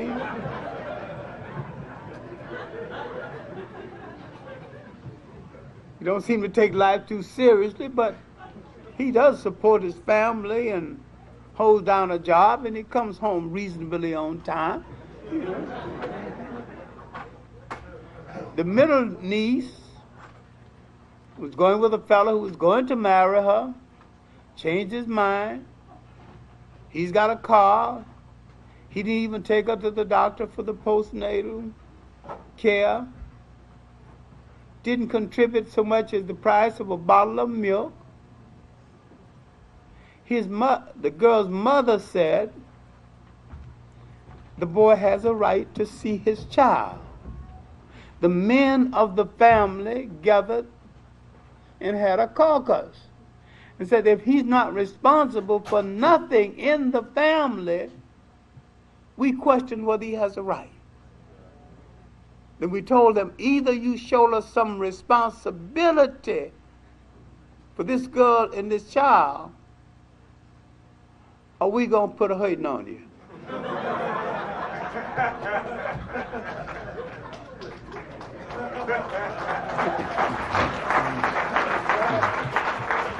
Look, it is high time that we understand, no matter what Oprah Winfrey and her crowd says,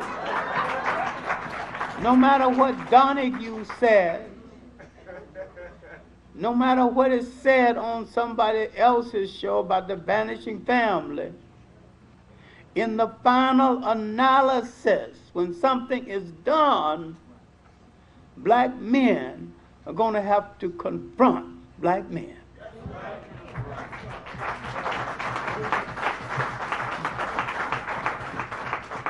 We're going to have to do it like the tribe. If you belong to this tribe, you have certain responsibility. You shoulder that responsibility, or you put space between you and the tribe.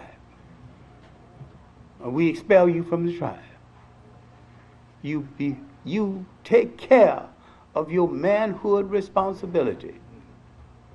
When you touch a woman in a personal way that will bring a child into the world, you are about to change the whole world. The world will never be the same. You have touched a gene pool. You open up a gene pool. It's the basis of a generation. This young man might be a killer, and he might be a saint. He might be a great theologian, and he might be a con man. Depending on your reaction to him, how you train him, and how you socialize him.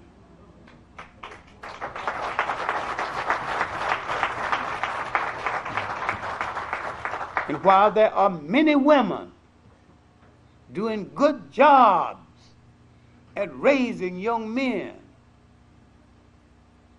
no man's socialization is complete unless another man plays a role in that socialization.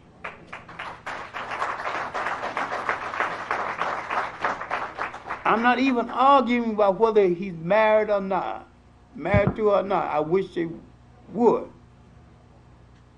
But because I had so many uncles and cousins, and my socialization was so broad, even if my father wasn't there, he was there, but even if he wasn't there, Uncle Willie, Uncle Henry, all those uncles, all those males zeroing into me, and all the females pampering me, and they had to snatch me from them to keep them from spoiling me. I mean, all of this gave me a personhood I would never have had.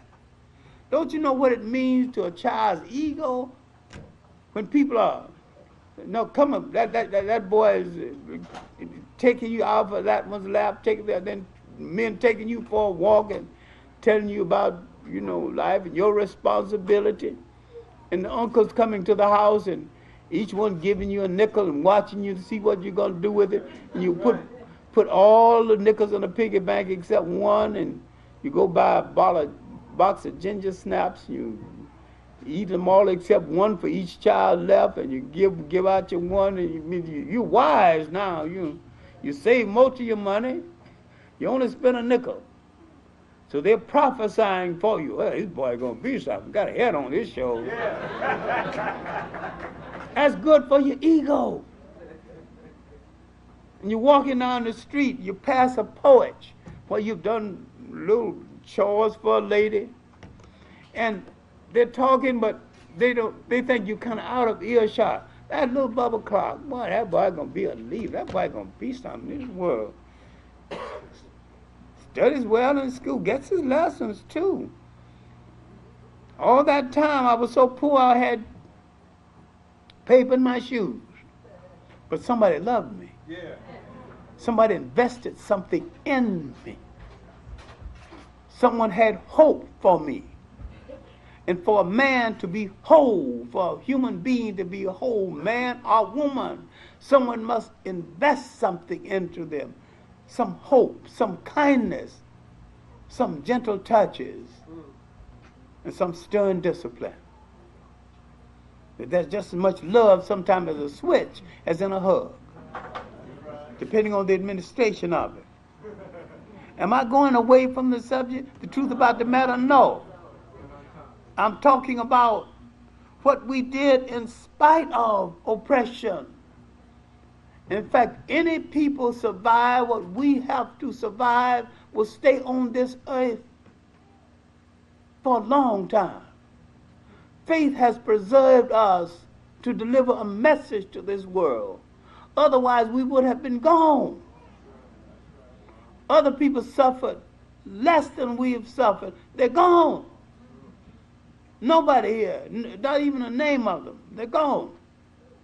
Why are we still here? Why did we endure? Inasmuch as we have had very few friends, every alliance we ever made with another people been betrayed. Everybody's lied to us. All kind of fakery has been palmed off on us. Nobody tried to spare us, and yet we've increased while they've decreased.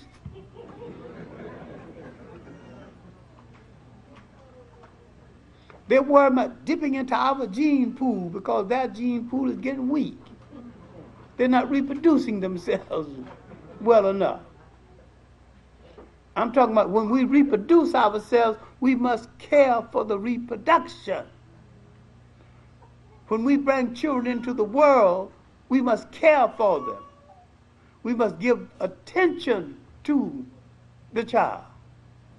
Now let's go to the heart of the subject.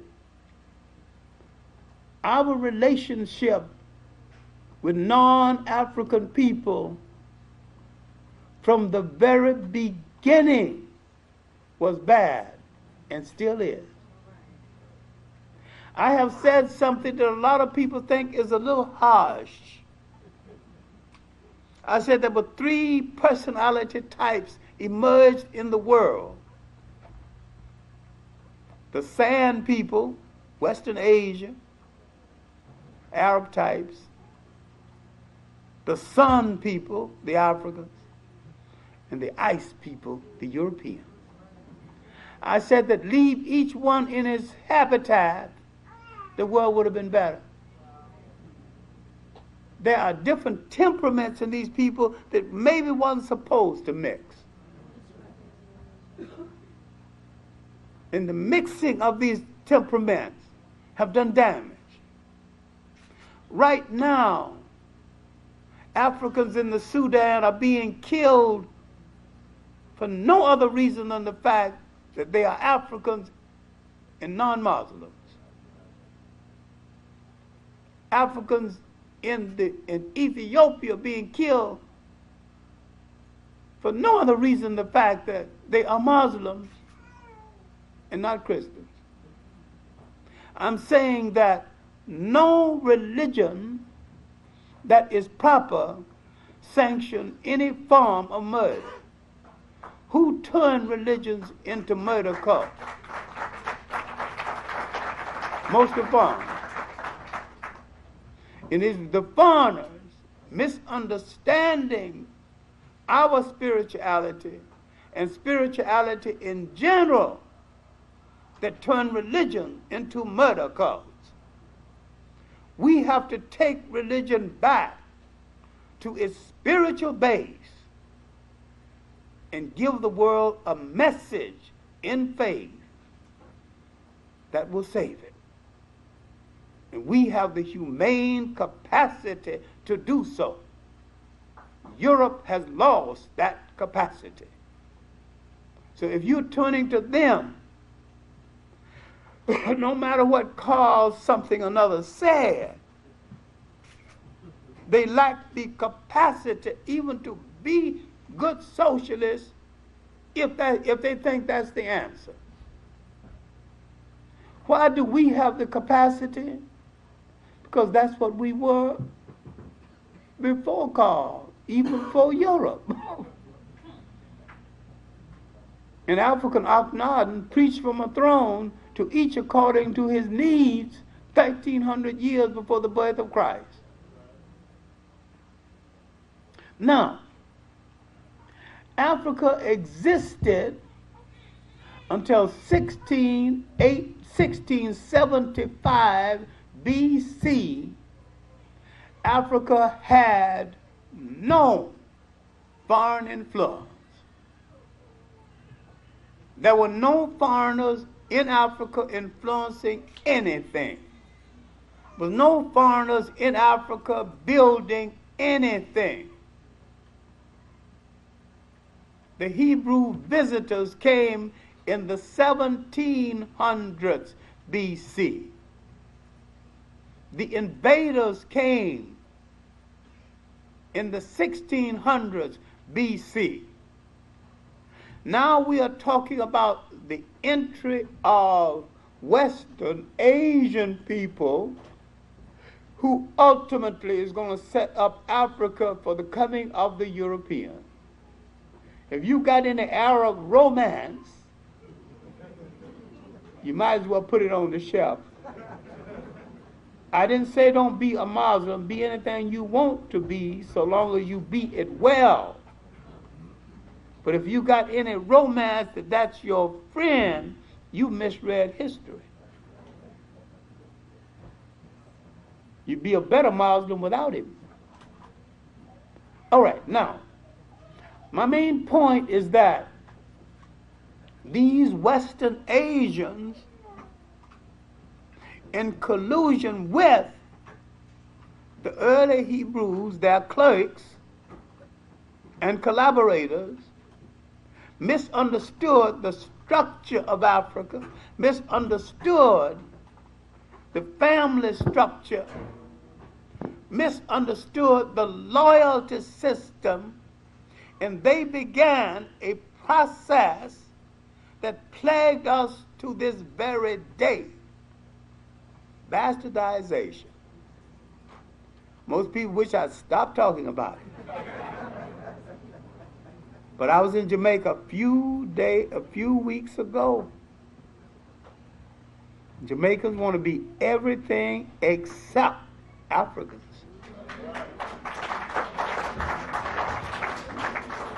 They will tell you about their Dutch uncle, Scottish father, grandfather, everything.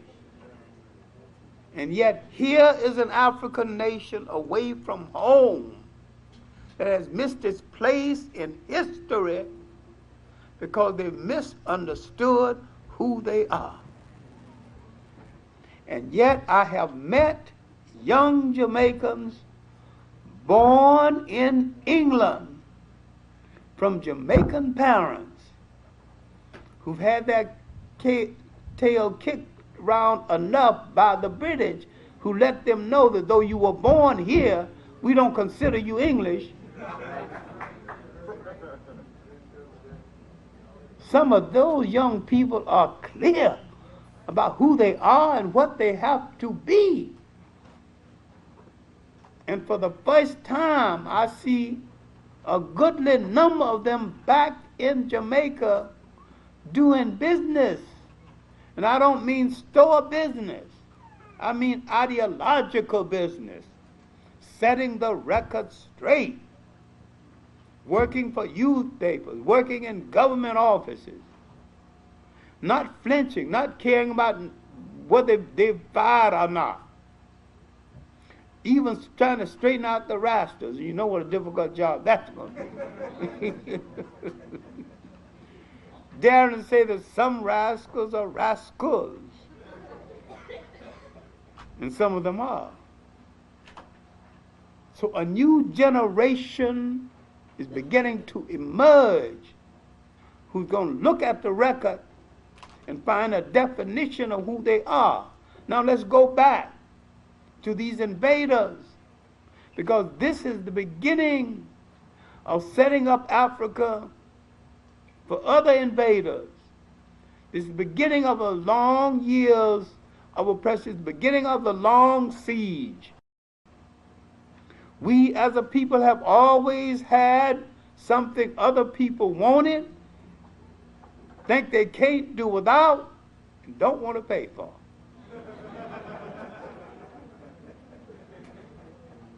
They begin to see now our great riches. We walking around with gold. We with clumps of gold. We study our horse. We want the horse to be still. We leave him here. We put down a big clump of gold and put the rings in the clump of gold. And you going on the way, not even guarding it. People this rich, I got to take them over.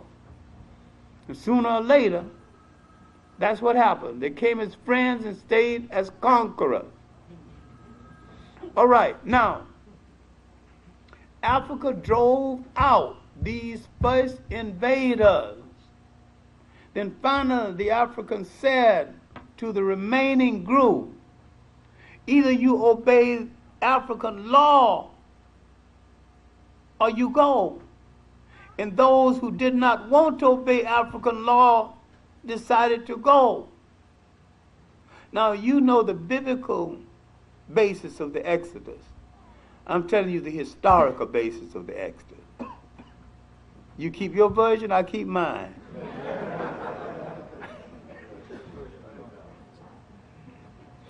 They had been in Africa, bedded down with African women, produced a generation of mixed people, converted a lot of Africans to the Hebrew faith that was an African faith to begin with.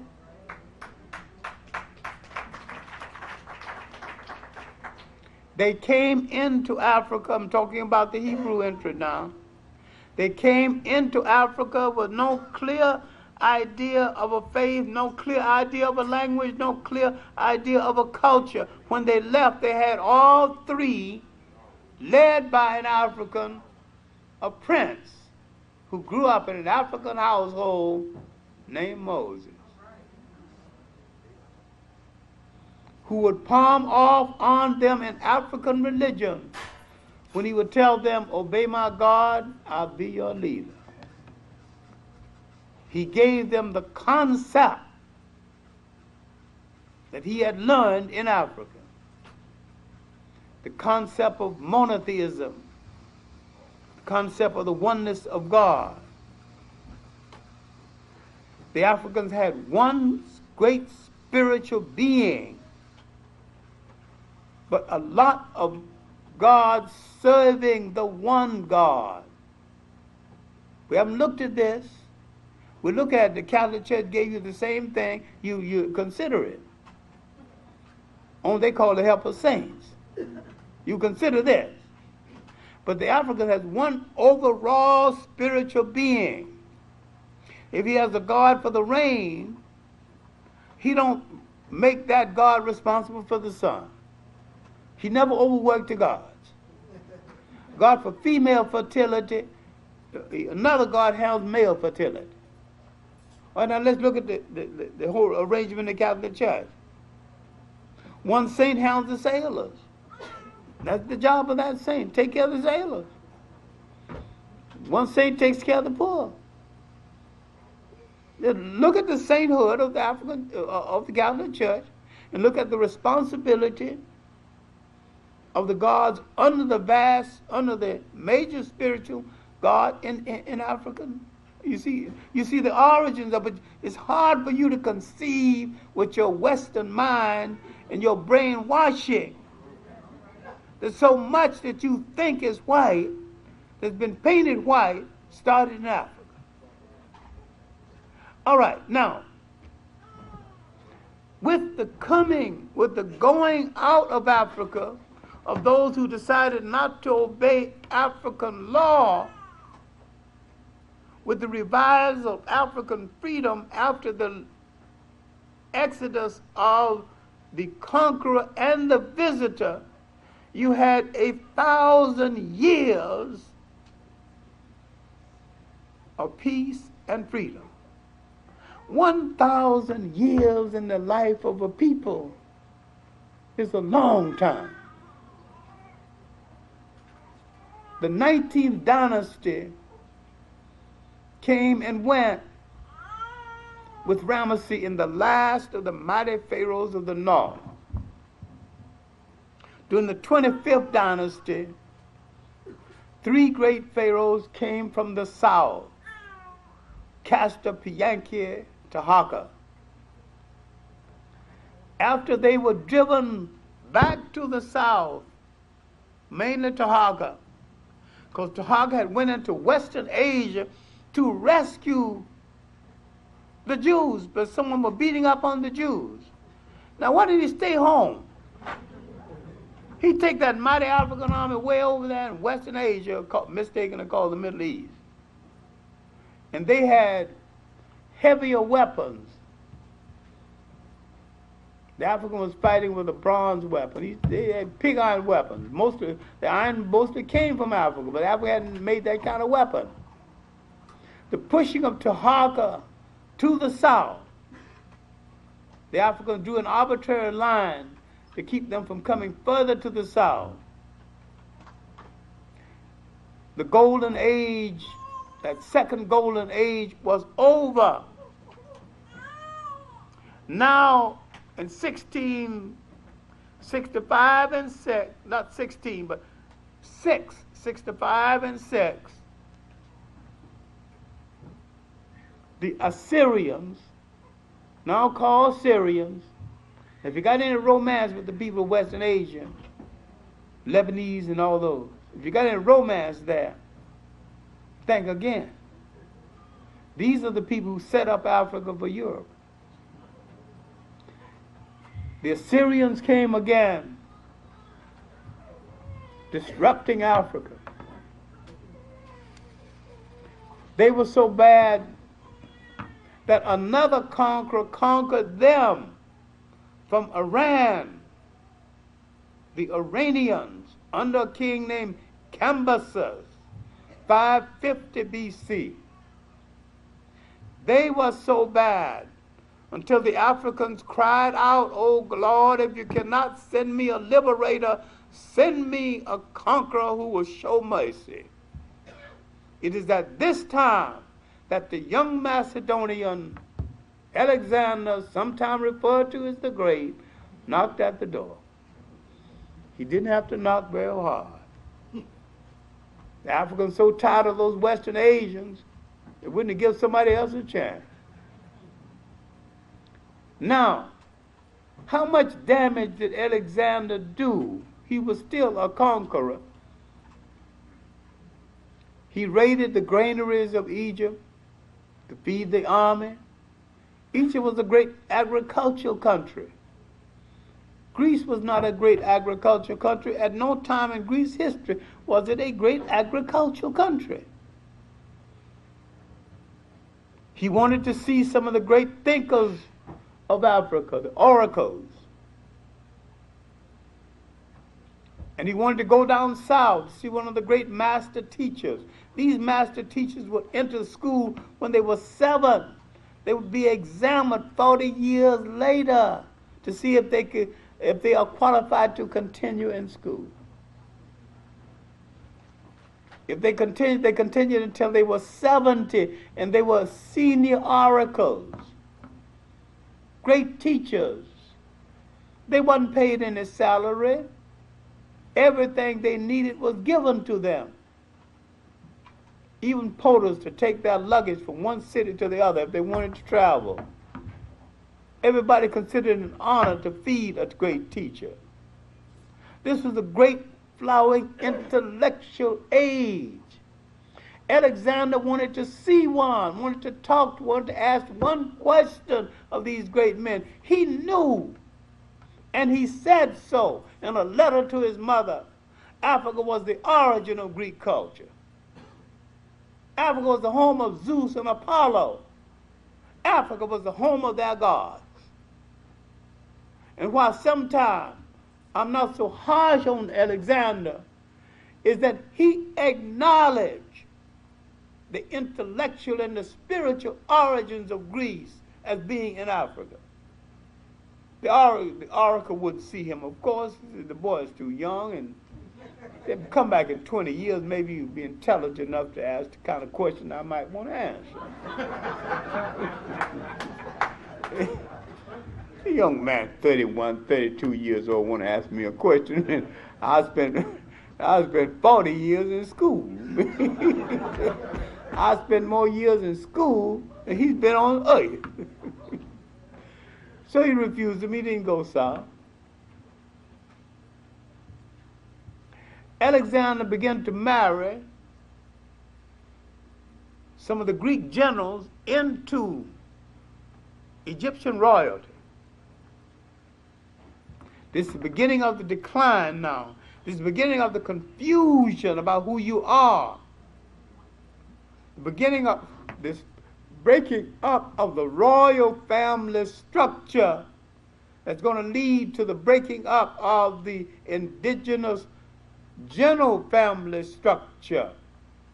The foreigner does not understand Africa's foreigner's family structure. He installs his own. Don't even understand African food, so he brings his own.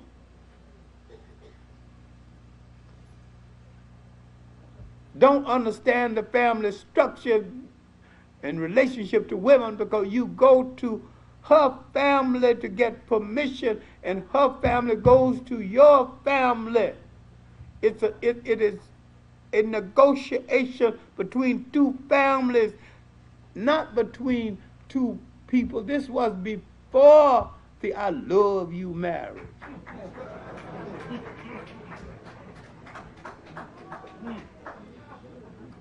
The romantic marriage is a Western invention. The I respect you marriage, people got married for reason other than love, because that can come and go. When you marry with the consent of two branches of the family, and they put a support system behind both of you, and there's no word in your language meaning divorce. If you got any problem, you go to the uncles and go to that family structure. They get it thrashed out. This is I respect you marriage. I didn't say romance didn't exist. I'm saying the basis for them coming together wasn't romance. But bringing two families together, bringing two bloodlines together, and sometimes bringing two herds of cattle together, and a lot of sheep and goats together, and bringing a village together, stopping a war. They stopped a war by taking a prince from this side and a princess from that side, and having a big ceremonial marriage. We all now belong to the same family. We have to stop fighting. Isn't this better than killing people? What have these two young people created? A gene pool. They can give birth to a generation. Now the foreigner did not understand this. The pollution of Africa's bloodlines and custom began with these foreigners. Alexander was the first purely European who didn't understand this. Finally, he decided he would go south. He had a habit of marching that magnificent Greek army to the borders of countries and telling a king, come out and see what kind of army you're going to fight. The king see all those Greeks, all those lancers, all those horses. He just shake his head. Oh my God, I can't deal with that. Surrenders his country. When Alexander decided to go south, the queen of Ethiopia, Candace, sent 40,000 of her finest troops to parade before him. Then a general handing him a note.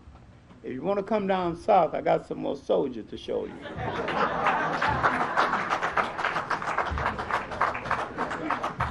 He didn't go south. Went to India. Went to Asia. There where he died in a drunken stupor, arguing with his African commander, generally left out of history, Cletus Nigra. You got to read your J.A. Rogers. I know a whole lot of people don't even know that Rogers was a Jamaican. Rogers was a Jamaican, a former soldier in the First World War, and walked like one to the day he died.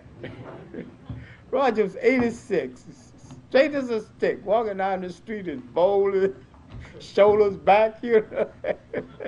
86 years old. Died later the same year. One of the great good fortune that has come to me is that I've got to know so many people personally.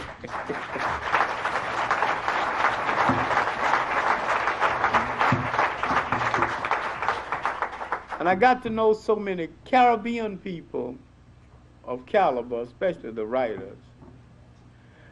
A lot of people know me for 40 years and don't know that I'm not a West Indian. They get to me and talk about it. Start the gospel about those other people. I just listen. I just listen.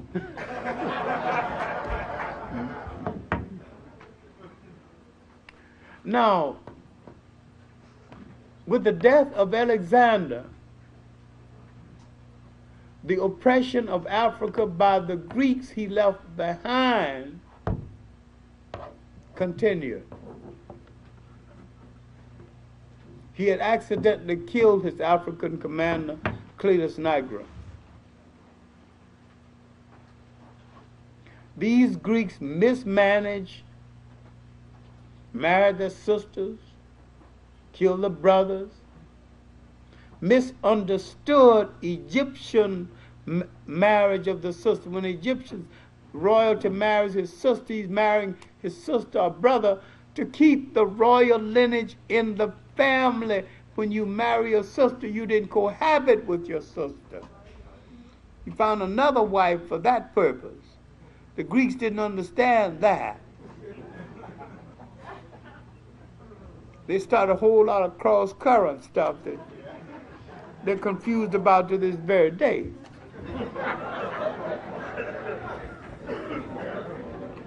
All right, now, the Greeks became so intellectual, they began to neglect the army. Next door to them was a bunch of thugs who were still thugs. This is the forerunners of the mafia. Couldn't read, couldn't write, but could fight like hell.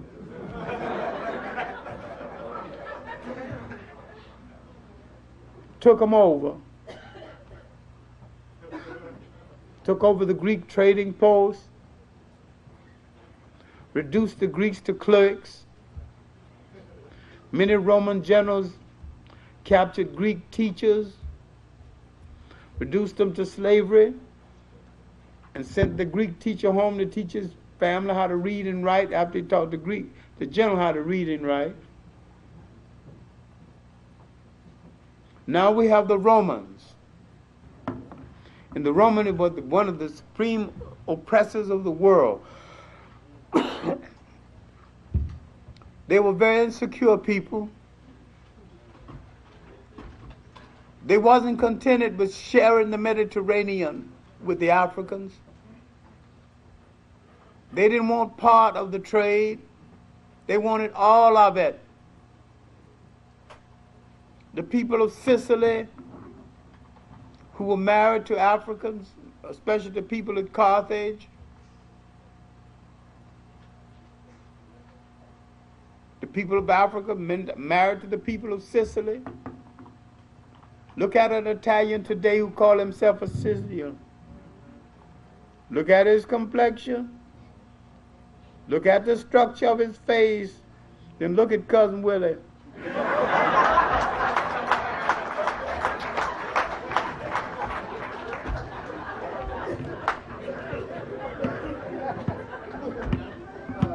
Those are cousins.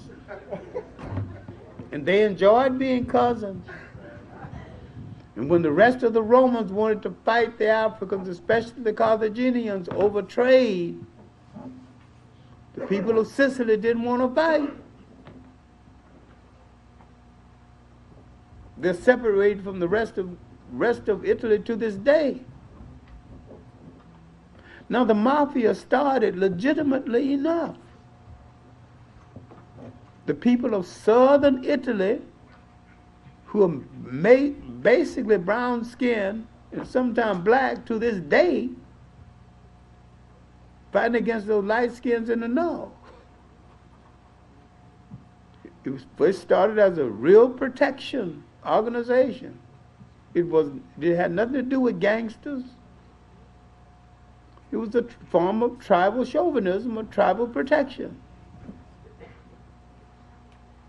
This would continue until Hannibal's father told Hannibal, he was a boy of 12 then, there's some mean people across that ocean. You better bring the battle to them before they bring it to you. And he grew up with this in mind. The Romans had one thing in mind: the destruction of that great commercial city across that water that had robbed it of all the trade. Finally, the Romans made a cult out of the cry, Carthage must be destroyed. Passed each other on the street. Good morning, Roman citizen. Good morning, Roman citizen. Carthage must be destroyed. Yes, citizen, Carthage must be destroyed. Nobody ever said why. History has not given us any reason other than need and greed and pure historical gangsterism for the destruction of Carthage. One of the most stupid wars in history. They would have gotten more out of it had they just engaged in a trade agreement. No, they wanted it all. Hannibal grew up, took an army, and held Rome at bay for 17 long years. Knocked at the Roman door, at the door of Rome, but didn't knock it open. Didn't seem to want to. Why is it that when we've got other people at our feet, we don't destroy them and humiliate them? Why is it every time we are down, people humiliate us? When do we learn? It is something humane about us that prevents us from delivering the knockout blow. Just knocking him down seems to be enough, then we walk away. We let him lay there long enough to get his strength up. And he comes up and we didn't see him pick up a weapon and knock the hell out of her. And yet we keep on. This is why the first Punic Wars started at sea about 246 BC. Hannibal's father tried to interfere with the Romans, who were indeed stopping the ships of the people of Sicily trading with the Africans. The people of Sicily did not want to fight the Africans. The Romans would whip them into line later on. After 17 years, they got themselves partly together. Hannibal had come over the Arabs with elephants. They pushed the old lion back at home. Now back at home, he must protect his own territory. Europe still have designs on his country.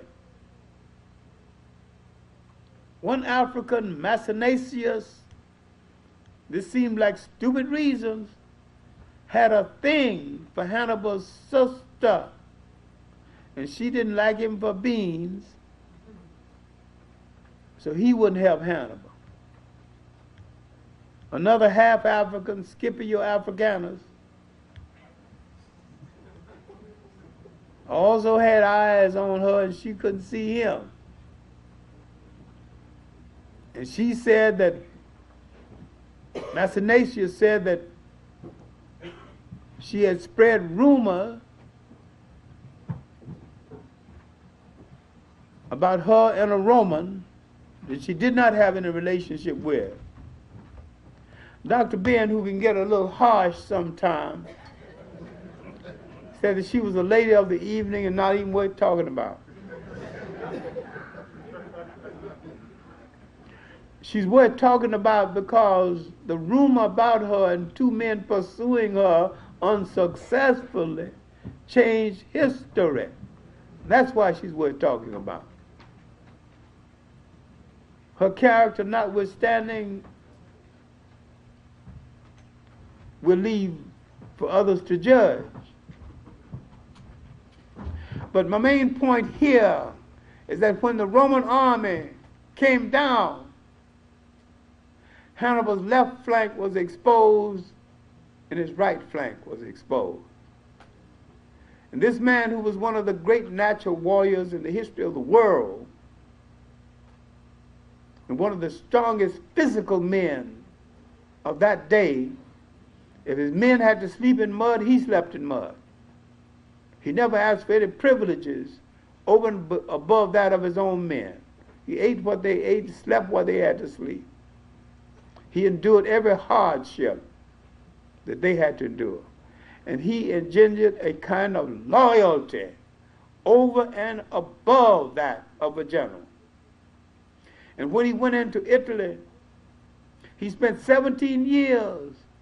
He's fighting the Romans, and yet there are Roman common people supporting him, finding leather for the shoes, finding food to replenish his army. I did a talk called Hannibal and Howard Beach, showing that if it takes one of our drops of blood to make you a whole one of us, Hannibal, in the 17 years, his soldiers got the urge. They didn't go all the way back to Africa to satisfy the urge. So therefore, they began to visit the Italian ladies and deposit some children.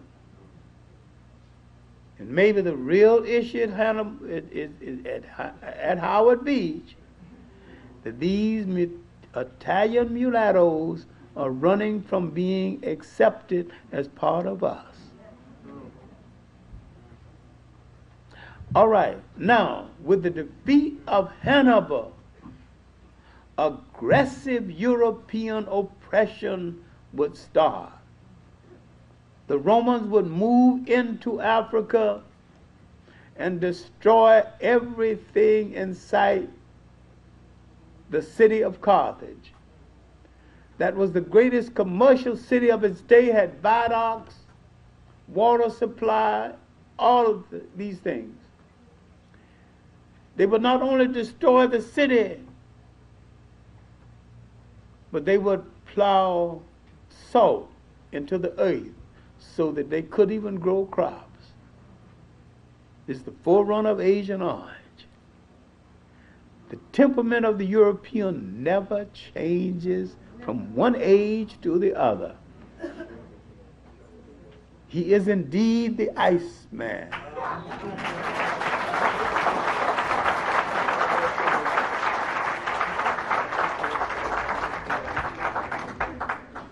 Now, when they moved into North Africa, they established themselves in a country now called Tunis.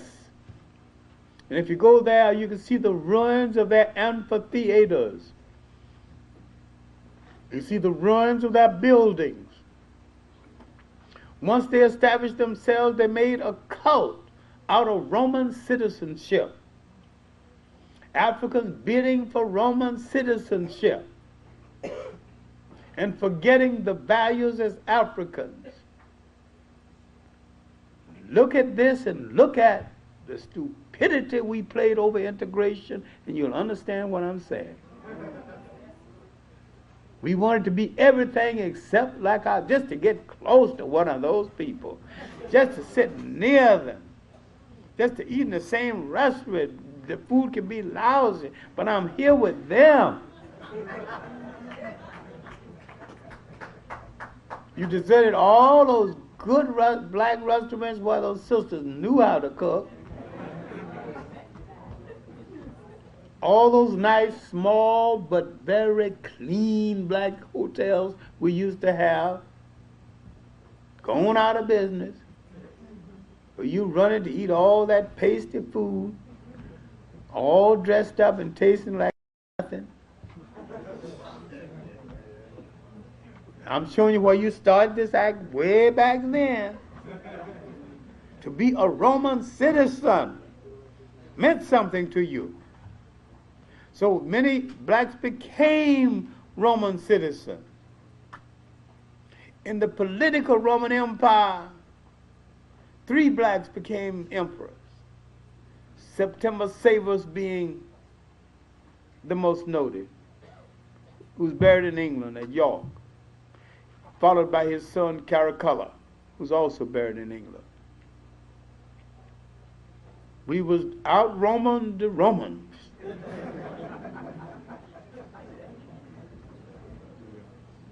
We were striving to be those things most unlike ourselves.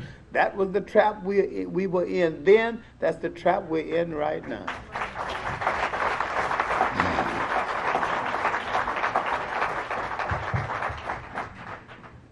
During the Holy Roman Empire, was 3 African popes. And don't think that African emperors ruled Rome, or African popes ruled the Holy Roman Empire. The Romans ruled them. The Roman Empire was multi-ethnic, but the Romans ruled it until it fell. They were very clear about this. You talking about one man, one vote, multi-ethnic, black and white unite. There ain't nothing you need to talk about in South Africa but African power.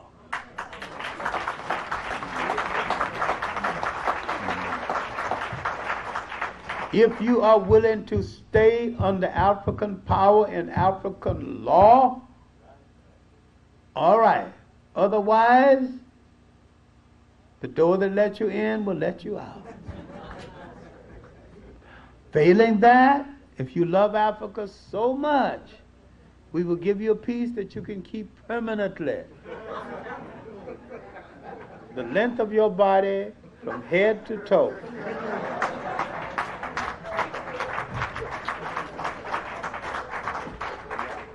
If your enemy had to be guaranteed that he's going to be safe after you are free. He will be safe if he obeys your laws and respect your power. Other than that, he ain't got no business being safe.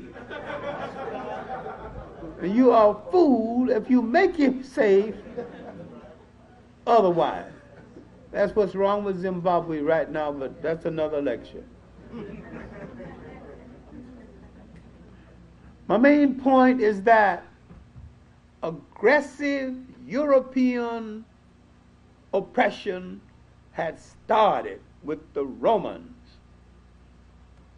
and that these Romans,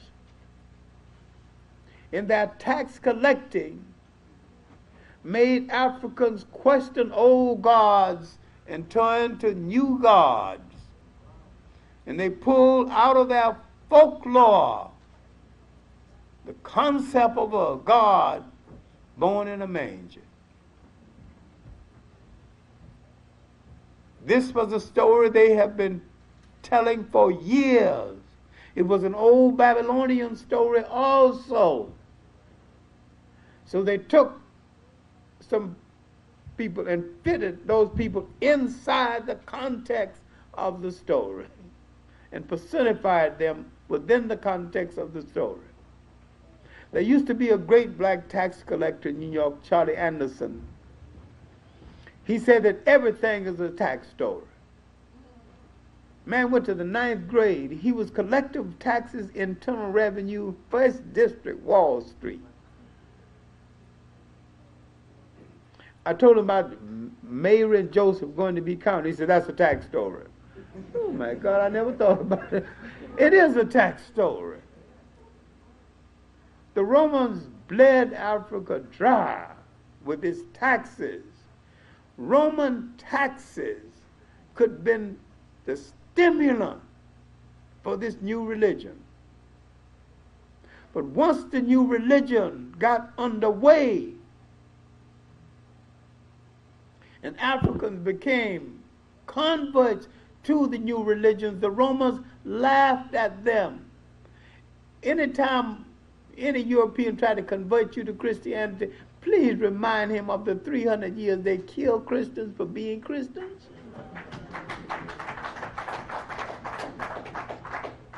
There were more Africans killed in the amphitheaters of North Africa for being Christians than in the arena in Rome. Why don't we know about the Africans? Someone wrote a romantic literature about the killing of the Christians in the arena in Rome. No one did the same thing about the Africans. This is why this is why the great black women in early Christianity got lost. The woman who started the Sunday school, the concept that became the Sunday school, lost from history. And once the Romans stopped killing Christians and became Christians, they declared war on the African Christians for the control of the church. No matter where the European is on the face of the earth, he never shares power. This is an illusion we've got about South Africa. European never live where he have to share power with a non-European. The mere fact that the African is in power guarantees you he's going to wreck that power or he's going to get out. You have to be very clear about this, and this is why you have to emphasize African power and no one man, one vote. It's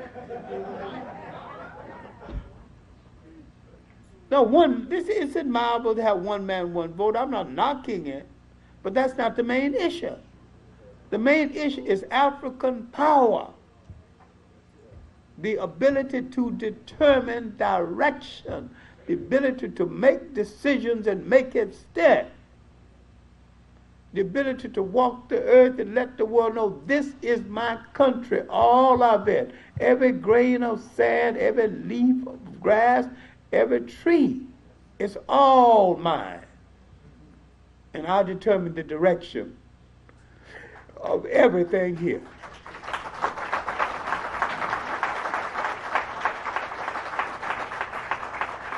In the final analysis, the essence of power is the ability to include and exclude. And if you don't have that ability, you have no power. And if someone else determines it for you, you are a slave. If someone else restricts your movement, you are a slave. The condition of being a slave is not just the condition of working hard. It's a whole lot of people work hard who are not slaves. The condition of being a slave is not just the condition of being hungry. There's a whole lot of people who are hungry who are not slaves. The condition of being a slave is having the status of not being able to determine your own destiny.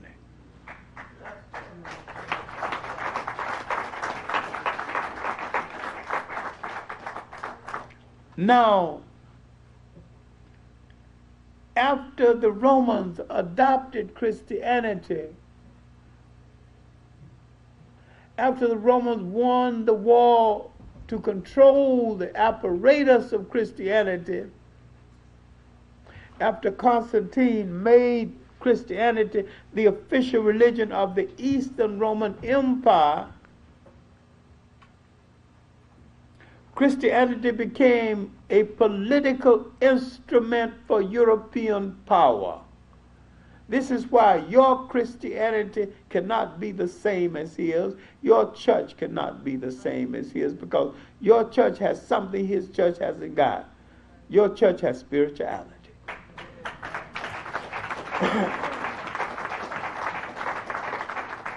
And that's what saves your church, spirituality. That great deal of difference. Now, the Romans mismanaged this religion so terribly, fighting among themselves until they lost confidence. About 450 BC, about 450 AD, the Romans had begun to lose hold. A bunch of Germans called Vandals came down to deal with the Romans. The Romans had propagated a concept that they were invincible and no one could defeat them. The thing about the Vandals not only didn't know about it, the Vandals couldn't read anyway.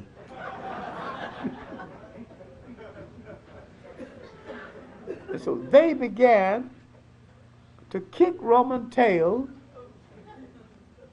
and after the Vandal period, Roman power didn't mean anything. They would coast another 100 years on their reputation. Finally, early in the 600s AD, a camel boy began to grumble with other camel boys. And he began to ask for reform. Failing to get reform, he asked for a new religion. And the new religion was Islam. Islam drove Romans out of Africa, blocked the Mediterranean, and gained control of the trade. Europeans now had to go back into Europe and feed on themselves. The Roman Empire was no more. Islam brought a new force into Africa, thanks to Zayd bin Harith, the great military man of Islam, an Ethiopian. Bilal, the first Mazum, the first to call the prayers, an Ethiopian. Anta, the first literary man of Islam. a black Persian,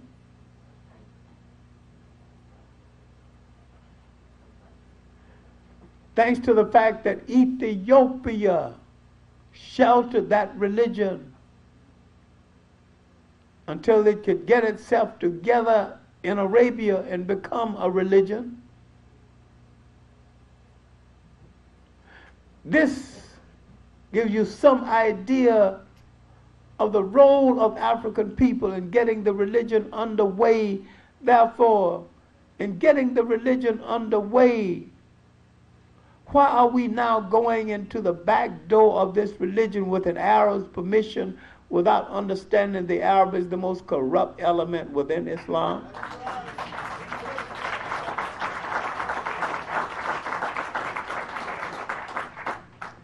Why have we devoted so little time to the great black characters within Islam? Why do we boast so much about Islam? We know nothing about Zayd bin Hadid.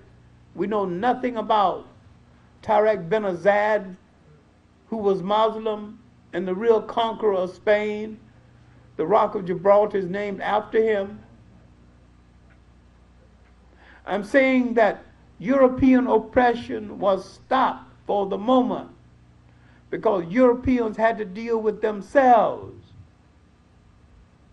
And while European oppression was stopped, Africans would build a third golden age in inner West Africa called the Western Sudan.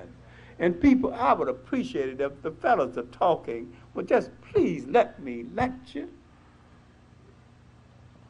I thank you very much. These kingdoms in the Western Sudan, terribly neglected by most historians, Ghana, Mali, Sangay just have to be the most important. But there were other kingdoms. There were Yoruba kingdoms. There were the Ashanti kingdoms. The kingdom of Old Olio. There were kingdoms within kingdoms. There were great Muslim kingdoms. There's a great Muslim kingdom in what is now Mauritania, usurped by the Arabs who still have the slave trade in Mauritania. There are coward black Muslims today who will not confront the fact that the Arab is still a slave trader.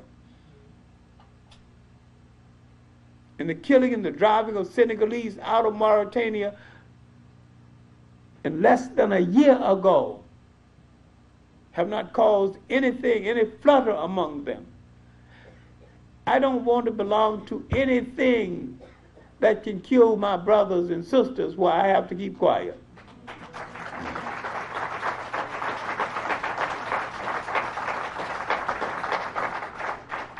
But after over 1,000 years of these great kingdoms, these great river civilizations in Africa,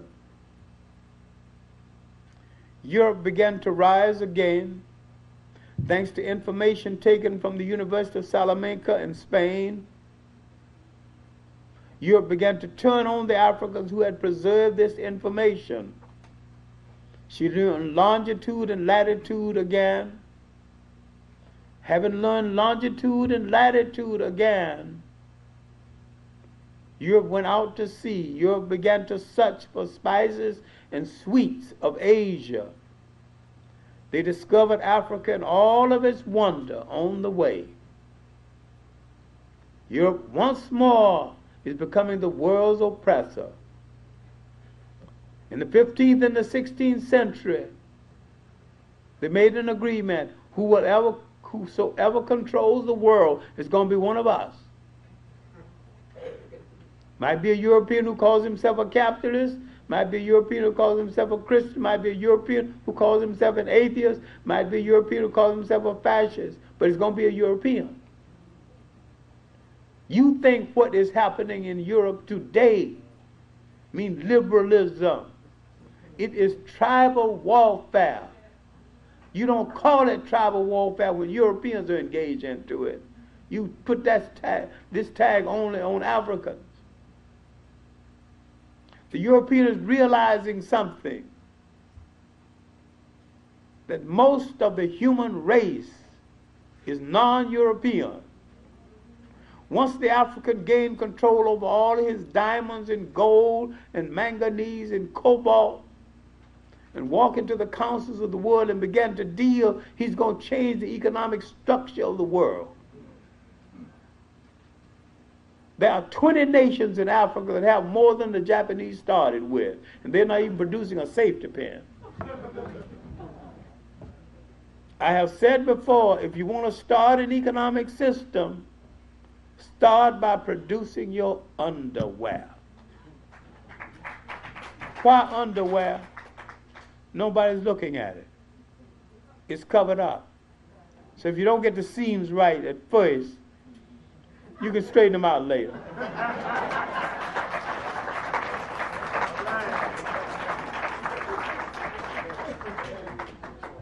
Give us a little while. We'll produce the prettiest underwear. And when you undress before your favorite person, look better than the suit.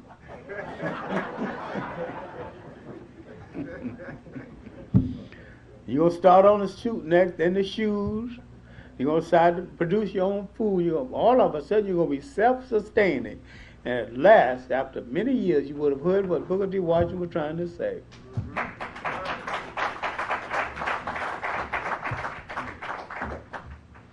These states fell in inner Africa because after the slave trade had already started, the king of Morocco, Il-Mansur, who got help from Queen Elizabeth of England, who promised him, if you help me overthrow King Antonio of Spain, I will help you destroy the Sudan, Sangay, sent an army across that Sahara to destroy these independent states. Finally, he succeeded. It was Muslim against Muslim. Most Muslims don't want to open up this kettle of fish. And yet we better be honest with ourselves and find out what has been done to us in the name of religion. The European slave trade came to us in the name of Christianity. The Arab slave trade came in the name of Islam. We must understand the misuse of religion.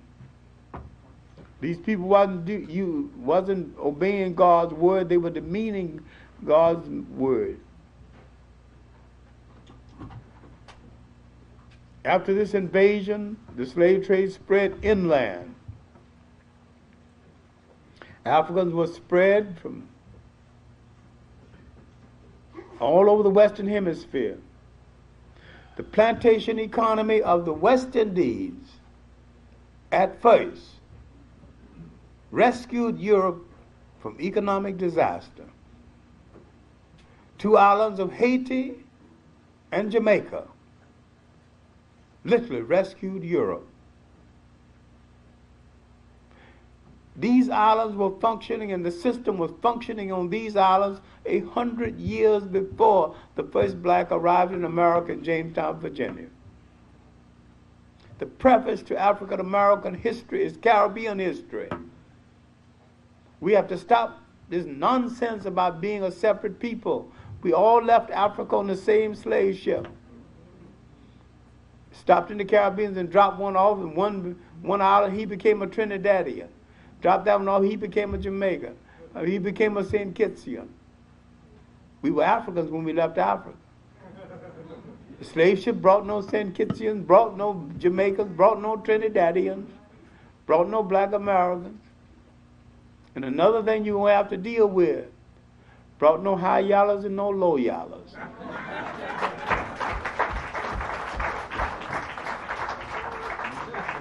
No deltas, no AKAs, no Elks, no Shriners. All of us had to become what we thought we needed to become in order to survive. I'm not asking anyone to apologize. I'm not asking anyone to boast. But in the final analysis, we are all one people. And we have to face the world as one people. We have to stop all of this nonsense about Dutch uncles and Scottish grandfathers and a little drop of Indian. A bigoted cab driver downtown can tell you who you are. He look and say, I'm not going to take you to Harlem. You don't have to live in Harlem. He ain't going to take you in. That means he ain't going to take you any place. Now, what are the possibilities of the survival of African people? Somewhere we've made the wrong turn in the road. Somewhere we misjudged ourselves. We reached the fork of the road and we saw many signboards leading home.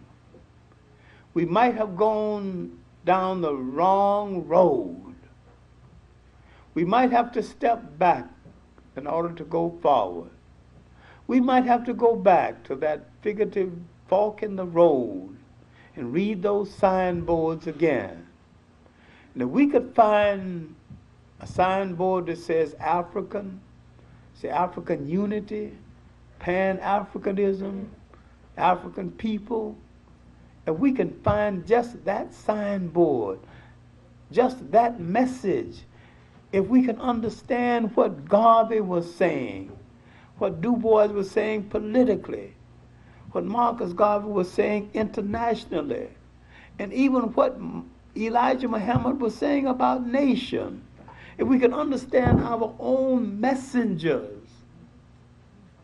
we would find the signboard that leads us home, and we could become a new and free people, and we can first activate that humanity that we gave the world once and must give the world again if the world is going to continue to be worth living in. Thank you.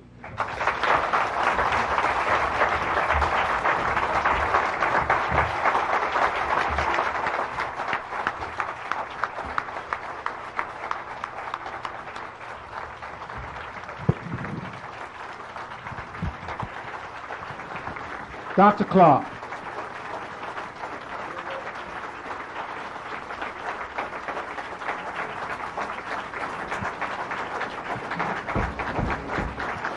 Dr. John Henrik Clarke.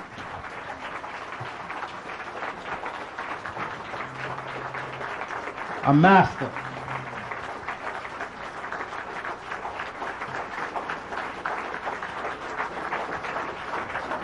Thank you. You may be seated.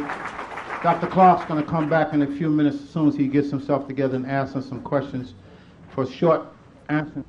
Thank you. Oh, one other thing. Last Monday past, we did a tribute. There was a tribute done here to Brother G2 Wayusi. Now, y'all know who G2 was, the person that they came down on in the campaign and all that stuff. But it did my heart good to see the African community come out and pay tribute to him. And we raised over $4,000 for that brother right here in this church. And there is a good story, a whole page story about him in today's Newsweek, done by the sister Merrill English, who is a Jamaican sister and an African sister. And she's always writing something positive and the positive side of our community. And those of us who read that paper, and those who don't read that paper, I think we should drop a line to the paper and commending her for her work that she does in journalism. That's Sister Merrill English, and it's in today's Newsday newspaper. And it's a full page cover, and it's got a beautiful picture of our chief, like we call him. And he looks like a chief, resplendent in his black suit and his white beard and his gray hair. He looks just like he is a chief sitting in that picture. And I opened the paper this morning and I said, oh, wow. And I saw it and it was great. And I think if you haven't seen the article, you should get the paper or get the article out or call them and ask them for a back issue. And write that paper in commending this Sister Merrill English. Thank you.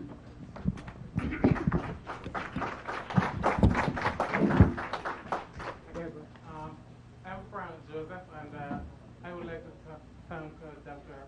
Clark for his presentation tonight. It's been an honor getting to know you. This is my first time meeting you. And in paying my respect to you, I would like to say also that the only person I've known who seemed to have approached your caliber was the late Dr. Eric Williams of Trinidad and Tobago. Thank you. Thank you. My question to you, Dr. Clark, is this. Can you comment on the fact that the bulk of African history is stored away in accessible places in the papal archive of the Vatican and also in governmental storages in Germany? That's correct. Well, that's true. In fact, most of African documents are outside of Africa. But England probably holds the greatest number of valid documents on African history that it fails to use in its textbooks and its schools.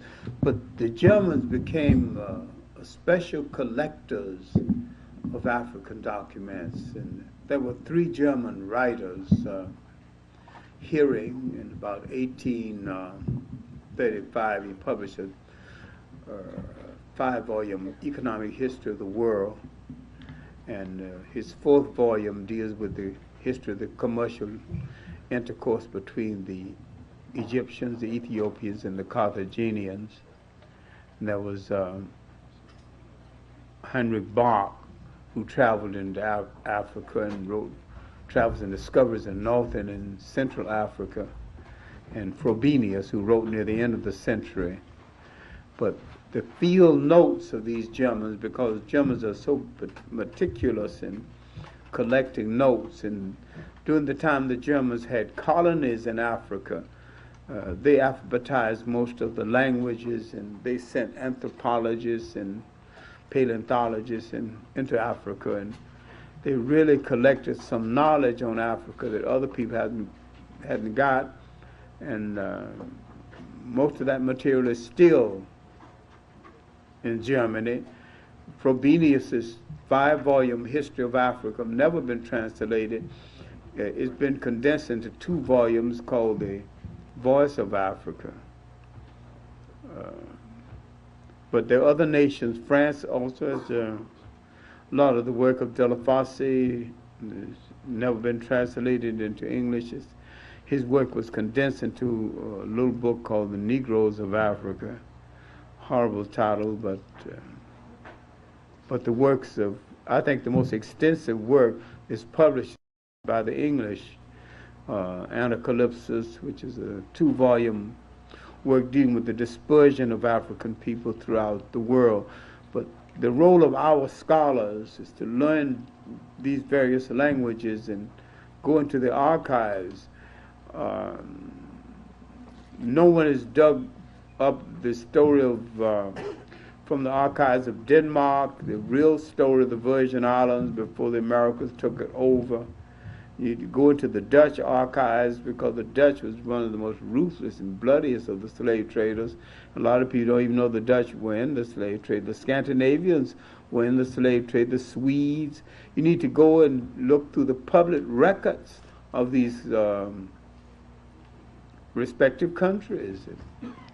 And our history is just beginning to be told.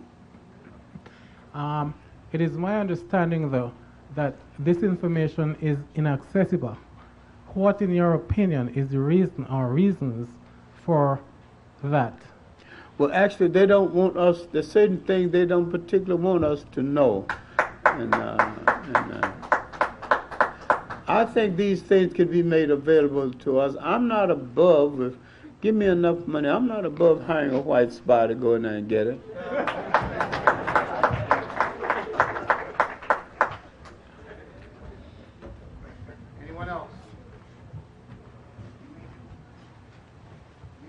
all these people and this brilliant gentleman simply have no questions? Come forward.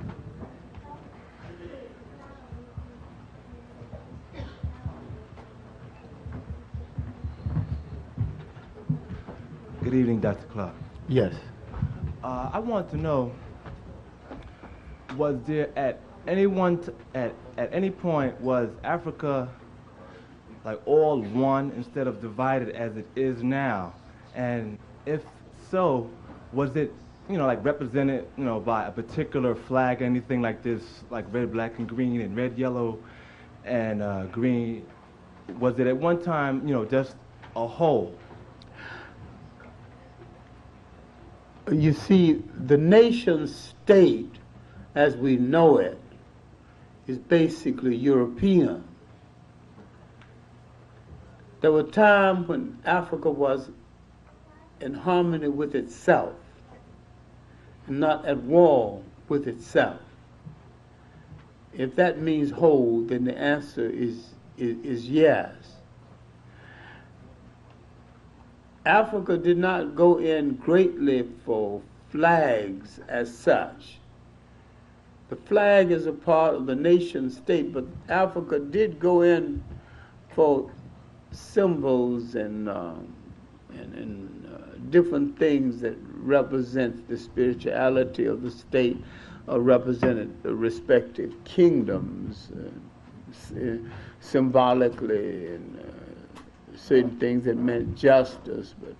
But my point is that while Africa was never totally, all Africans have never been totally conscious of all Africa simultaneously, conscious of all the Africans living in Africa, and they are not now.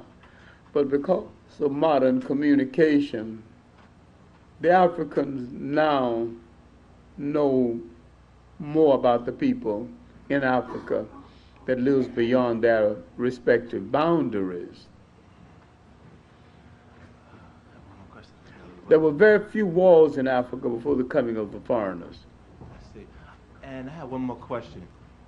There seems to be a conflict of interest as far as like what might have been the original name for Africa, or something close to before Africa, what I understand.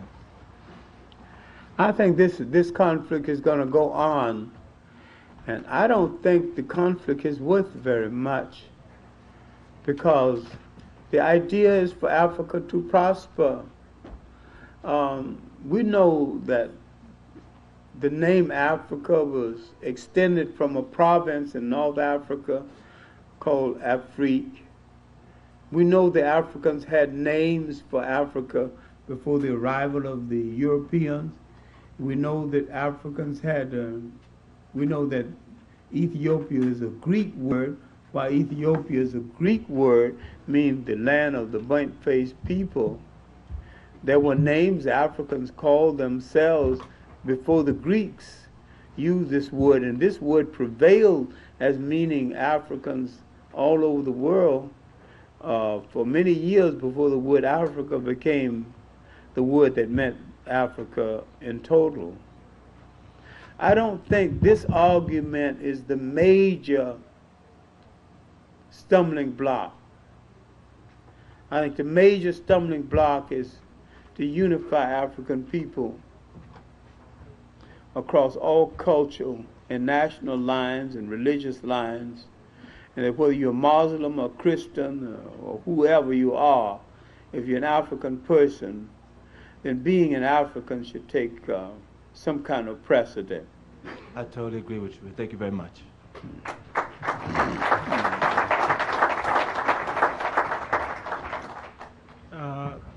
Dr. Clark, I think I'd like to have a preamble and say that I believe that power, the seat of power rests in religion and politics. And you dealt tonight mostly with the politics, and I have a feeling, though you did mention our spirituality, I have a feeling that our confusion at present is based on the fact that we don't have a sense of a religion. I am of the opinion that the Bible testifies to the fact that the children of Israel are African people, and the children of Israel are right here. I feel, this is my own belief, that we as a people have to reclaim the Bible and try and take out the white in it and accept it as what it is, as ours, and that might somehow help us to unify and to get out of this predicament, because though we have close to 35 million Africans in this country, we can no way help to determine America's policy towards Africa.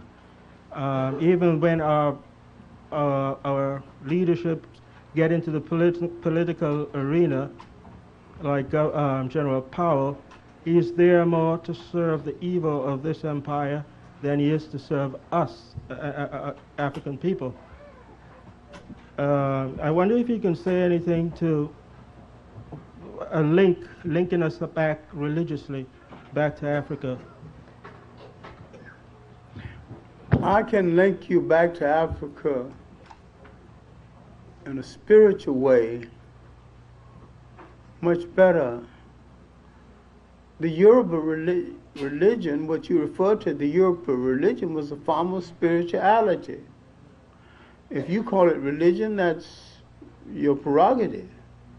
But it was a way of life, a spiritual and cultural way of life.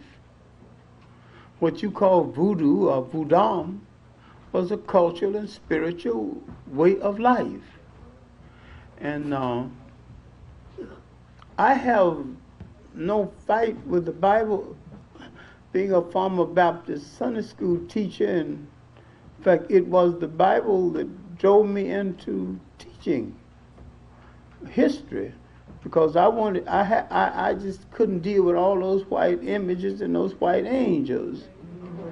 And I didn't believe that if God is love, I just didn't believe God left us out of his book. And I wish you would read some of the books written about Bible writing, such as Sir James Frazier's 3-volume work, Folklore of the Old Testament. The Bible is part folklore, Jewish folklore copied from Africa. And many of the stories in the Bible was told to illustrate truth. I'm not arguing with that, the moral basis of truth. I'm arguing with the over-dependency on it. Because too many times I think we take our burden to the Lord and leave it there. Now, if the Lord has given you 2 good feet and limbs to carry the feet, 2 good eyes and sense of smell, sense of taste, a sense of proportion and common sense, enough sense to take care of your body to keep it healthy, I think God has done his job in a lot of cases, and that we shouldn't just take our burden to him and leave it there, because he's equipped us to handle the burden.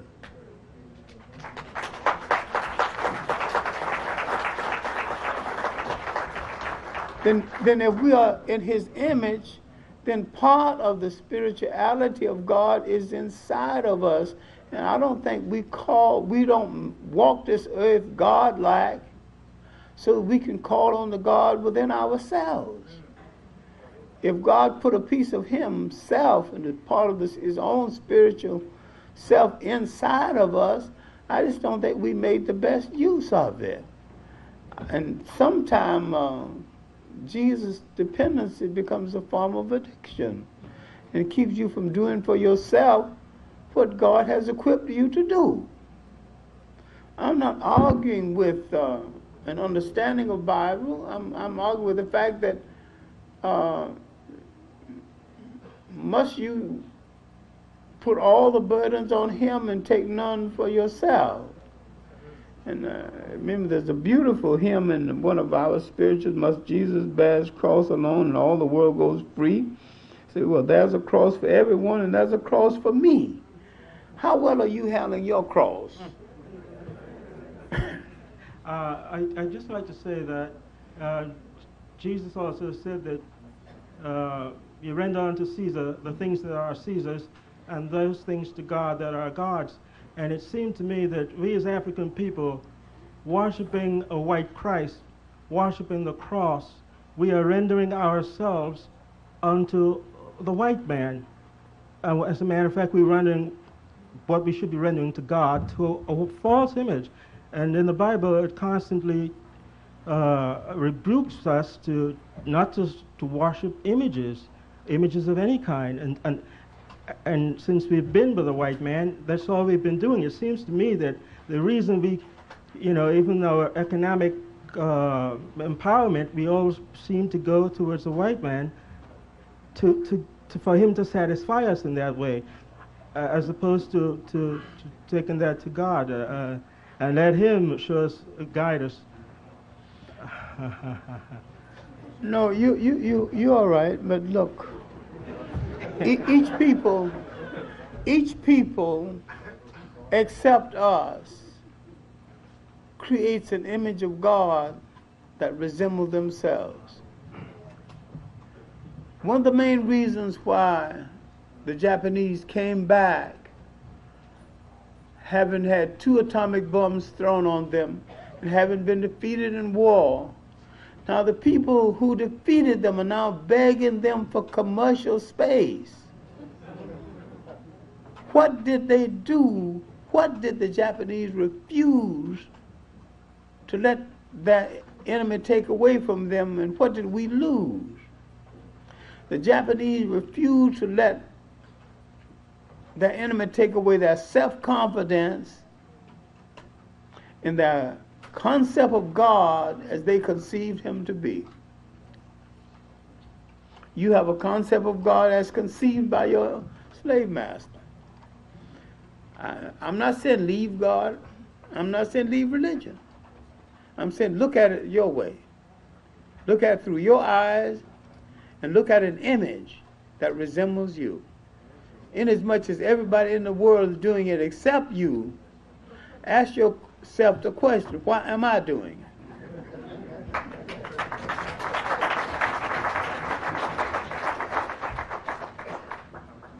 Peace, Dr. Clark. It was an excellent lecture, and once again, I'd like to thank you. My question refers to the people of North Africa called the Berbers. Now, a lot of people, when you talk about African history, they, like a lot of people that want to argue whether African people were actually in control of North Africa or the people of North Africa were actually Africans themselves. They constantly use the Berbers to try to highlight them in some type of positive light. I just want to know just like basically just who are the Berbers and just who are they indigenous people to Africa? Or do they have any type of significance, to us? Or, are these foreign invaders that came in? I just want, and another question I'd like to also ask you about someone like Muammar Gaddafi, for instance. Now, a lot of brothers and sisters constantly, my personal opinion, right? I believe that his sole allegiance is to Arabia. That anything like when he's working in agriculture and stuff like that, it's not really to benefit the Africans per se. It's just that I look at Muammar Gaddafi as somebody just basically anti-Western, and anything that he can do against the European, he's just going to do it. And any assistance that he can get from anybody, he's just going to use that assistance to gain his personal agenda, which is to help his Arab half of him. And my question is like, what is your opinion of Muammar Gaddafi, like in a situation like where he's building Muslim temples and training Muslim missionaries to send them out throughout Africa, the Muslim lands, the continent? And also I'd like to ask your opinion of the situation in Panama, the Panamanian invasion. One thing, that's all right. Muammar Gaddafi.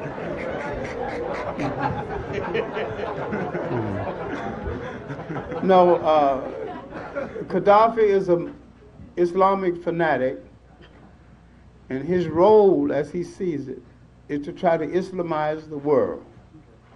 His loyalty is to Islam. into Islam and the Arabs. Some years ago, when he was sending some Libyans to Europe for education, he told them crudely, you're going to Europe to be educated and not to choose wives. And remember, I want you to come back and make good Arabs. And you cannot make a good Arab between the legs of a European woman. That's cruel. But you know one thing? Someone need to tell some Africans the same thing.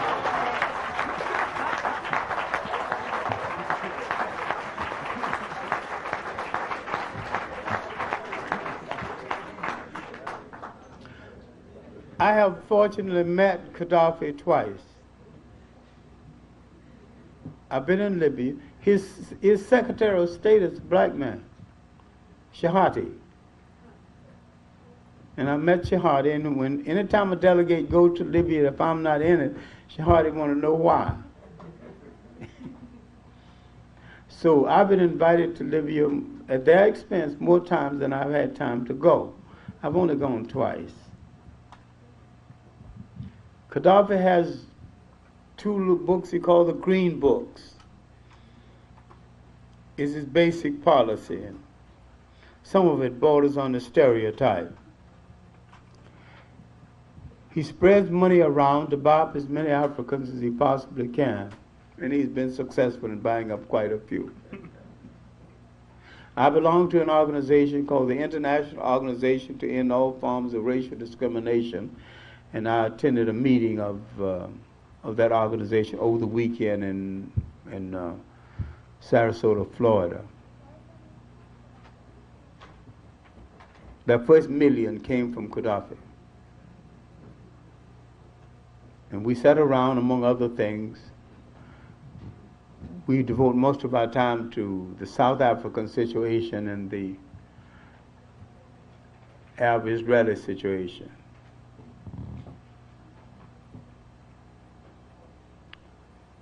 Kind of rich anti-Zionist Jews and upper middle class whites. And I was wondering, what the hell am I doing? They got have a $3 million budget. And do you know what the great sadness was? We are dipping into our reserve at the rate of $90,000 a year. At this rate, we got to raise some big money someplace. Kuwait has promised us $500,000 3 years ago and have not delivered the money.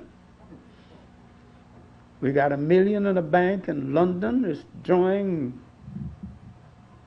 less than 6% interest. And why are we letting that money hang out in England when we could do better in Switzerland?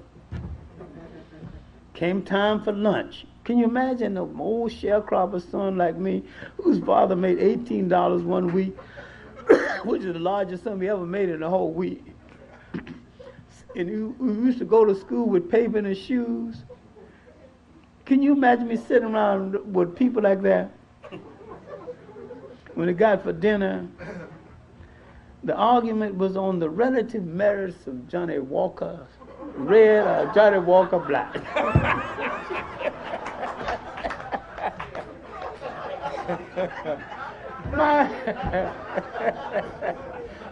And my father came out of his grave. He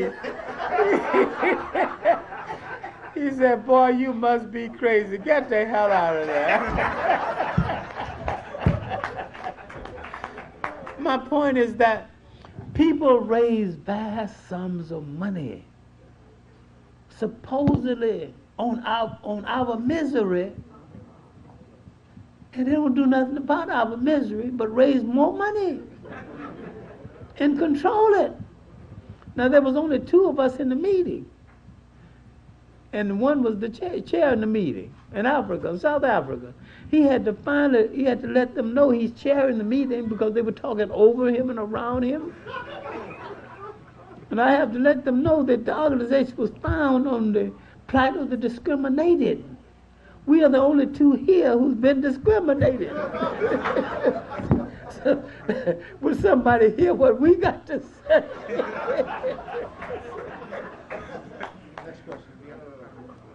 No, he asked about Panama. Yeah. I don't have much to say about Panama other than the fact this is two gangsters fell out and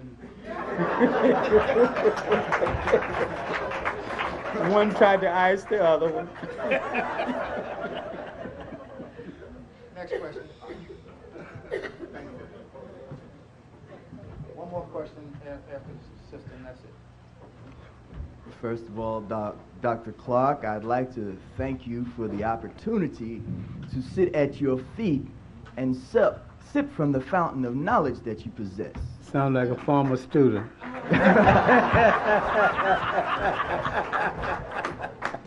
Now, my question is, what, in your opinion, is the best means to reach our people and bridge the gap between our people and the African people, in the sense that, so that they can see that we are all in this together, to overcome the divisiveness, just as you mentioned, when people maintain, well, I'm not American black, I'm Trinidadian or Jamaican. Now, how do we overcome this? Because this is the only way we can reach the unity we need to confront the enemy. Well, if we're going to survive, we're going to have to find a way, and I think it's going to have to begin with some closed doors and some hard talk among us. Then the converted, we're going to have to go out and convert some others. It should be said in all fairness, in spite of the dissension that sometimes exists between Caribbean Americans and black Americans, there are some Caribbean Americans who never bought this idea of one iota. There are some Caribbean Americans who from the very beginning melted into and blended into the black American population, served them well until the day they died. And I know one, the Cave brothers, Vernon Cave and his brother, who's still alive. It was a dermatologist here in Brooklyn, and Herbert died. And Vernon, who I have an appointment with next Monday, is still alive, and we're still getting along best in that there are still some communities, Caribbeans married to African Americans and vice versa. But we have to realize that while we adopted some of the artificial values of our respective slave masters, we're still one people, and we're not going to make it without each other, because without each other we have no place to go.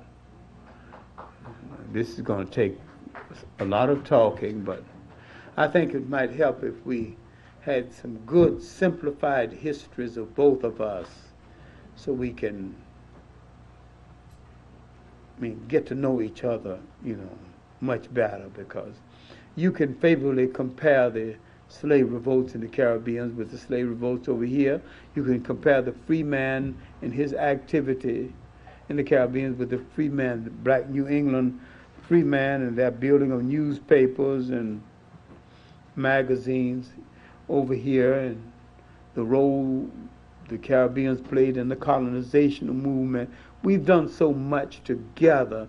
We need to stop all the nonsense, because it was Prince Hall from Barbados that built our Masons, and it was Robert Campbell from Jamaica who went with Martin Delaney out to Nigeria in search for a place. It was Russ Warm, another Jamaican, one of the editors of Freedom's Journal.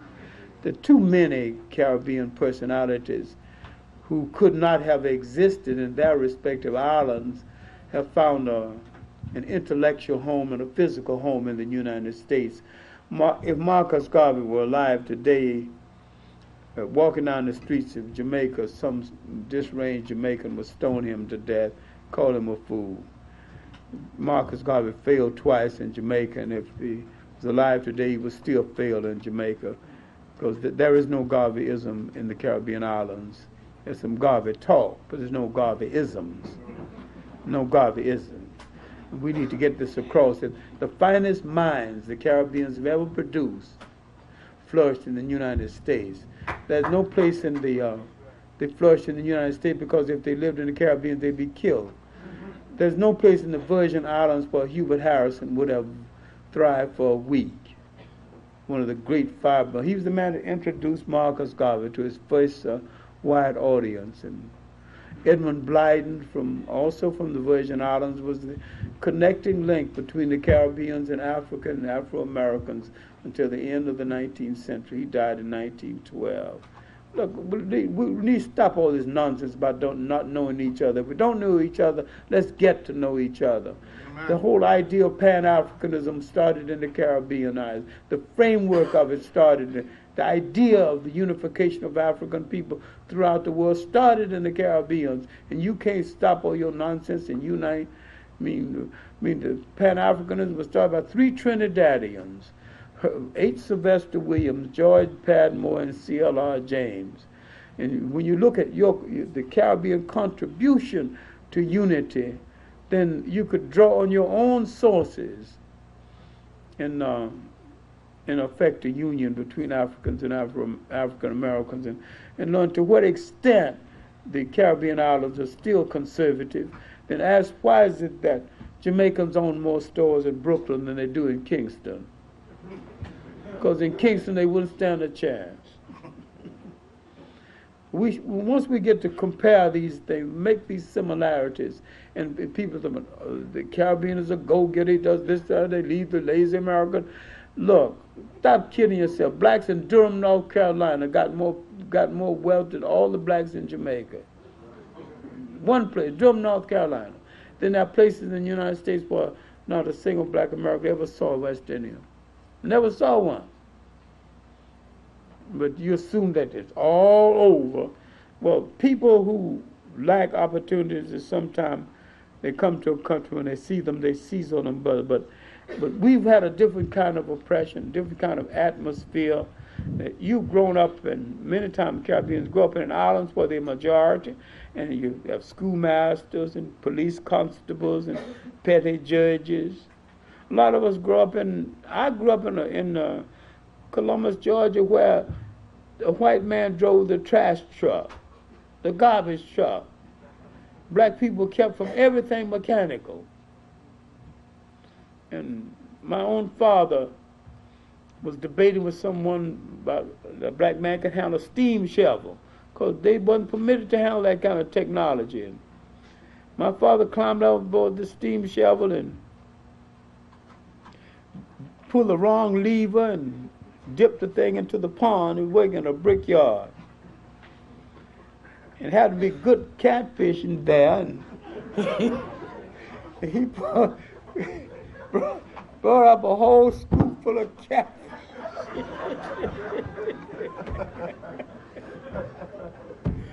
Biggest catfish I ever saw in my life.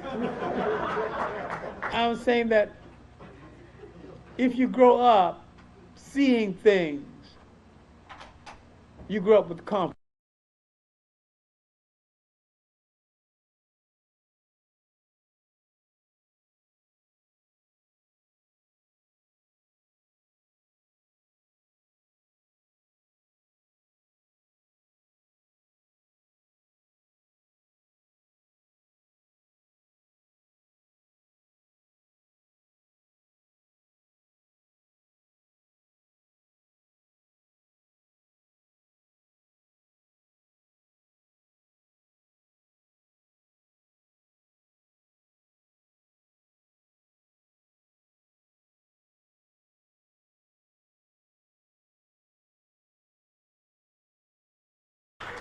We cannot expect history to make exceptions in our case.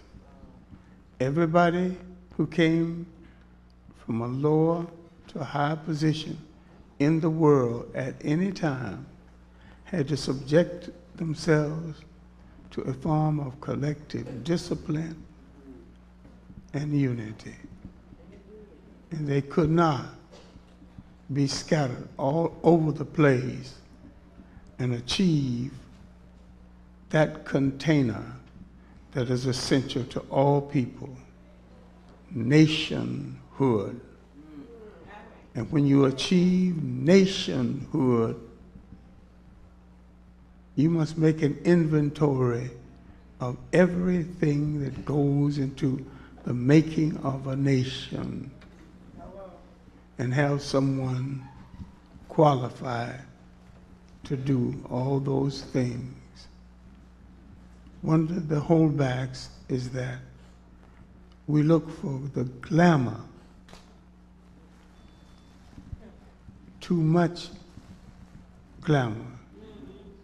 Oppression depresses the ego, the sense of self-satisfaction. Now we have to go back, all the way back to self-satisfaction.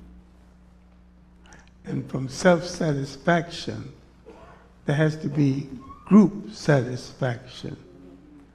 So while it is absolutely essential that you love yourself, because any love you have for other people is of no great value if you do not love yourself.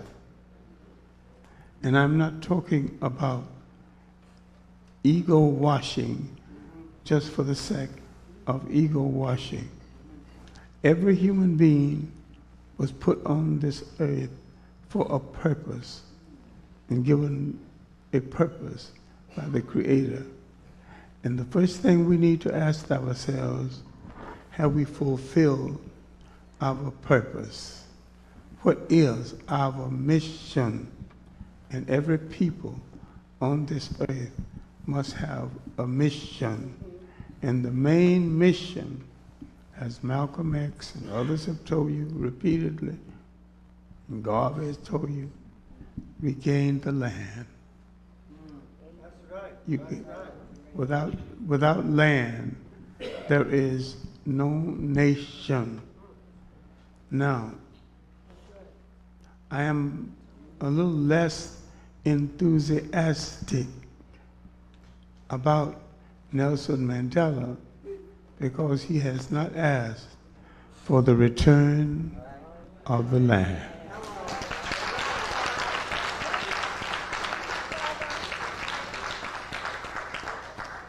When he came to power, the whites controlled 87% of all the land in his country. They still control 87% of the land. Until he called for the return of the land, I will share with you and trade with you as much land in Africa as you will trade with me in Europe. If I have no European land, then you have no African land. And when Africa is fully cultivated, when what in its land, the great agriculture, mineral wealth, gold, manganese, cobalt, when these things are cultivated, there should be no poor African and no hungry African. Now these things are being cultivated for other people. What I'm speaking to is the very concept of nation seems to have eluded us. It will elude us so long as we ask foreigners to come to our country and do what we need to do. So therefore, when we take over a nation, we must have made an inventory of what goes of a nation.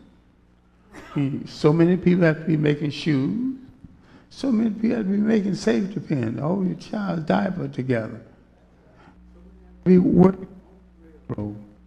And so many have to be designing the railroad and the railroad car. All the Japanese did is to take one automobile and break it down and began to innovate, making different parts of it. And they put together, and they had an automobile. So there's no mystery about things we're from, and we are doing for other people the same kind of thing normal would be doing for ourselves.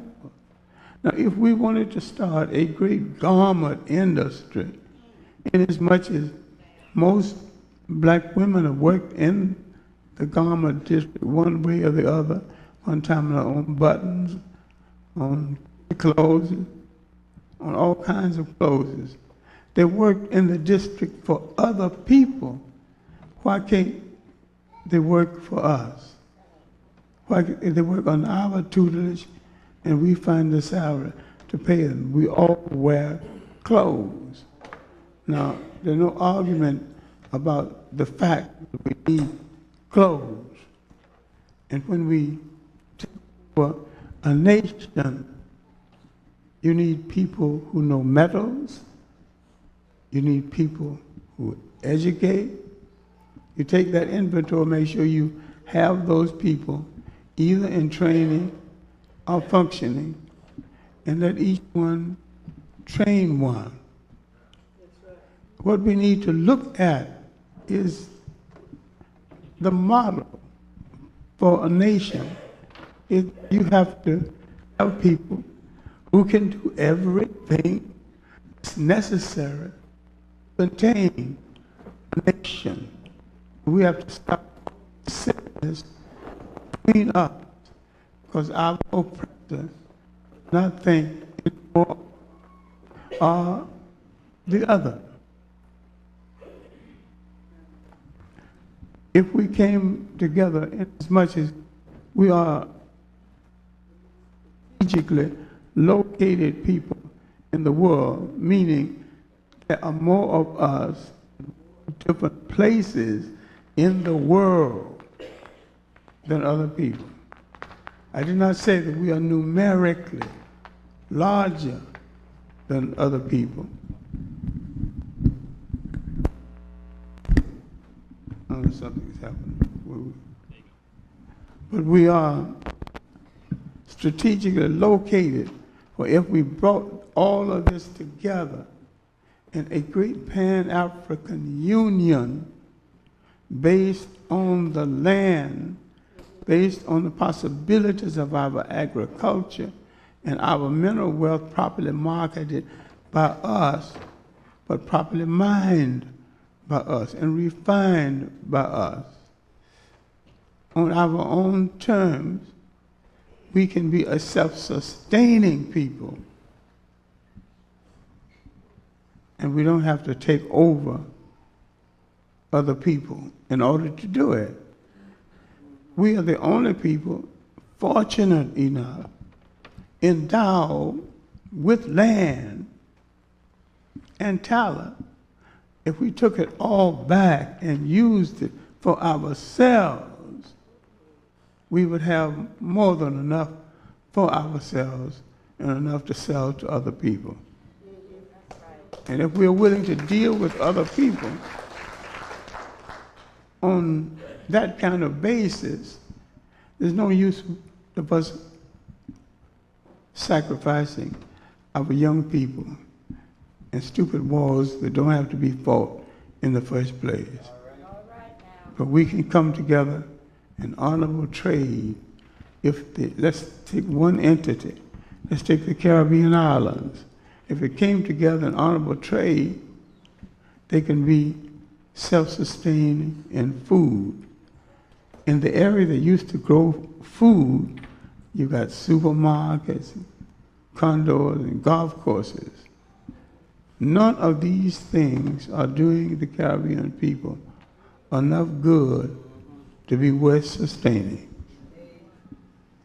In Bermuda, they had a red onion. They had a monopoly on the onion. A Texan came, put some in his suitcase, and started an onion industry in Texas. Now the same Texan, sell Bermuda onions, red onions, to the people of Bermuda. Now they got to go to a Texan now to buy their own red onion. And the land they used to grow their red onion is now either a golf course, a condo, or a big supermarket area. When people take away from you the right to, not only the right, but the ability and the right to sustain yourself, they take away from you what is vital to the concept of nationhood.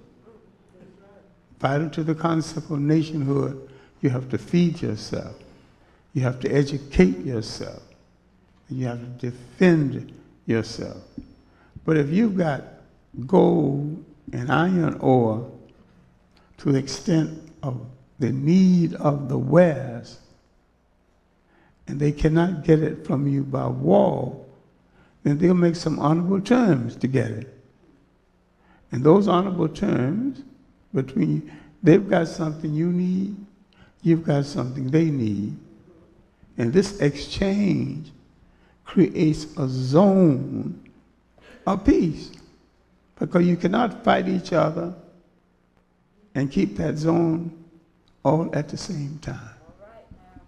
We have to understand the structure of nations when the Asians first, then the Europeans, came into Africa. Now, in my African course 1, I teach these beginnings. Now I will probably go further, because now there's information on the Sudan and its connection with Egypt that didn't exist. What made Egypt a state?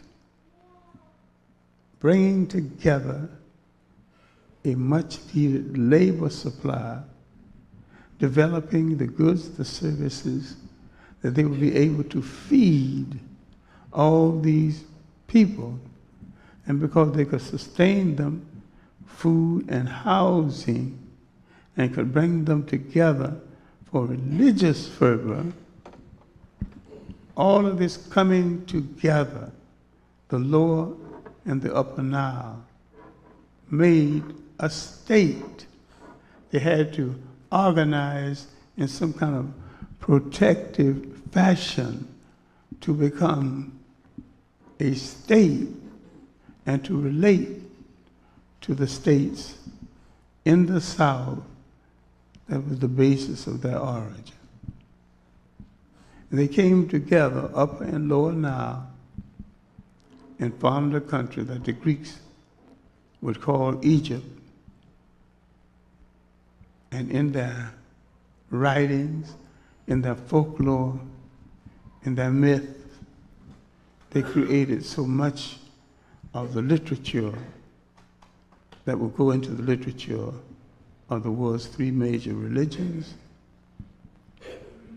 and that will go into the making of what the European calls civilization. What you forget in looking at Europe, and this is why people get away with so much, we don't look at the chronology of Europe. And when you look at the chronology of Europe, they began to emerge around 850 BC. What was happening in Africa, 850 BC? Egypt had spread itself so thin, it was now threatening. On the eve of the 25th dynasty. Now, look at the dynasties of Egypt. After the 25th there was nothing left worth being called a dynasty. That was the last walk in the sun when the brothers from the south moved up north and showed Egypt how to control a nation one more time. That last walk in the sun ended thousands of years of civilized living. And why could Egypt sustain such a large population over such a large area? It had a suitable food supply. It had a suitable housing supply. It had a spiritual life that did not offend the people or put one against the other. It already had every element that would go into the making of Judaism, Christianity, and Islam. Different people with different approaches to the religion made different things out of it. And some made God ungodly. That is true of Eastern religions also, because in the Hindu faith, they speak of the sacred cow, but not the sacred human being. So they are off too. Then people got into a habit of making comparative studies of their respective chosen gods, which was the worst thing they could have done, given the circumstances. If you look up the word God in a good etymological dictionary,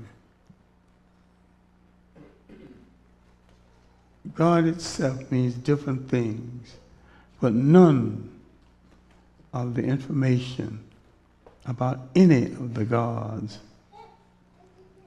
gives them the right and the privilege of cursing anybody, because gods do not curse. And people must get this through their skull. Gods do not curse. Gods do not favor. The very word God eliminates that.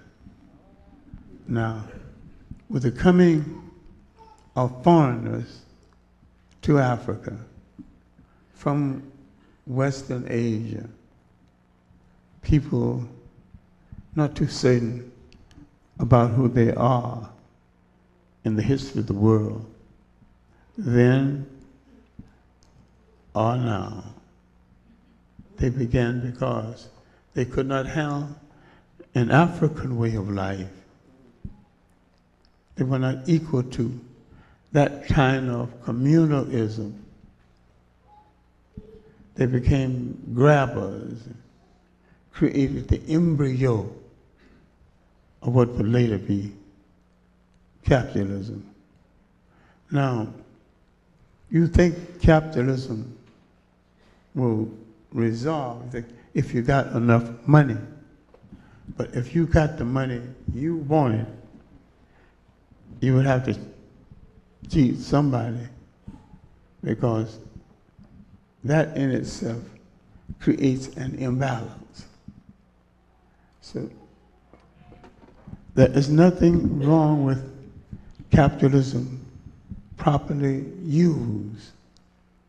It has to be used for the people and not against the people. And I do not believe it is impossible for capitalism to be democratic and to be honest and still survive. Yes, you have people who want super profits, and they began to destroy the sovereignty of other people and other nations. And when they take away your sovereignty, your responsibility, your very being, essence of your political life, then they take away so much that goes with your spiritual and physical life. We have not talked enough about culture and the role of culture in sustaining a people. You have to first recognize you have culture separate and distinct from that of your oppressor, and that so much of that culture comes out of your trying to live in an atmosphere not exactly created in your favor. You are adjusting to somebody else's culture and somebody else's habits.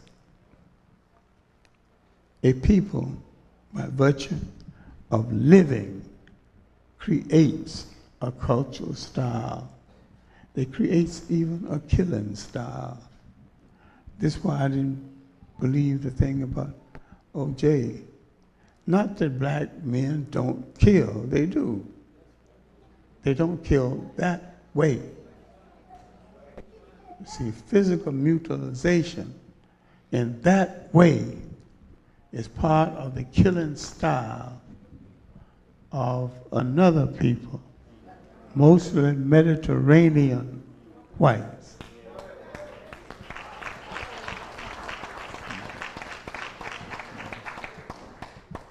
Sometimes we are passion killers. If an African man says, I'm going to kill you, if you avoid him 24 hours, you can end the whole thing. He changed his mind. So if you're going to kill, he had to kill you right away, or leave you alone. See, when people study styles, approaches of other people, so many blacks have gone to their grave for things they did not commit could have been saved, because that approach is not our approach. We don't stay around and play over the dead body. You're dead, you're dead. We're gone. And so when people study that, a whole lot of things, sometimes we'll charge you of. That's not exactly the way we do it. We're passion killers. Gonna kill you right away.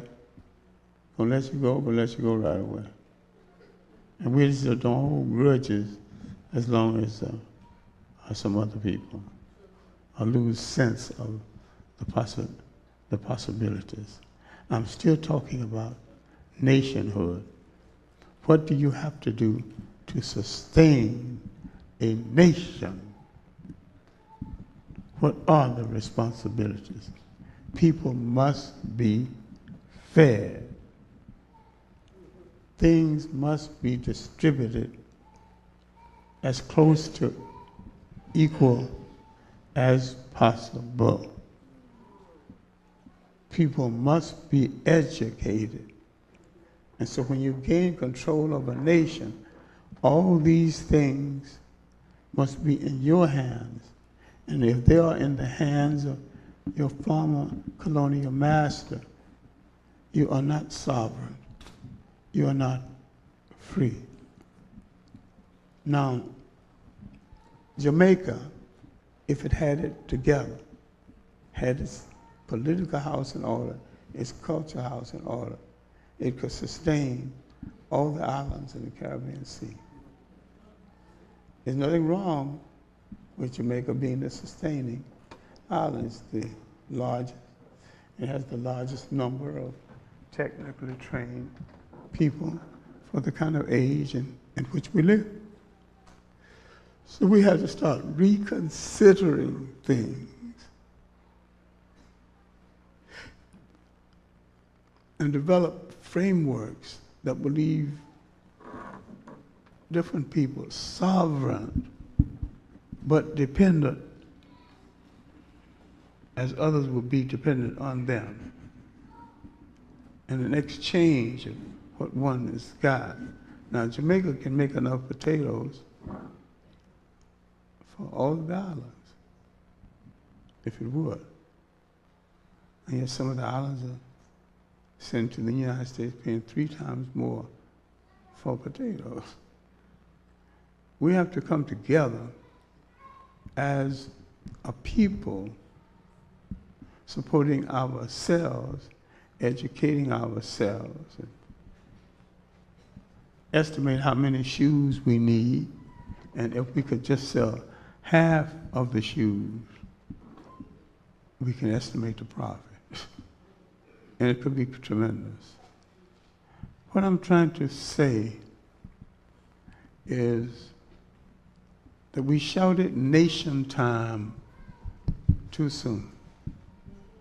We shouted nation time before we understood what goes into the making of a nation, before we made an inventory of the needs of a nation to make sure we have on hand the technicians, the supply lines, the educational system that could sustain a whole nation. Until you get that in focus, you are sovereign. You're not sovereign. No matter how many limousines your president rides in, or how high the flag, it's nothing going to make you a nation except self-reliance.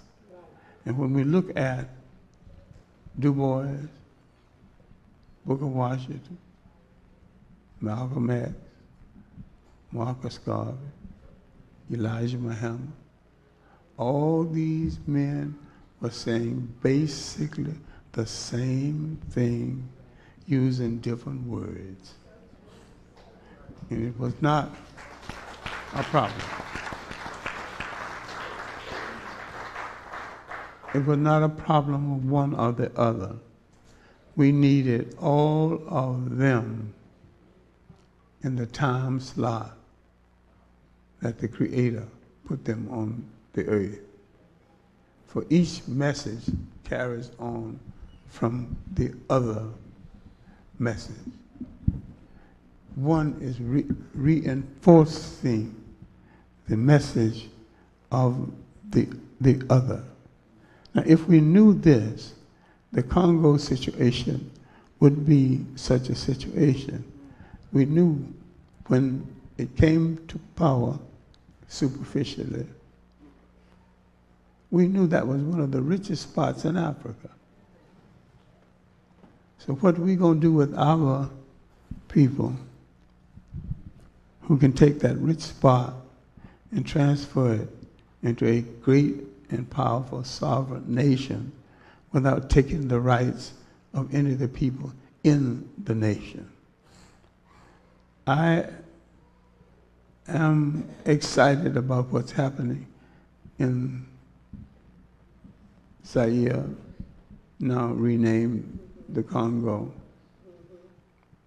But I think too many people after Lumumba, after Mobutu, have about the same ambitions as Mobutu. And I hope those people won't just create another dictatorial power. In this country, which is so rich, and maybe the richest single country in all Africa, in gold, manganese, and copper, but rich in agriculture to the point they can rent the Germans a piece of land more than equivalent to the state of Delaware just for a rifle range. In the first place, I don't know why anybody should let another nation have a rifle range of that size in its own country.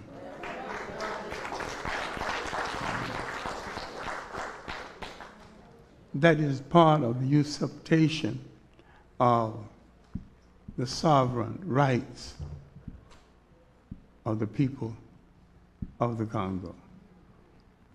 Some parts of the Congo is so rich agriculturally, they have to put halters on the cows to keep them from eating themselves to death.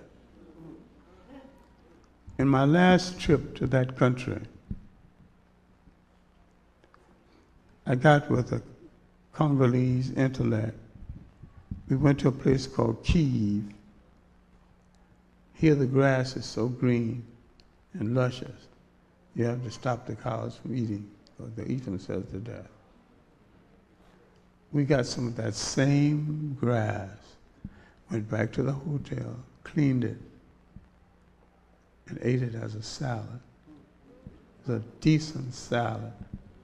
We were eating as good as the cows.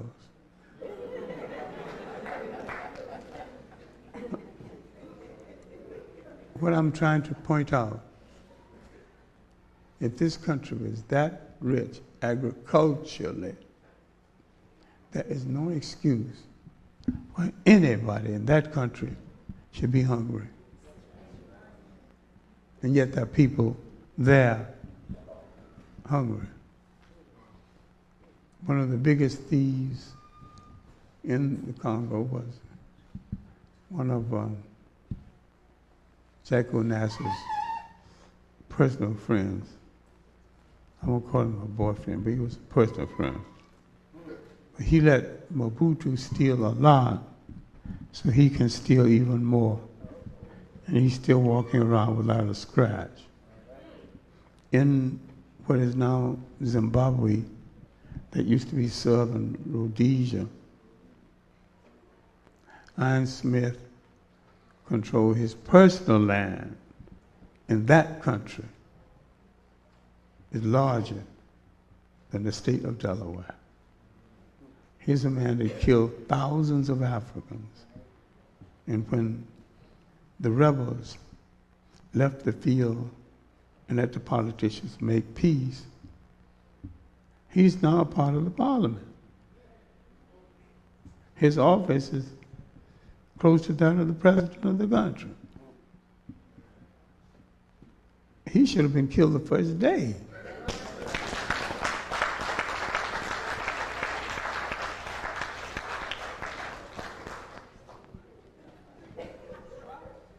Now, the African is not only hospitable to strangers and invaders,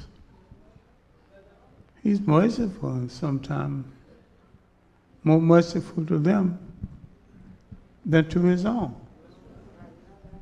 Many of the Africans are not willing to forgive the atrocity that had demeaned their continent for well over 200 years.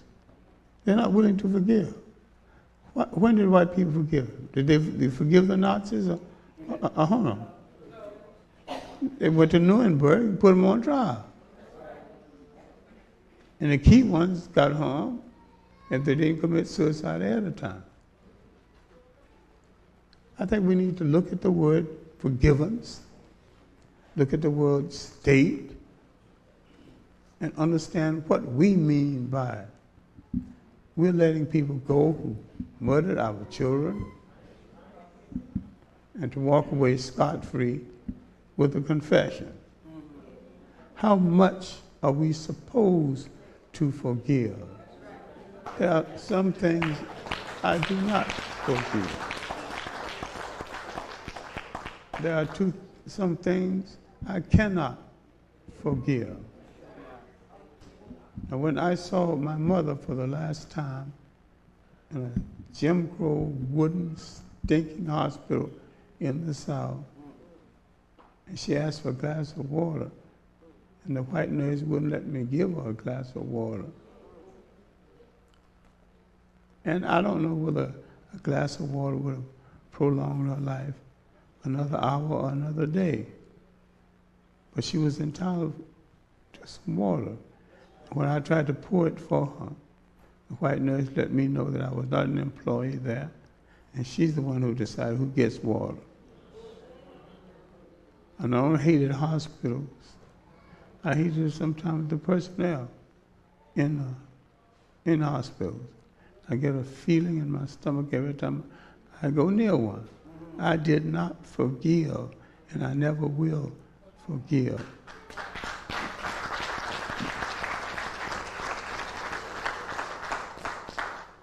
There are some things I think it's best to try to forgive and forget.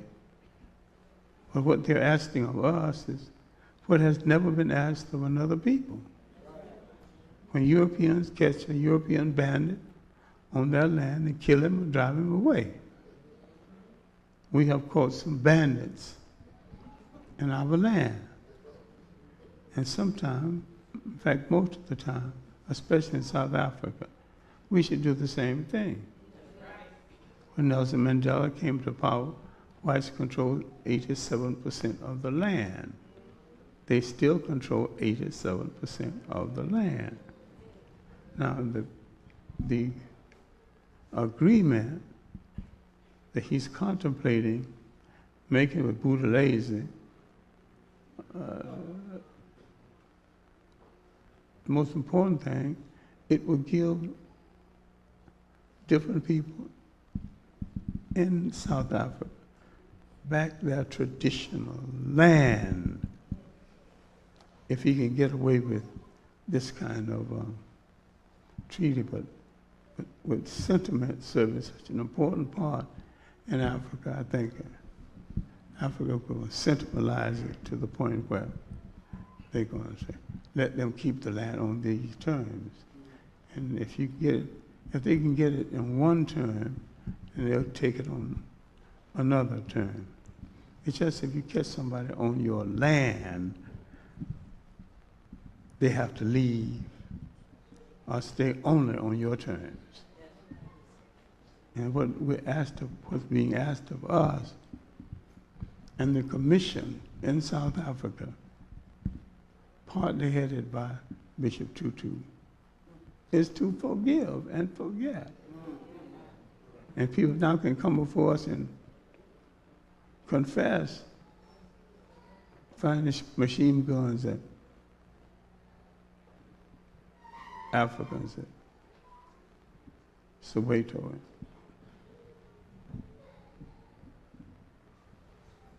And that other atrocity. Women, children, dead, gone.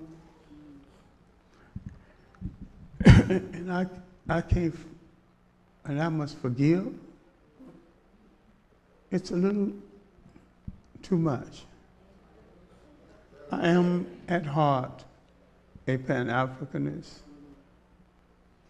and I want to conclude my remarks on the score of Pan-Africanism. We need not separate ourselves based on who's from little speck of dust in the Caribbean Sea, who's from Africa, who's from Georgia.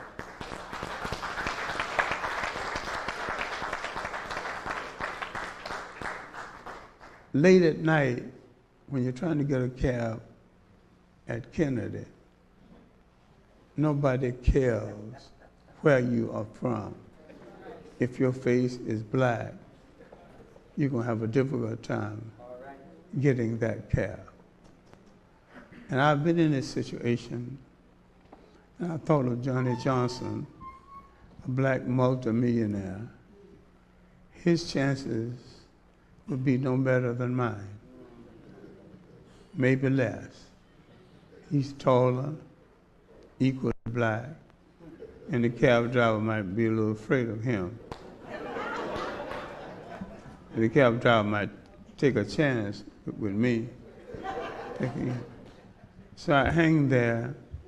I'm passed up about 7 or 8 cabs and pass me by. Then a brother comes along. He knows that from Kennedy into town is about $25, really. Brother, I'll take you, $50. So the brother comes and takes advantage of the situation, cheats you, takes you home. So he's become a crook among crooks, but a different crook. He knows when he looks at you ain't too much you can do to him, you know. Size things up, you know. So he'll take you. Then you don't always get a brother to come by and take you. Man, you wait and let some independent car hustling up a little money will take you into town.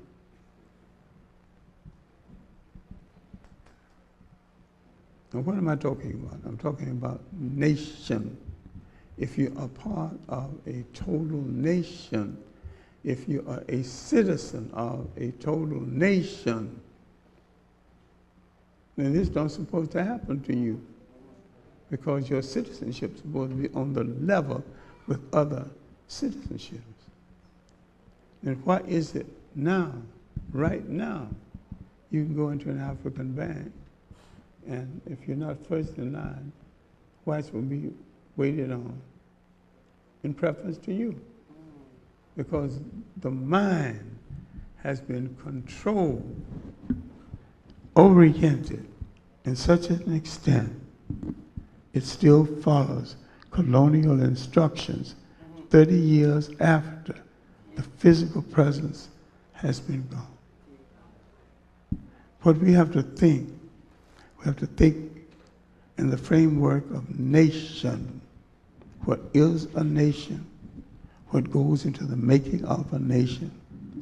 And we must have on hand every item, spiritually, culturally, and politically. And we have to lose our sentiment about so many of others who are not of us, who are not delivering, but who are prancing, playing games with time and situation. Things began to move more and more towards some form of correlation. People sometimes misunderstand the nature of commitment. In the case now of Betty Shabazz, everybody said, I will pray, I will do this. A good physician trained in how to handle a burn case can do more for her than 1,000 people on their knees.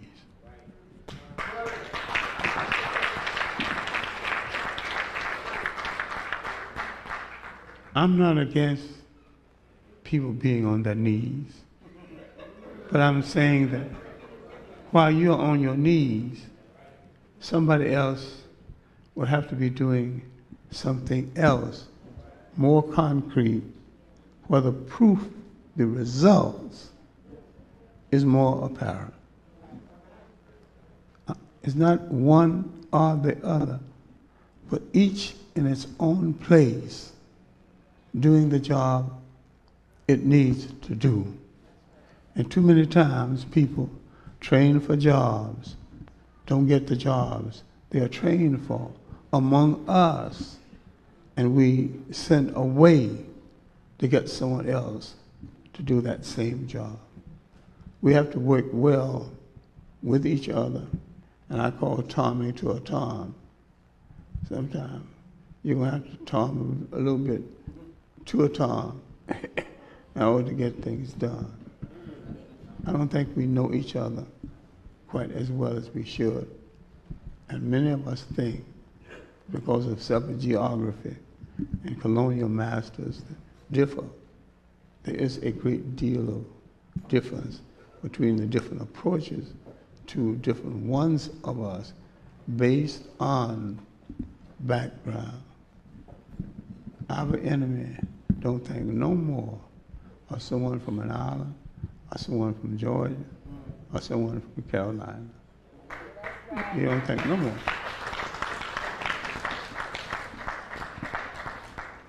And so we have to stop all this nonsense, dividing ourselves based on sororities, fraternities, and social organizations, or what little speck of dust in the Caribbean Sea that gave us birth, inasmuch as we had no control over any any of it.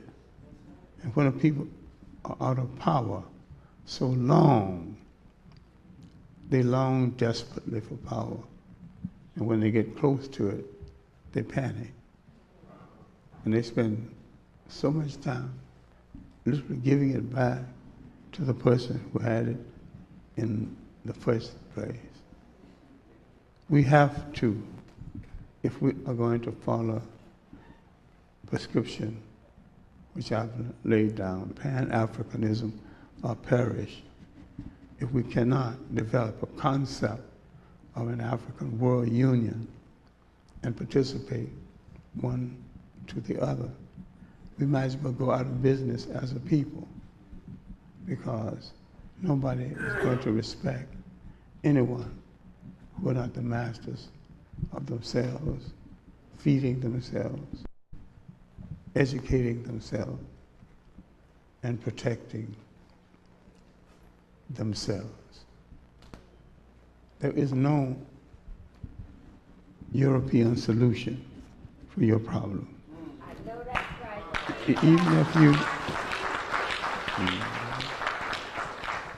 Even if you join them in capitalism, you are a servant of capitalism. You don't have to join them in socialism. Well, you had that before they had shoes. You had that all along. All you have to do is to develop a socialist system that will take into consideration our total culture, our religious commitments, our spirituality.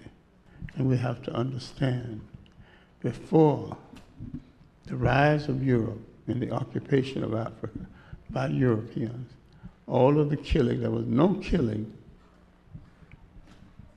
genocidal killing of Africans against Africans.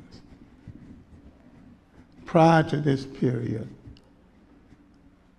the one war in Africa that caused the largest amount of casualties was the Zulu Wars, lasting from the late 1700s to the middle of the 20th century. But a war was to keep the European out of Africa. I'm saying that we have to accept some responsibility for stabilizing the Caribbean islands, the whole continent of Africa. Have to have some kind of method of dealing with the Arabs and Islam, because no one came to Africa to do African people any good, and that includes the Arabs.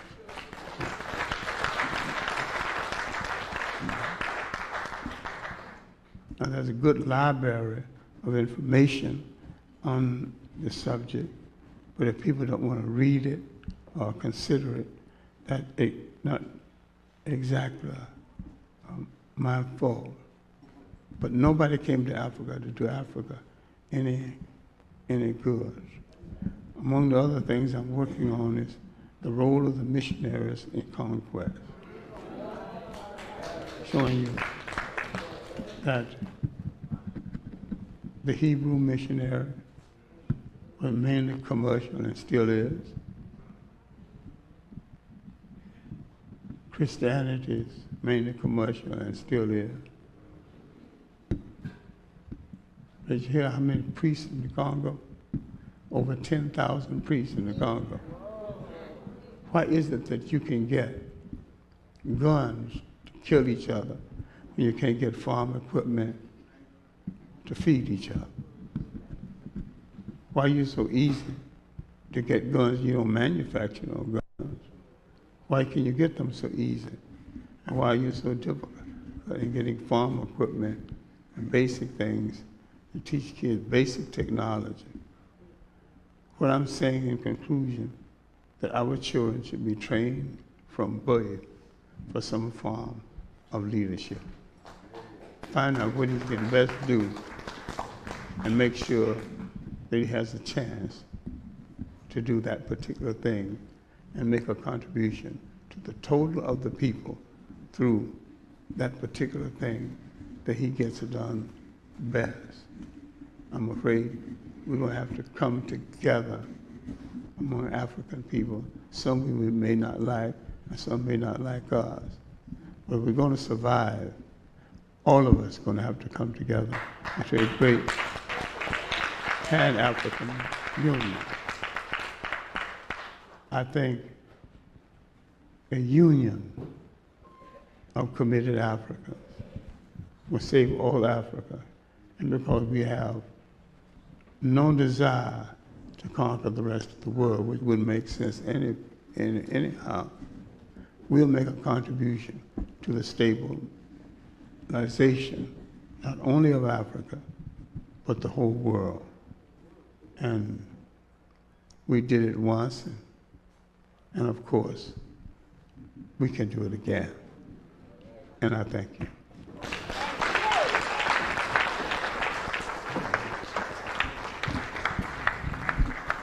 And we thank you, Dr. John Henrik Clarke.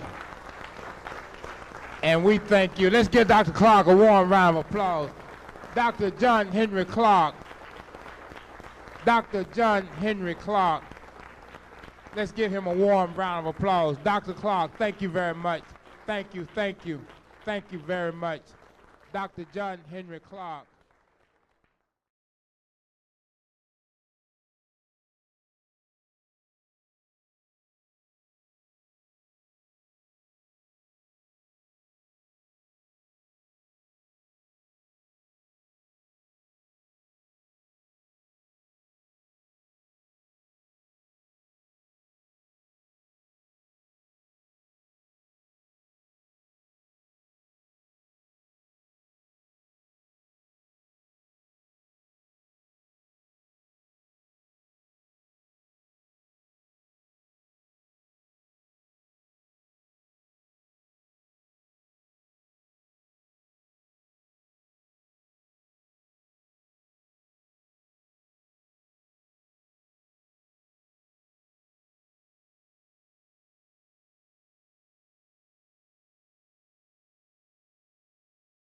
At McEvis College, meaning the people who usually come to those schools coming in for the first time, that we do a roll call. We want to know where people came from. Tell us where you came from. New York. New York, where? Harlem. Brooklyn. Queens. Cold Springs. Kingston, Jamaica. Piscataway, New Jersey. Piscataway, New Jersey. Washington, D.C. Washington, D.C. Bronx. Trinidad? Where specifically? Marima? Arima? Yes, I know Arima. All right. Thank you very much for coming. And let us move right away into this afternoon's proceedings. It's going to be it's quite a lot of ground to cover. And let me begin by saying that it doesn't matter what I do or the people who work with me in the John Henrik Clarke Institute do. It goes for naught if you do not respond.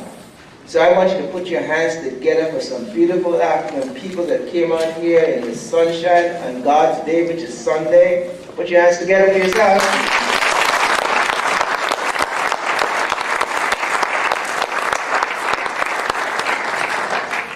And I want to apologize for not beginning at 3:30, but I know there are others who come and say, they're not going to begin on time.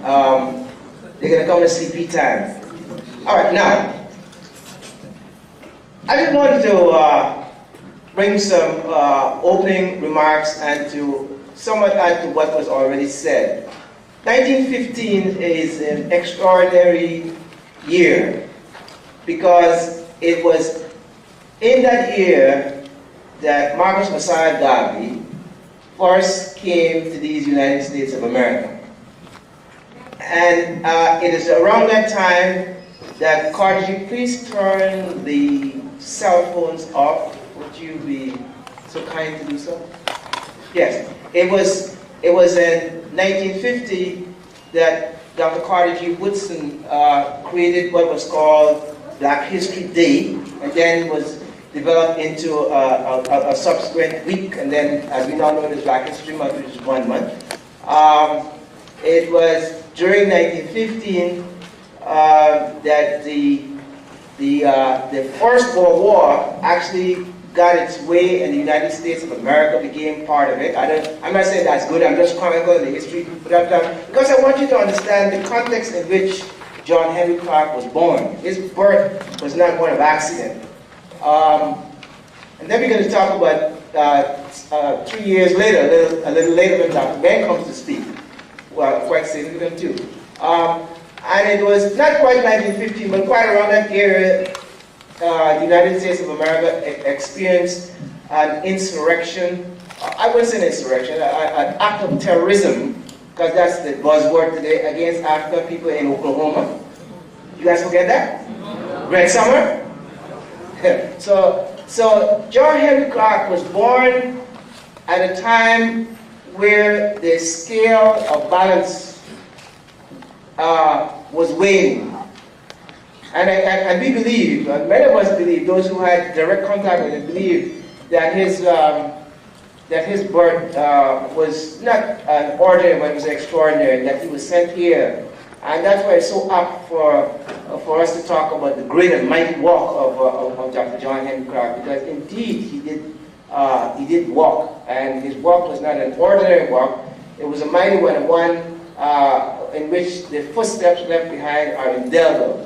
I know that he had a great impact not only upon me, but many people in this audience here, a lot of us.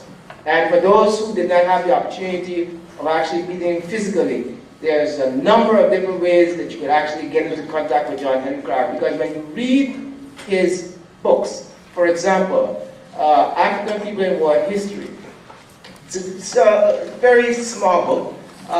When you read that book, you could actually hear the sound of Dr. John Henrik Clarke's very distinctive Southern accent coming through those pages. It's even more telling when you listen to the audio tapes and the videotapes. Whenever I listen to them, somehow I'm put in a trance, and I forgot that he's passed into the ancestral world. So with that in mind, please let us understand that we didn't simply come here this afternoon just to be among each other, and there's nothing wrong with that. I think that's quite good. But we want this to be 4 or 5 hours of meditation on the life of John Henrik Clarke. You don't have to go under a Bodhi tree and turn your legs into the Buddhist position to be meditating. Just by observing quite seriously and quite intently what is about to take place here would be a meditation, as it were. Now, without any further comments from me, please help me to welcome the widow of Dr. John Henrik Clarke, Sister Sybil Williams Clarke, to come to the stage.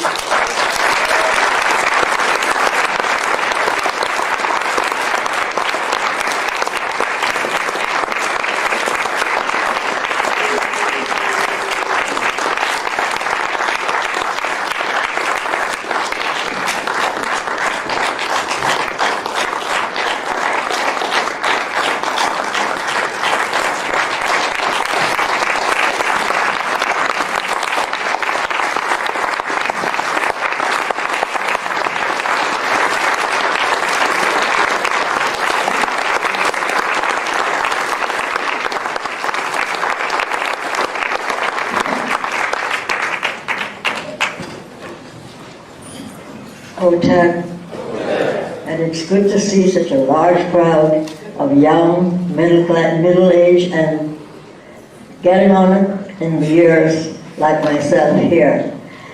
I will follow up on Dr. Crawford's remarks. I don't know how many of you saw or read the papers that we now have, instead of the old Union of African States, we now have a Union of Africa. This is what Dr. Clarke in all his works wanted. He did not propose, or he didn't agree with, a United States of Africa pattern after what we have here in the United States, because he said before the advent of the European, you had what is known as a territorial state. Today we have as a benchmark in Africa, the African states that have now formed that African Union, which is the mark of Pan-Africanism, the true Pan-Africanism. Now, it will be fraught with a lot of dangers because, again, in every period of life, you have those people who will accept the 30 pieces of silver. That will go on with us forever. But if we are committed, as he said, whether you go back to Africa or not, your political and spiritual heartbeat is in that land where we call home.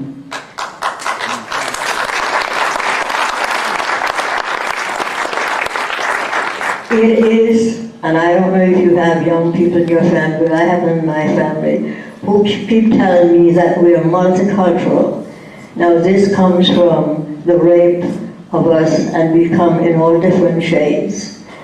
And I have to tell them, you cannot claim a land that says multicultural. It doesn't exist. The only land that you can claim as birth of your parents who are Africans is Africa. We have to instill in our children, because it's with this new educational form that we have, one person getting control of the entire educational system.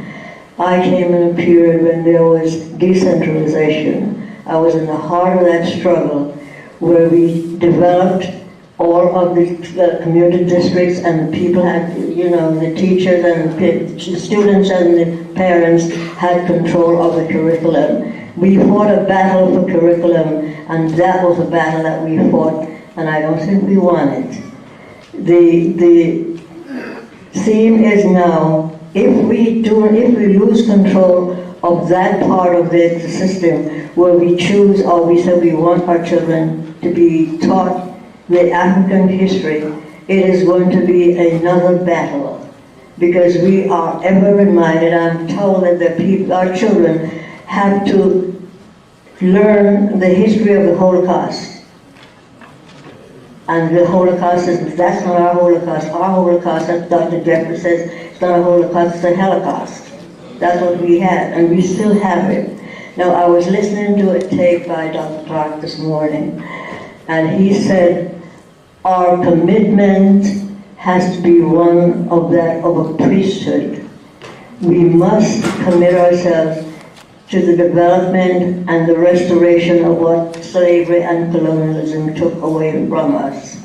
That is, we must begin, again, as he said, whether we go back in flesh or in spirit, we have to connect ourselves to the development of that land.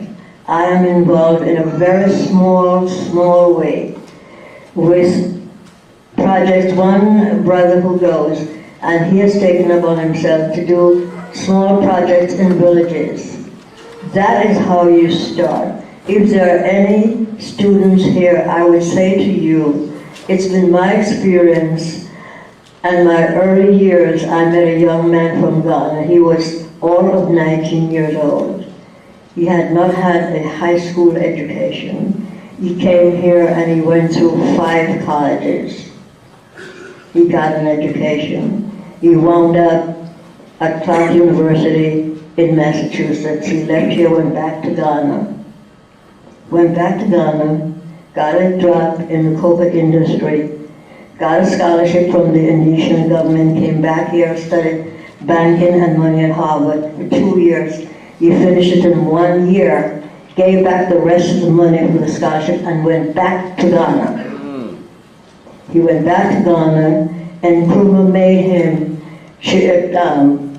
chairman and managing director of the Commercial Bank of Ghana. In 6 years, he developed that Bank of Ghana from 40 branches to 100 branches all over Ghana. And he went to London, did a course in this London School of Economics, bought a horse stable in the financial district of Ghana. Sorry, this is important. Someone has a burgundy Honda outside, ASU license plate, and no one can remember the rest of the numbers, but it had, somebody damaged the window and the glove compartment, all that is open. If you have a Honda, a burgundy, and it's outside, please go and attend to it. It's right on the sidewalk there. I'm sorry. Please. Yeah. He bought this horse stable in London and built the Commercial Bank of Ghana. He was also, after the coup in Ghana, he came to America and became involved. But he was one of the architects of the Development Bank of Ghana, of Africa that is now existing. He went through almost every country in Ghana setting up a banking system. This man's history is not told. He was a personal friend of mine and stayed in my home. That what I'm saying to you is, if we make these connections and friendships at an early stage, we can also, in our own small way, impact on what happens on that continent. I'm speaking because I think we have, at this point, no other choice. Because as I said to people, if tomorrow this government says to you, we don't want you here, where are you going to go? There is enough land, there is enough wealth, and the wealth is there for us to look at. Now, I look at television sometimes, and I'm looking at what they call QVC and HSN. These are your shopping places. And my interest was to see where the minerals are going, the gold and the diamonds and the precious gems. Every country is a country where melanin exists. All of this wealth is all over Africa. On the beaches, in the mines, it's there. We teach our children to go to school and we take these courses. And I'll give you an example. I have a young woman in my family who graduated from Harvard. Summa cum laude. She got out, she wanted a job, she went to Lord & Taylor's, a summer job. She said, and so I stood in line, I registered, and there were a line, lots of people before her. They picked her out of a line of all those people and gave her a little summer job. And I said to her, you see what I'm telling you, it doesn't matter where you go when you come out. The opportunities are still limited. It's not there for you. So if we study when we should make the connection, I know Dr. Clark on one of the strips made a connection with the then president of Ghana, and he advocated an exchange of students from here to there, where we would interact with each other and then build bridges so that you can begin to build that continent. Use the technical knowledge that we have, the expertise that we gain. You don't have to go back there in front. You make your connections here. You do not enter Africa at the top. You enter it at the village. That's where the power lies. That's where it is. And you have to make, if you make those connections, then you'll get an entree in. Because some of us say, well, I can't go back. Yes, you can. Whatever way you do, you can. And again, you have to realize that we had a history of colonialism, they had one too, and their memory of what we were is lost, and unless we make the connection, they don't know what we went through. They don't know what slavery was, what the auction block was. Maybe some of the students who are here now know, but most of them don't. The people in the villages do not know that. It's a wonderful, wonderful experience just to go back and touch the earth, because when you go, you realize that 400 years, the first time I went to Africa, I had to tell the people, it took us 400 years to get back. And if you tell them that, it begins to hit, because they understand that it took us that long to work and to get the money to come back. If they know that the system, the economic system here allows you but so much as a paycheck to a paycheck. But some of us go back and we make believe that we have a lot of money. I don't. I tell them exactly what it is. In the marketplace, all over, you can make your connections. But I'm making and appeal to you based on what Dr. Clarke has said. He wants us to be Africans in spirit, in mind, and in our commitment. He said, wherever we are on the face of this earth, we are an African people, and we must always remember that. It is difficult in this society, again with our children, because they get up in the morning and when they go to school, they salute the American flag. If you have an African flag at home, let them salute that too, because they'll have a connection as to who they are and what they are. It's a difficult job. I have it right now with a young woman in my family who just graduated from Yale. She's a bright young woman. She's got a job, but I had to sit her down and let her know what it was. And she grew up in a very, very black-oriented family. But she still had problems because she grew up in a white suburb. So that she doesn't know what it is to even, I had to tell her this morning. She said, well, Auntie, but why don't you tell me? Everybody says you don't know what it is. I said, no. Have you ever missed a meal? Have you ever missed anything at all? You've been privileged all your life. So you don't know what it is to struggle. And this is what happens to our children. Some of us do not know how to struggle. And the strength of struggling, they do not have it. They fall by the wayside, and we have to pick them up. But if we give them the strength from the beginning, if we let them know that they have responsibility, then we begin to make that difference in their character, in their choice in life, what they choose. I hope I'm not preaching.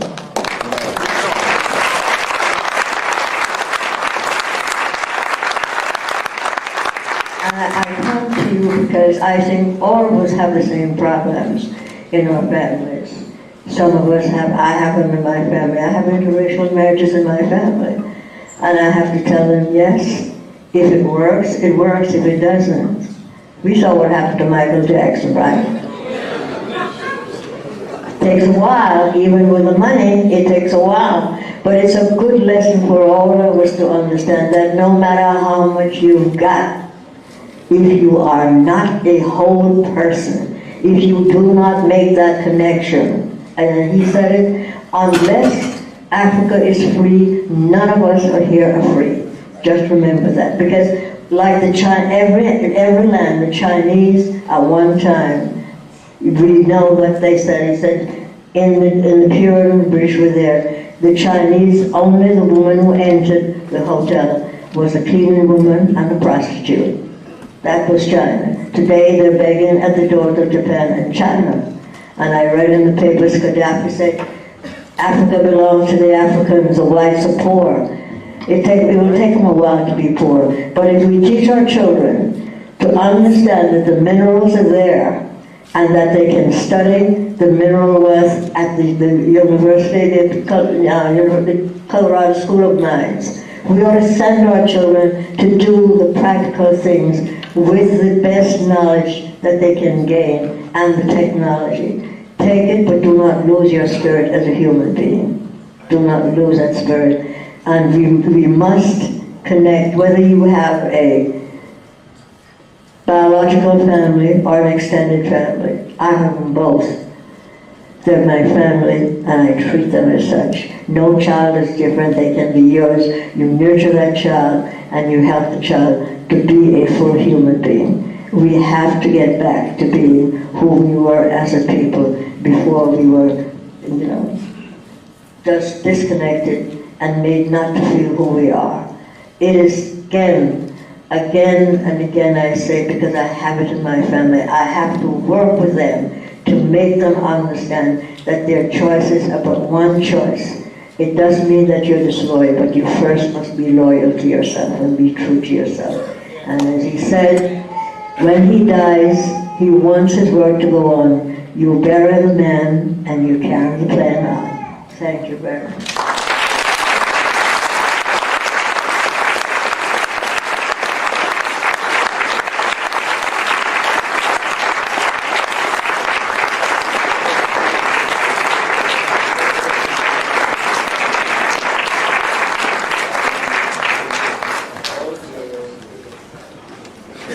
That's not enough. Put it together again.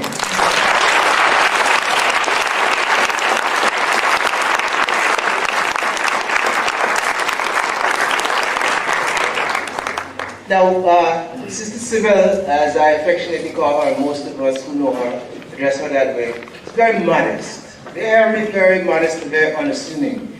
I'm planning to do something very special for her today, and I'm going to ask you to have joined me later on, because she's a lot of battles to maintain the legacy of Dr. Clark, the place where he lived, his institute, which is amorphously situated in Chicago. Some of his books are in Atlanta and universities and so forth. I wish she would have said something about that. I'm going to call her back and let her give us a report on that a little later. But thank you very much, Sister Sybil.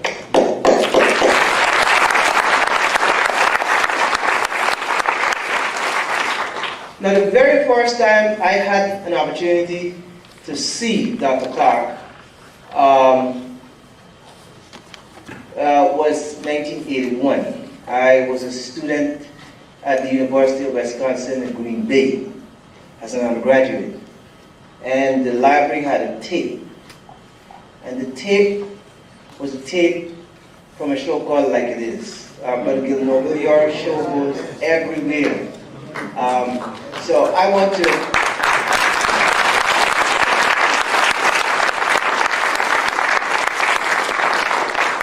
And then again, I almost forgot about John Henrik Clarke, because I was in a different place at that time. I was 29 years old then. And so I came to the University of California, Santa Barbara, and then for some reason again, I stumbled onto another tape of Dr. Clark at the University of California, Santa Barbara. And I thought that was my message. And so when I completed the first stage of my graduate study, I thought the best place for me to come was to New York, where I could actually come and commune with people like Dr. Clark and Dr. Ben and so on and so forth. And it is my contact with John Henrik Clarke that I found out about Dr. Ben. I found a black man and his family, and became my Bible. Dr. Ben, that book is so torn, the pages are dirty, the ears are turned over, there are notes everywhere. My own work, recast in ancient Egypt, as Dr. Ben's work cited at least 100 times. But enough for my own personal experience. Please help us welcome and greet our brother Gil Noble.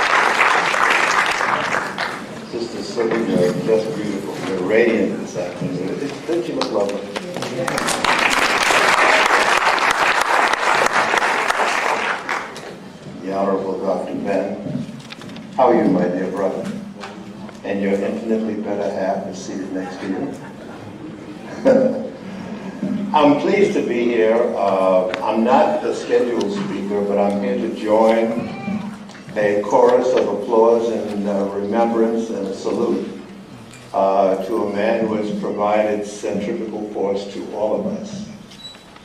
In the work that I do, they call it journalism, electronic journalism. There's nothing that I can do effectively without being able to put it in some sort of a context. Context is everything. Even if you're not a journalist, you have to really function. Your debate in life, your quarrels in life, your successes in life are based, in my judgment, on your having a context. If you don't have an historic context of who you are and what you are and what your base is, then you are really ineffective in your argument. And one of the things that John Henrik Clarke gave me was a context. Many of us today who are burnt of skin have moved up in the echelons of this country, and they find themselves well employed and well salaried and well housed and well driven and well educated, quote unquote, and well spoken. And many of them today are suffering from historic amnesia. They have forgotten how in the heck they got the job that they hold. And so on a day like this, I don't see any of them here today. You know, they're too busy. You can find them up at Martha's Vineyard and up on the coasts and the capes and the bluffs and the, you know, sags and all of that stuff. Having a good time, totally oblivious of their vulnerability. I say to you that we are looking at a very, very difficult time that is centered around the discussion of land. And whatever our color, whether we are deeply burnt of skin or lightly burnt of skin, that basic argument is underway now. And that argument cannot effectively be fought or argued without an understanding of context. And so I'm very, very concerned about the fact that our educational institutions are not imparting that context, that contextual understanding that we all need to our young people. And so there's a mass of misunderstanding, and our young people seem, in many instances, to have gone astray. We must retrieve them, we must inform them, we must enlighten them. And so I have never forgotten the origin of my employment in television. I wouldn't be working in television if it were not for the clear, concise, powerful arguments that were made by the brothers and sisters who were giving this country a fit in the 1950s and the 1960s. And among those warriors was Professor John Henrik Clarke, and of course, my dear brother, Dr. Ben. And so I have made it my business and my personal commitment just to act as a doorway, to open the door and allow their story to be told, to move forward, to be passed on for the enlightenment of our young people. The largest number of requests for transcripts of programs that I have ever received and continue to get are from inmates in prison. And as Malcolm used to say, you're still in prison. All of us are still in prison, and yet we are seemingly bereft of a thirst for information and knowledge. So many of us now have been able to overlook all the crimes that are being committed globally. We seem to be able to step over that. Certain individuals, as I said, are in these high places, and they don't seem to be able to focus on the crimes that are being imposed on our people. They don't seem to even focus on what happened out in California recently with that young boy. And so many of us need to remind most of them of the seriousness of our position. The argument about land is crucial, I'll say, as I begin to draw my short comment to a close. The argument about land is fundamental. And to show you how crucial it is and the need for understanding is that discussion that's going on now in Zimbabwe about land. It's been going on for a while now. And those white settlers seem to be trying to get away an argument that it's their land and they're not going to allow these people, us, to take their land from them. And I heard one of them interviewed, and he said, and if we have to leave, the least they can do is give us reparations.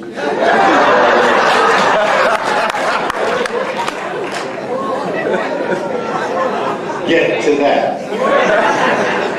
So it shows you that if you let somebody set the arena of your discussion, the parameters of your battle, the tactics that you use, and the arguments that you use, and the premise, well, you'll always be in a position of disadvantage. You'll always be in a position where your spine is bent. You'll always be in a position where you're asking instead of demanding land. and freedom, as has been wisely said over and over again, cannot be requested. It must be taken. If it's been taken from you, it has to be retaken. I'm not preaching hatred of any particular ethnic group or anything like that. I don't hate white people. I've been saying for a long time now, I don't hate whites. I don't hate America. I love the premise of America. I have a quarrel with America's practice. And so I say that we need to really be clear about this discussion about land. And don't let anybody in this country talk about the criminal actions that are being committed today without putting it in a context. There is a whole context that needs to be laid out. And I'm not being an apologist for any particular groups or anything like that. But it seems to me that it needs to be emphasized very clearly what is going down on this planet and who did it and how it was done. And if our young people can understand that, I say, look out. They were dangerous in the 50s and the 60s, and they're dangerous now if only we can join in waking them up. Don't be upset about the paucity of our numbers. It's the kinetic energy that I feel from you that you should be proud of. Hold on to it and keep it burning.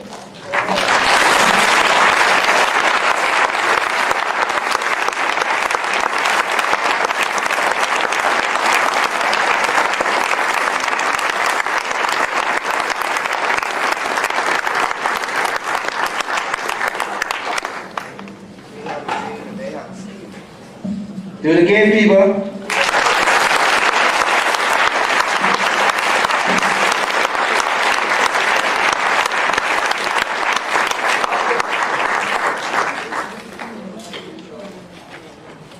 We're sorry that Brother Noble has to leave and had to be so brief, but I'm sure that everything that he said was quite poignant, and again, I hope that we internalize everything that's been said here today. There's a number of important people who were not on the program, but who are here that will be given an opportunity to speak, and I want us to first acknowledge Brother Dr. Ngeni sitting there. Please, Brother.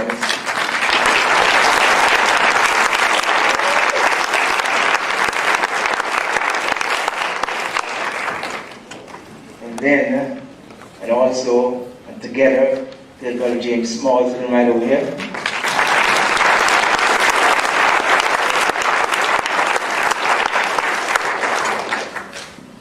Then we have Sister Kefa, who served as provided a space for both Dr. Ben and Dr. Clark on a weekly basis for many, many years. She's sitting in the back there.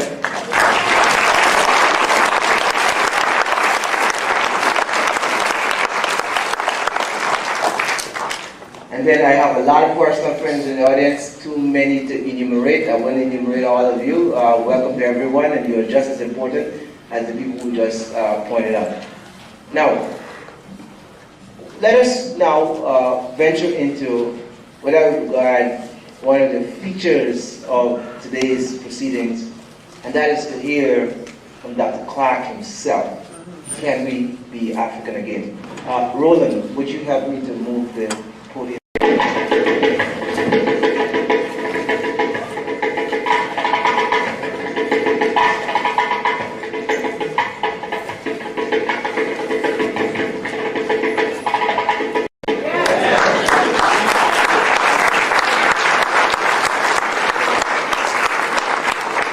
Now, I want to make a promise to you.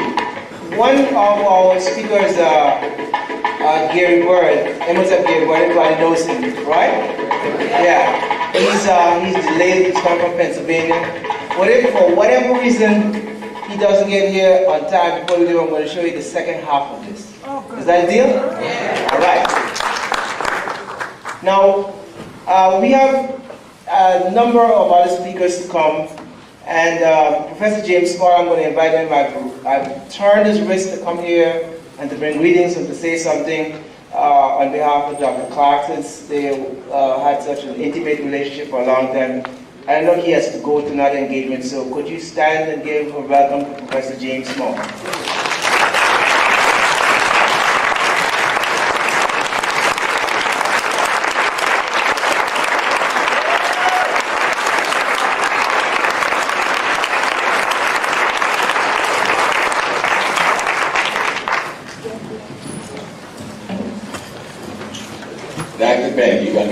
permission to say anything today, sir? I love your dress.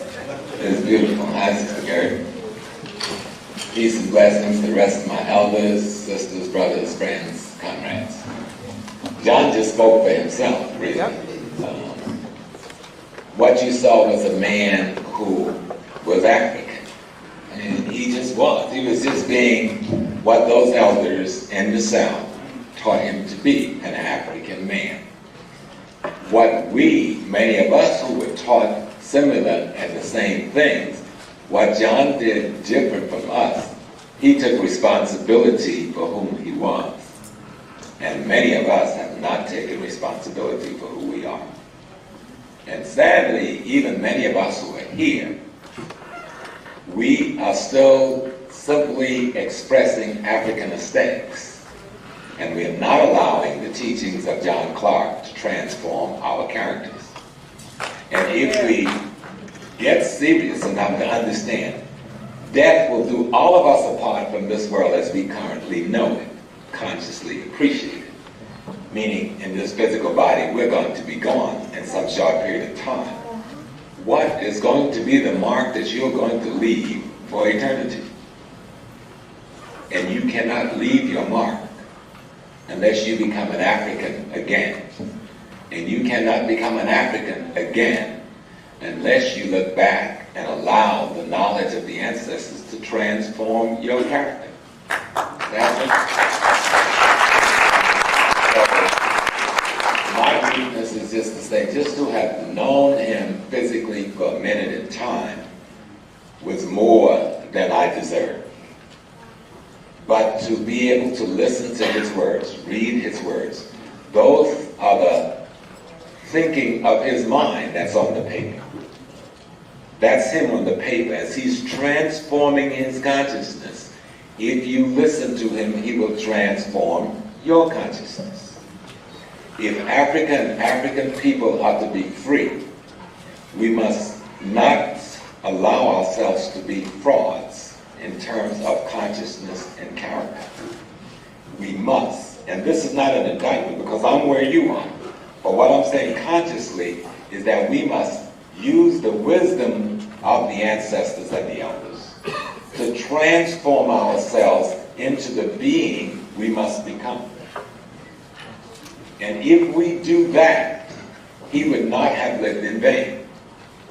But if we only give accolades and only make ceremonial praises, he would have lived for nothing.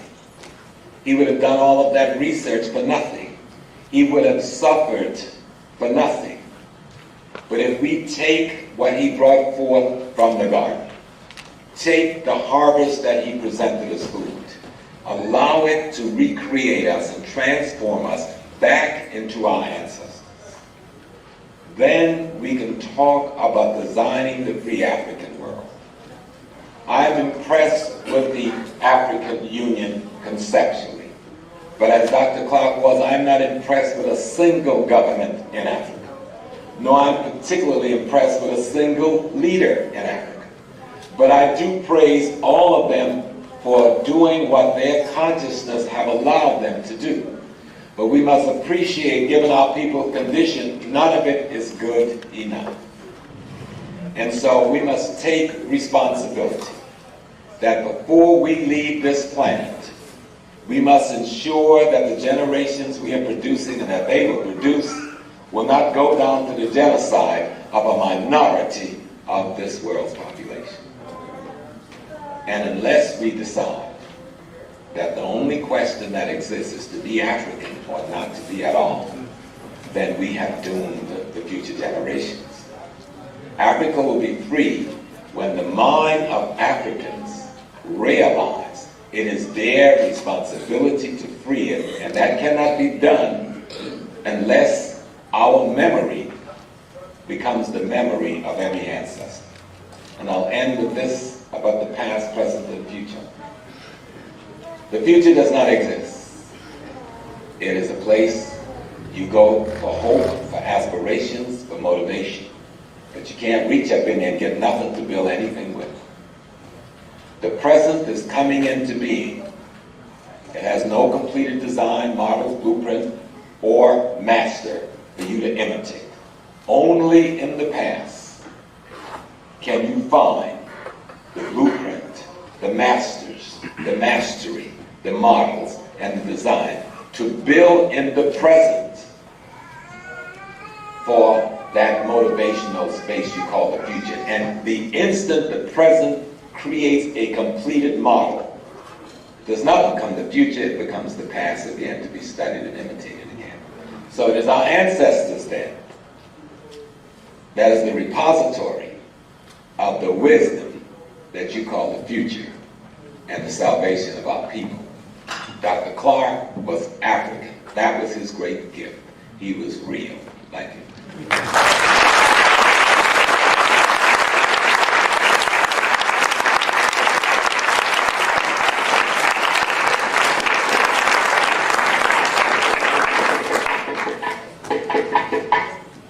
Again, please.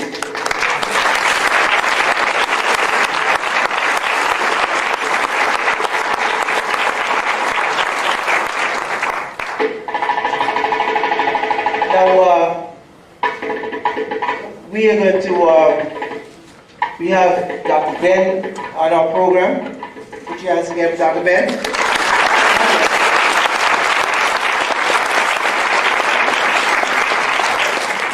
And then we still have William Banks and Earl King and Imhotep Gary Bird and Professor Ngemi. So there's quite a lot of more to come. But before we move any further, I am asking you to extend your love to us, to John Henrik Clarke. You know, for many years I saw his name, Joseph A.A., but I was so ashamed and so embarrassed and shy to go and ask what the AA meant. But guess what? I got to find out what the AA meant when the time came for me to put together his resume, because he was recommended for an honorary degree here at McEvers College. That was a historic occasion. I know Dr. Ben is a very strong, stalwart individual. And for the first time, I saw Dr. Ben, this bulwark of strength, this temple that is as strong as the temple of Abu Simbel, Ramses II. I saw Dr. Ben winced and tears came to his eyes. It was a wonderful occasion. When he pronounced this is for the very first time in his life that he was given a degree by a black man at a black university.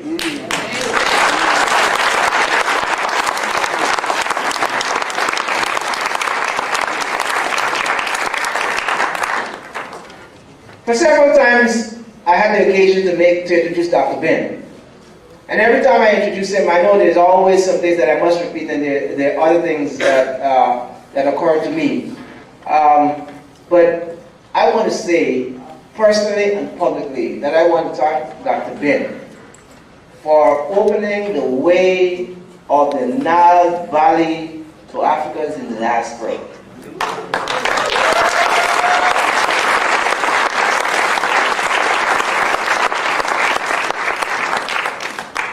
I know that we'll be given applause, but you would not be able to really appreciate what Dr. Ben has done until you go and see the terrain that he traversed for 40-odd years. 50 years. So those people who never had an opportunity, there's a picture of me now. Those people who never had an opportunity to go to Egypt, the Nile Valley, I am not walking in Dr. Ben's shoes because his shoes are so large, my feet are so small, I can't fill them. But I will certainly do my best to attempt to continue the work that Dr. Ben did in the Nile Valley. And so, you know, talk is cheap. So I'm putting my mouth and my money and my energy where all of that is this summer. We still have a few seats are always available. So those people who are interested, we still have the flyers out there. Run over to Gigi's Travel tomorrow, not tomorrow, it's Monday, yeah, and make your final arrangements. So without any further ado, I am going to ask Dr. Ben to do us the honor and to grace us with his presence and a presentation, not simply only about Dr. Clarke, but about himself, his relationship with Dr. Clarke, and his relationship to African people. This is a living example of who an African is. Brothers and sisters, please stand and put your hands together.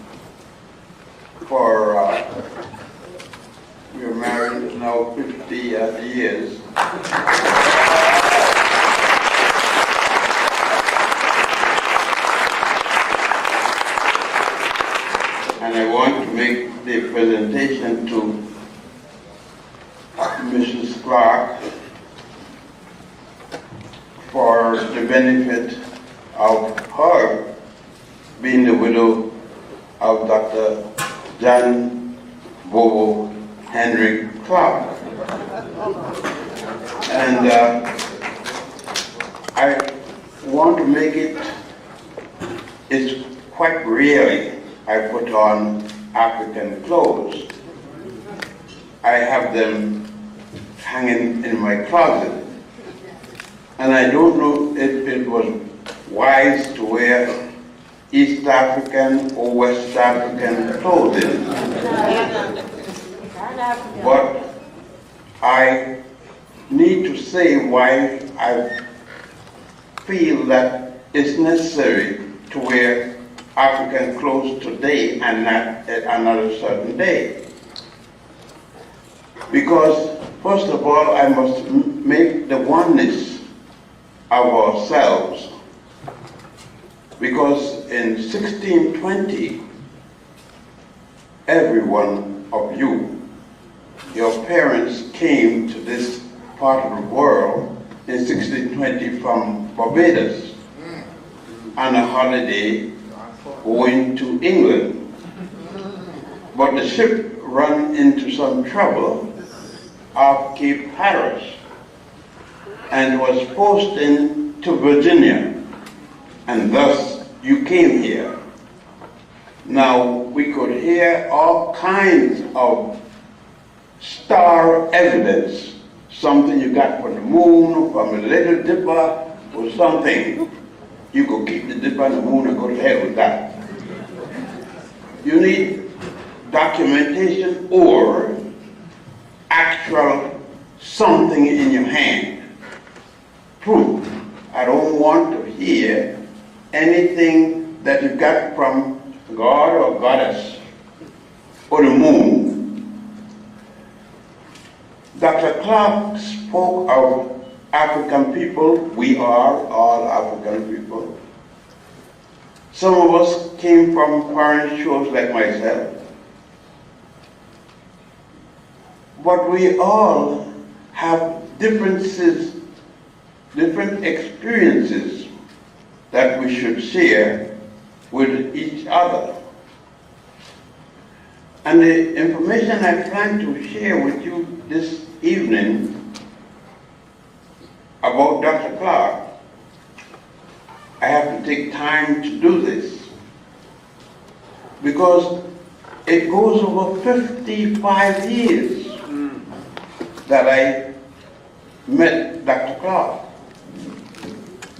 And to give a few minutes lecture of something that happened for 55 years is a very difficult thing. But I met Dr. Clark, or John Clark. At the time I met him, he wasn't Dr. Clark, and I wasn't Dr. anybody.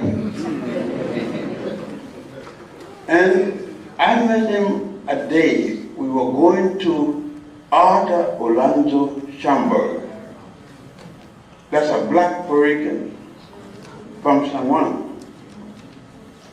And we were going to the Schamberg collection, who's at 135th Street, but not on the corner, it's the next building. The building ran from 135th Street into 136th Street. And we were going to speak to Arthur Schamberg to find from him what we can about black history. Well, then we didn't call it black history, we said African history, because we know we weren't colored. Some of you are colored up to now,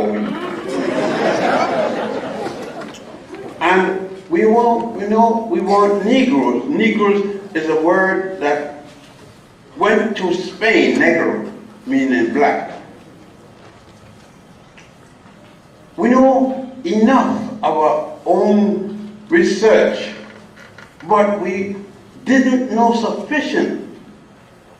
And we went to Arthur Orlando Schamberg to ask. Arthur Orlando Schamberg was the first black man to work in the Wall Street area, other than a porter or elevator operator or anything of that sort.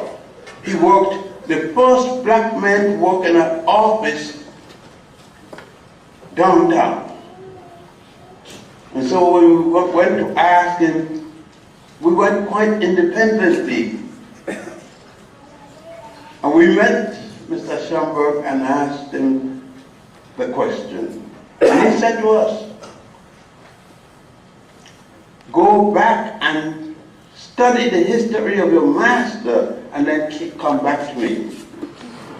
I hadn't known John Clark, though John Clark didn't know me. But then we were given this problem together. Then I spoke to John and John spoke to me. I knew just then because I asked, and we exchanged age with each other, and I knew John was 3 years older than myself, and I had to respect him because he was older than myself. So from that day on, I had to give John, whenever we met in company, the right to speak first. And I never asked him any question that deters the information of his right to be inferior to me. That meant that any time I had to ask John a question or felt that I should deny something that he said, I couldn't do it in the presence of anyone else because that would be disrespectful. Though I felt that he might be wrong, I had to do that in our privacy. I had to speak to him. And though times I disagreed with John, I couldn't disagree in public. And I kept that respect until he passed away, and I keep it up to now. But there was more than that. John had gone through, like most of us, I had gone through, I had come here. I had lived in the Caribbean for quite some time, lived in Puerto Rico, went to college down there and spent much of my time in that place. and ancient works. I have lived in the motherland equally. As a matter of fact, I was born somewhere in Ethiopia, and they said, according to my mother, my father made me someplace in the Suez Canal. That's her, and I don't disagree. She should know. But the question of John Clarke seems to be very easy today. But it's not easy for me because I didn't realize that I had liked John or loved John that much until the day when he passed away. And I asked his widow, did he really die? Because I couldn't believe he had died. I had spoken to him the morning before. I was making a picture to the same person who had made his picture. They were making a picture for me. So when I asked her, did John, and before I could say what I had to say, she said, yes, he had passed. Well, you could imagine, I was asking when I'm going to see him and be involved in his going away and so forth. And they told me that arrangements are made in front of the Unity, the Belter Funeral Home in the Presbyterian church there. And I immediately said, church? John in a church? Because I know that he wasn't a man prone to religion. But nevertheless, I went to church and I tried to speak over John's bier. But it was like this, and to look down and to speak and watch him in that box was more than I could take, and I passed out. The brothers brought me back together, and I was told that he would be in Adam Powell Church the next day. I decided I couldn't do it. So I went down the next day, Brother, Sister Sibyl and everybody come with a big car and everything, they were glamorous treatment. And I went to Powell's church. And I went up at the rostrum, just like this, and to speak about John. And I started to speak, but you see, I have always wanted a brother. My mother had 7 children. I was the 4th child, in between. And none of them, those before me and those after me, they make 3 years old. I alone survived. So you can imagine that John had become close to me in a sense that I can't explain materially. He was more than that.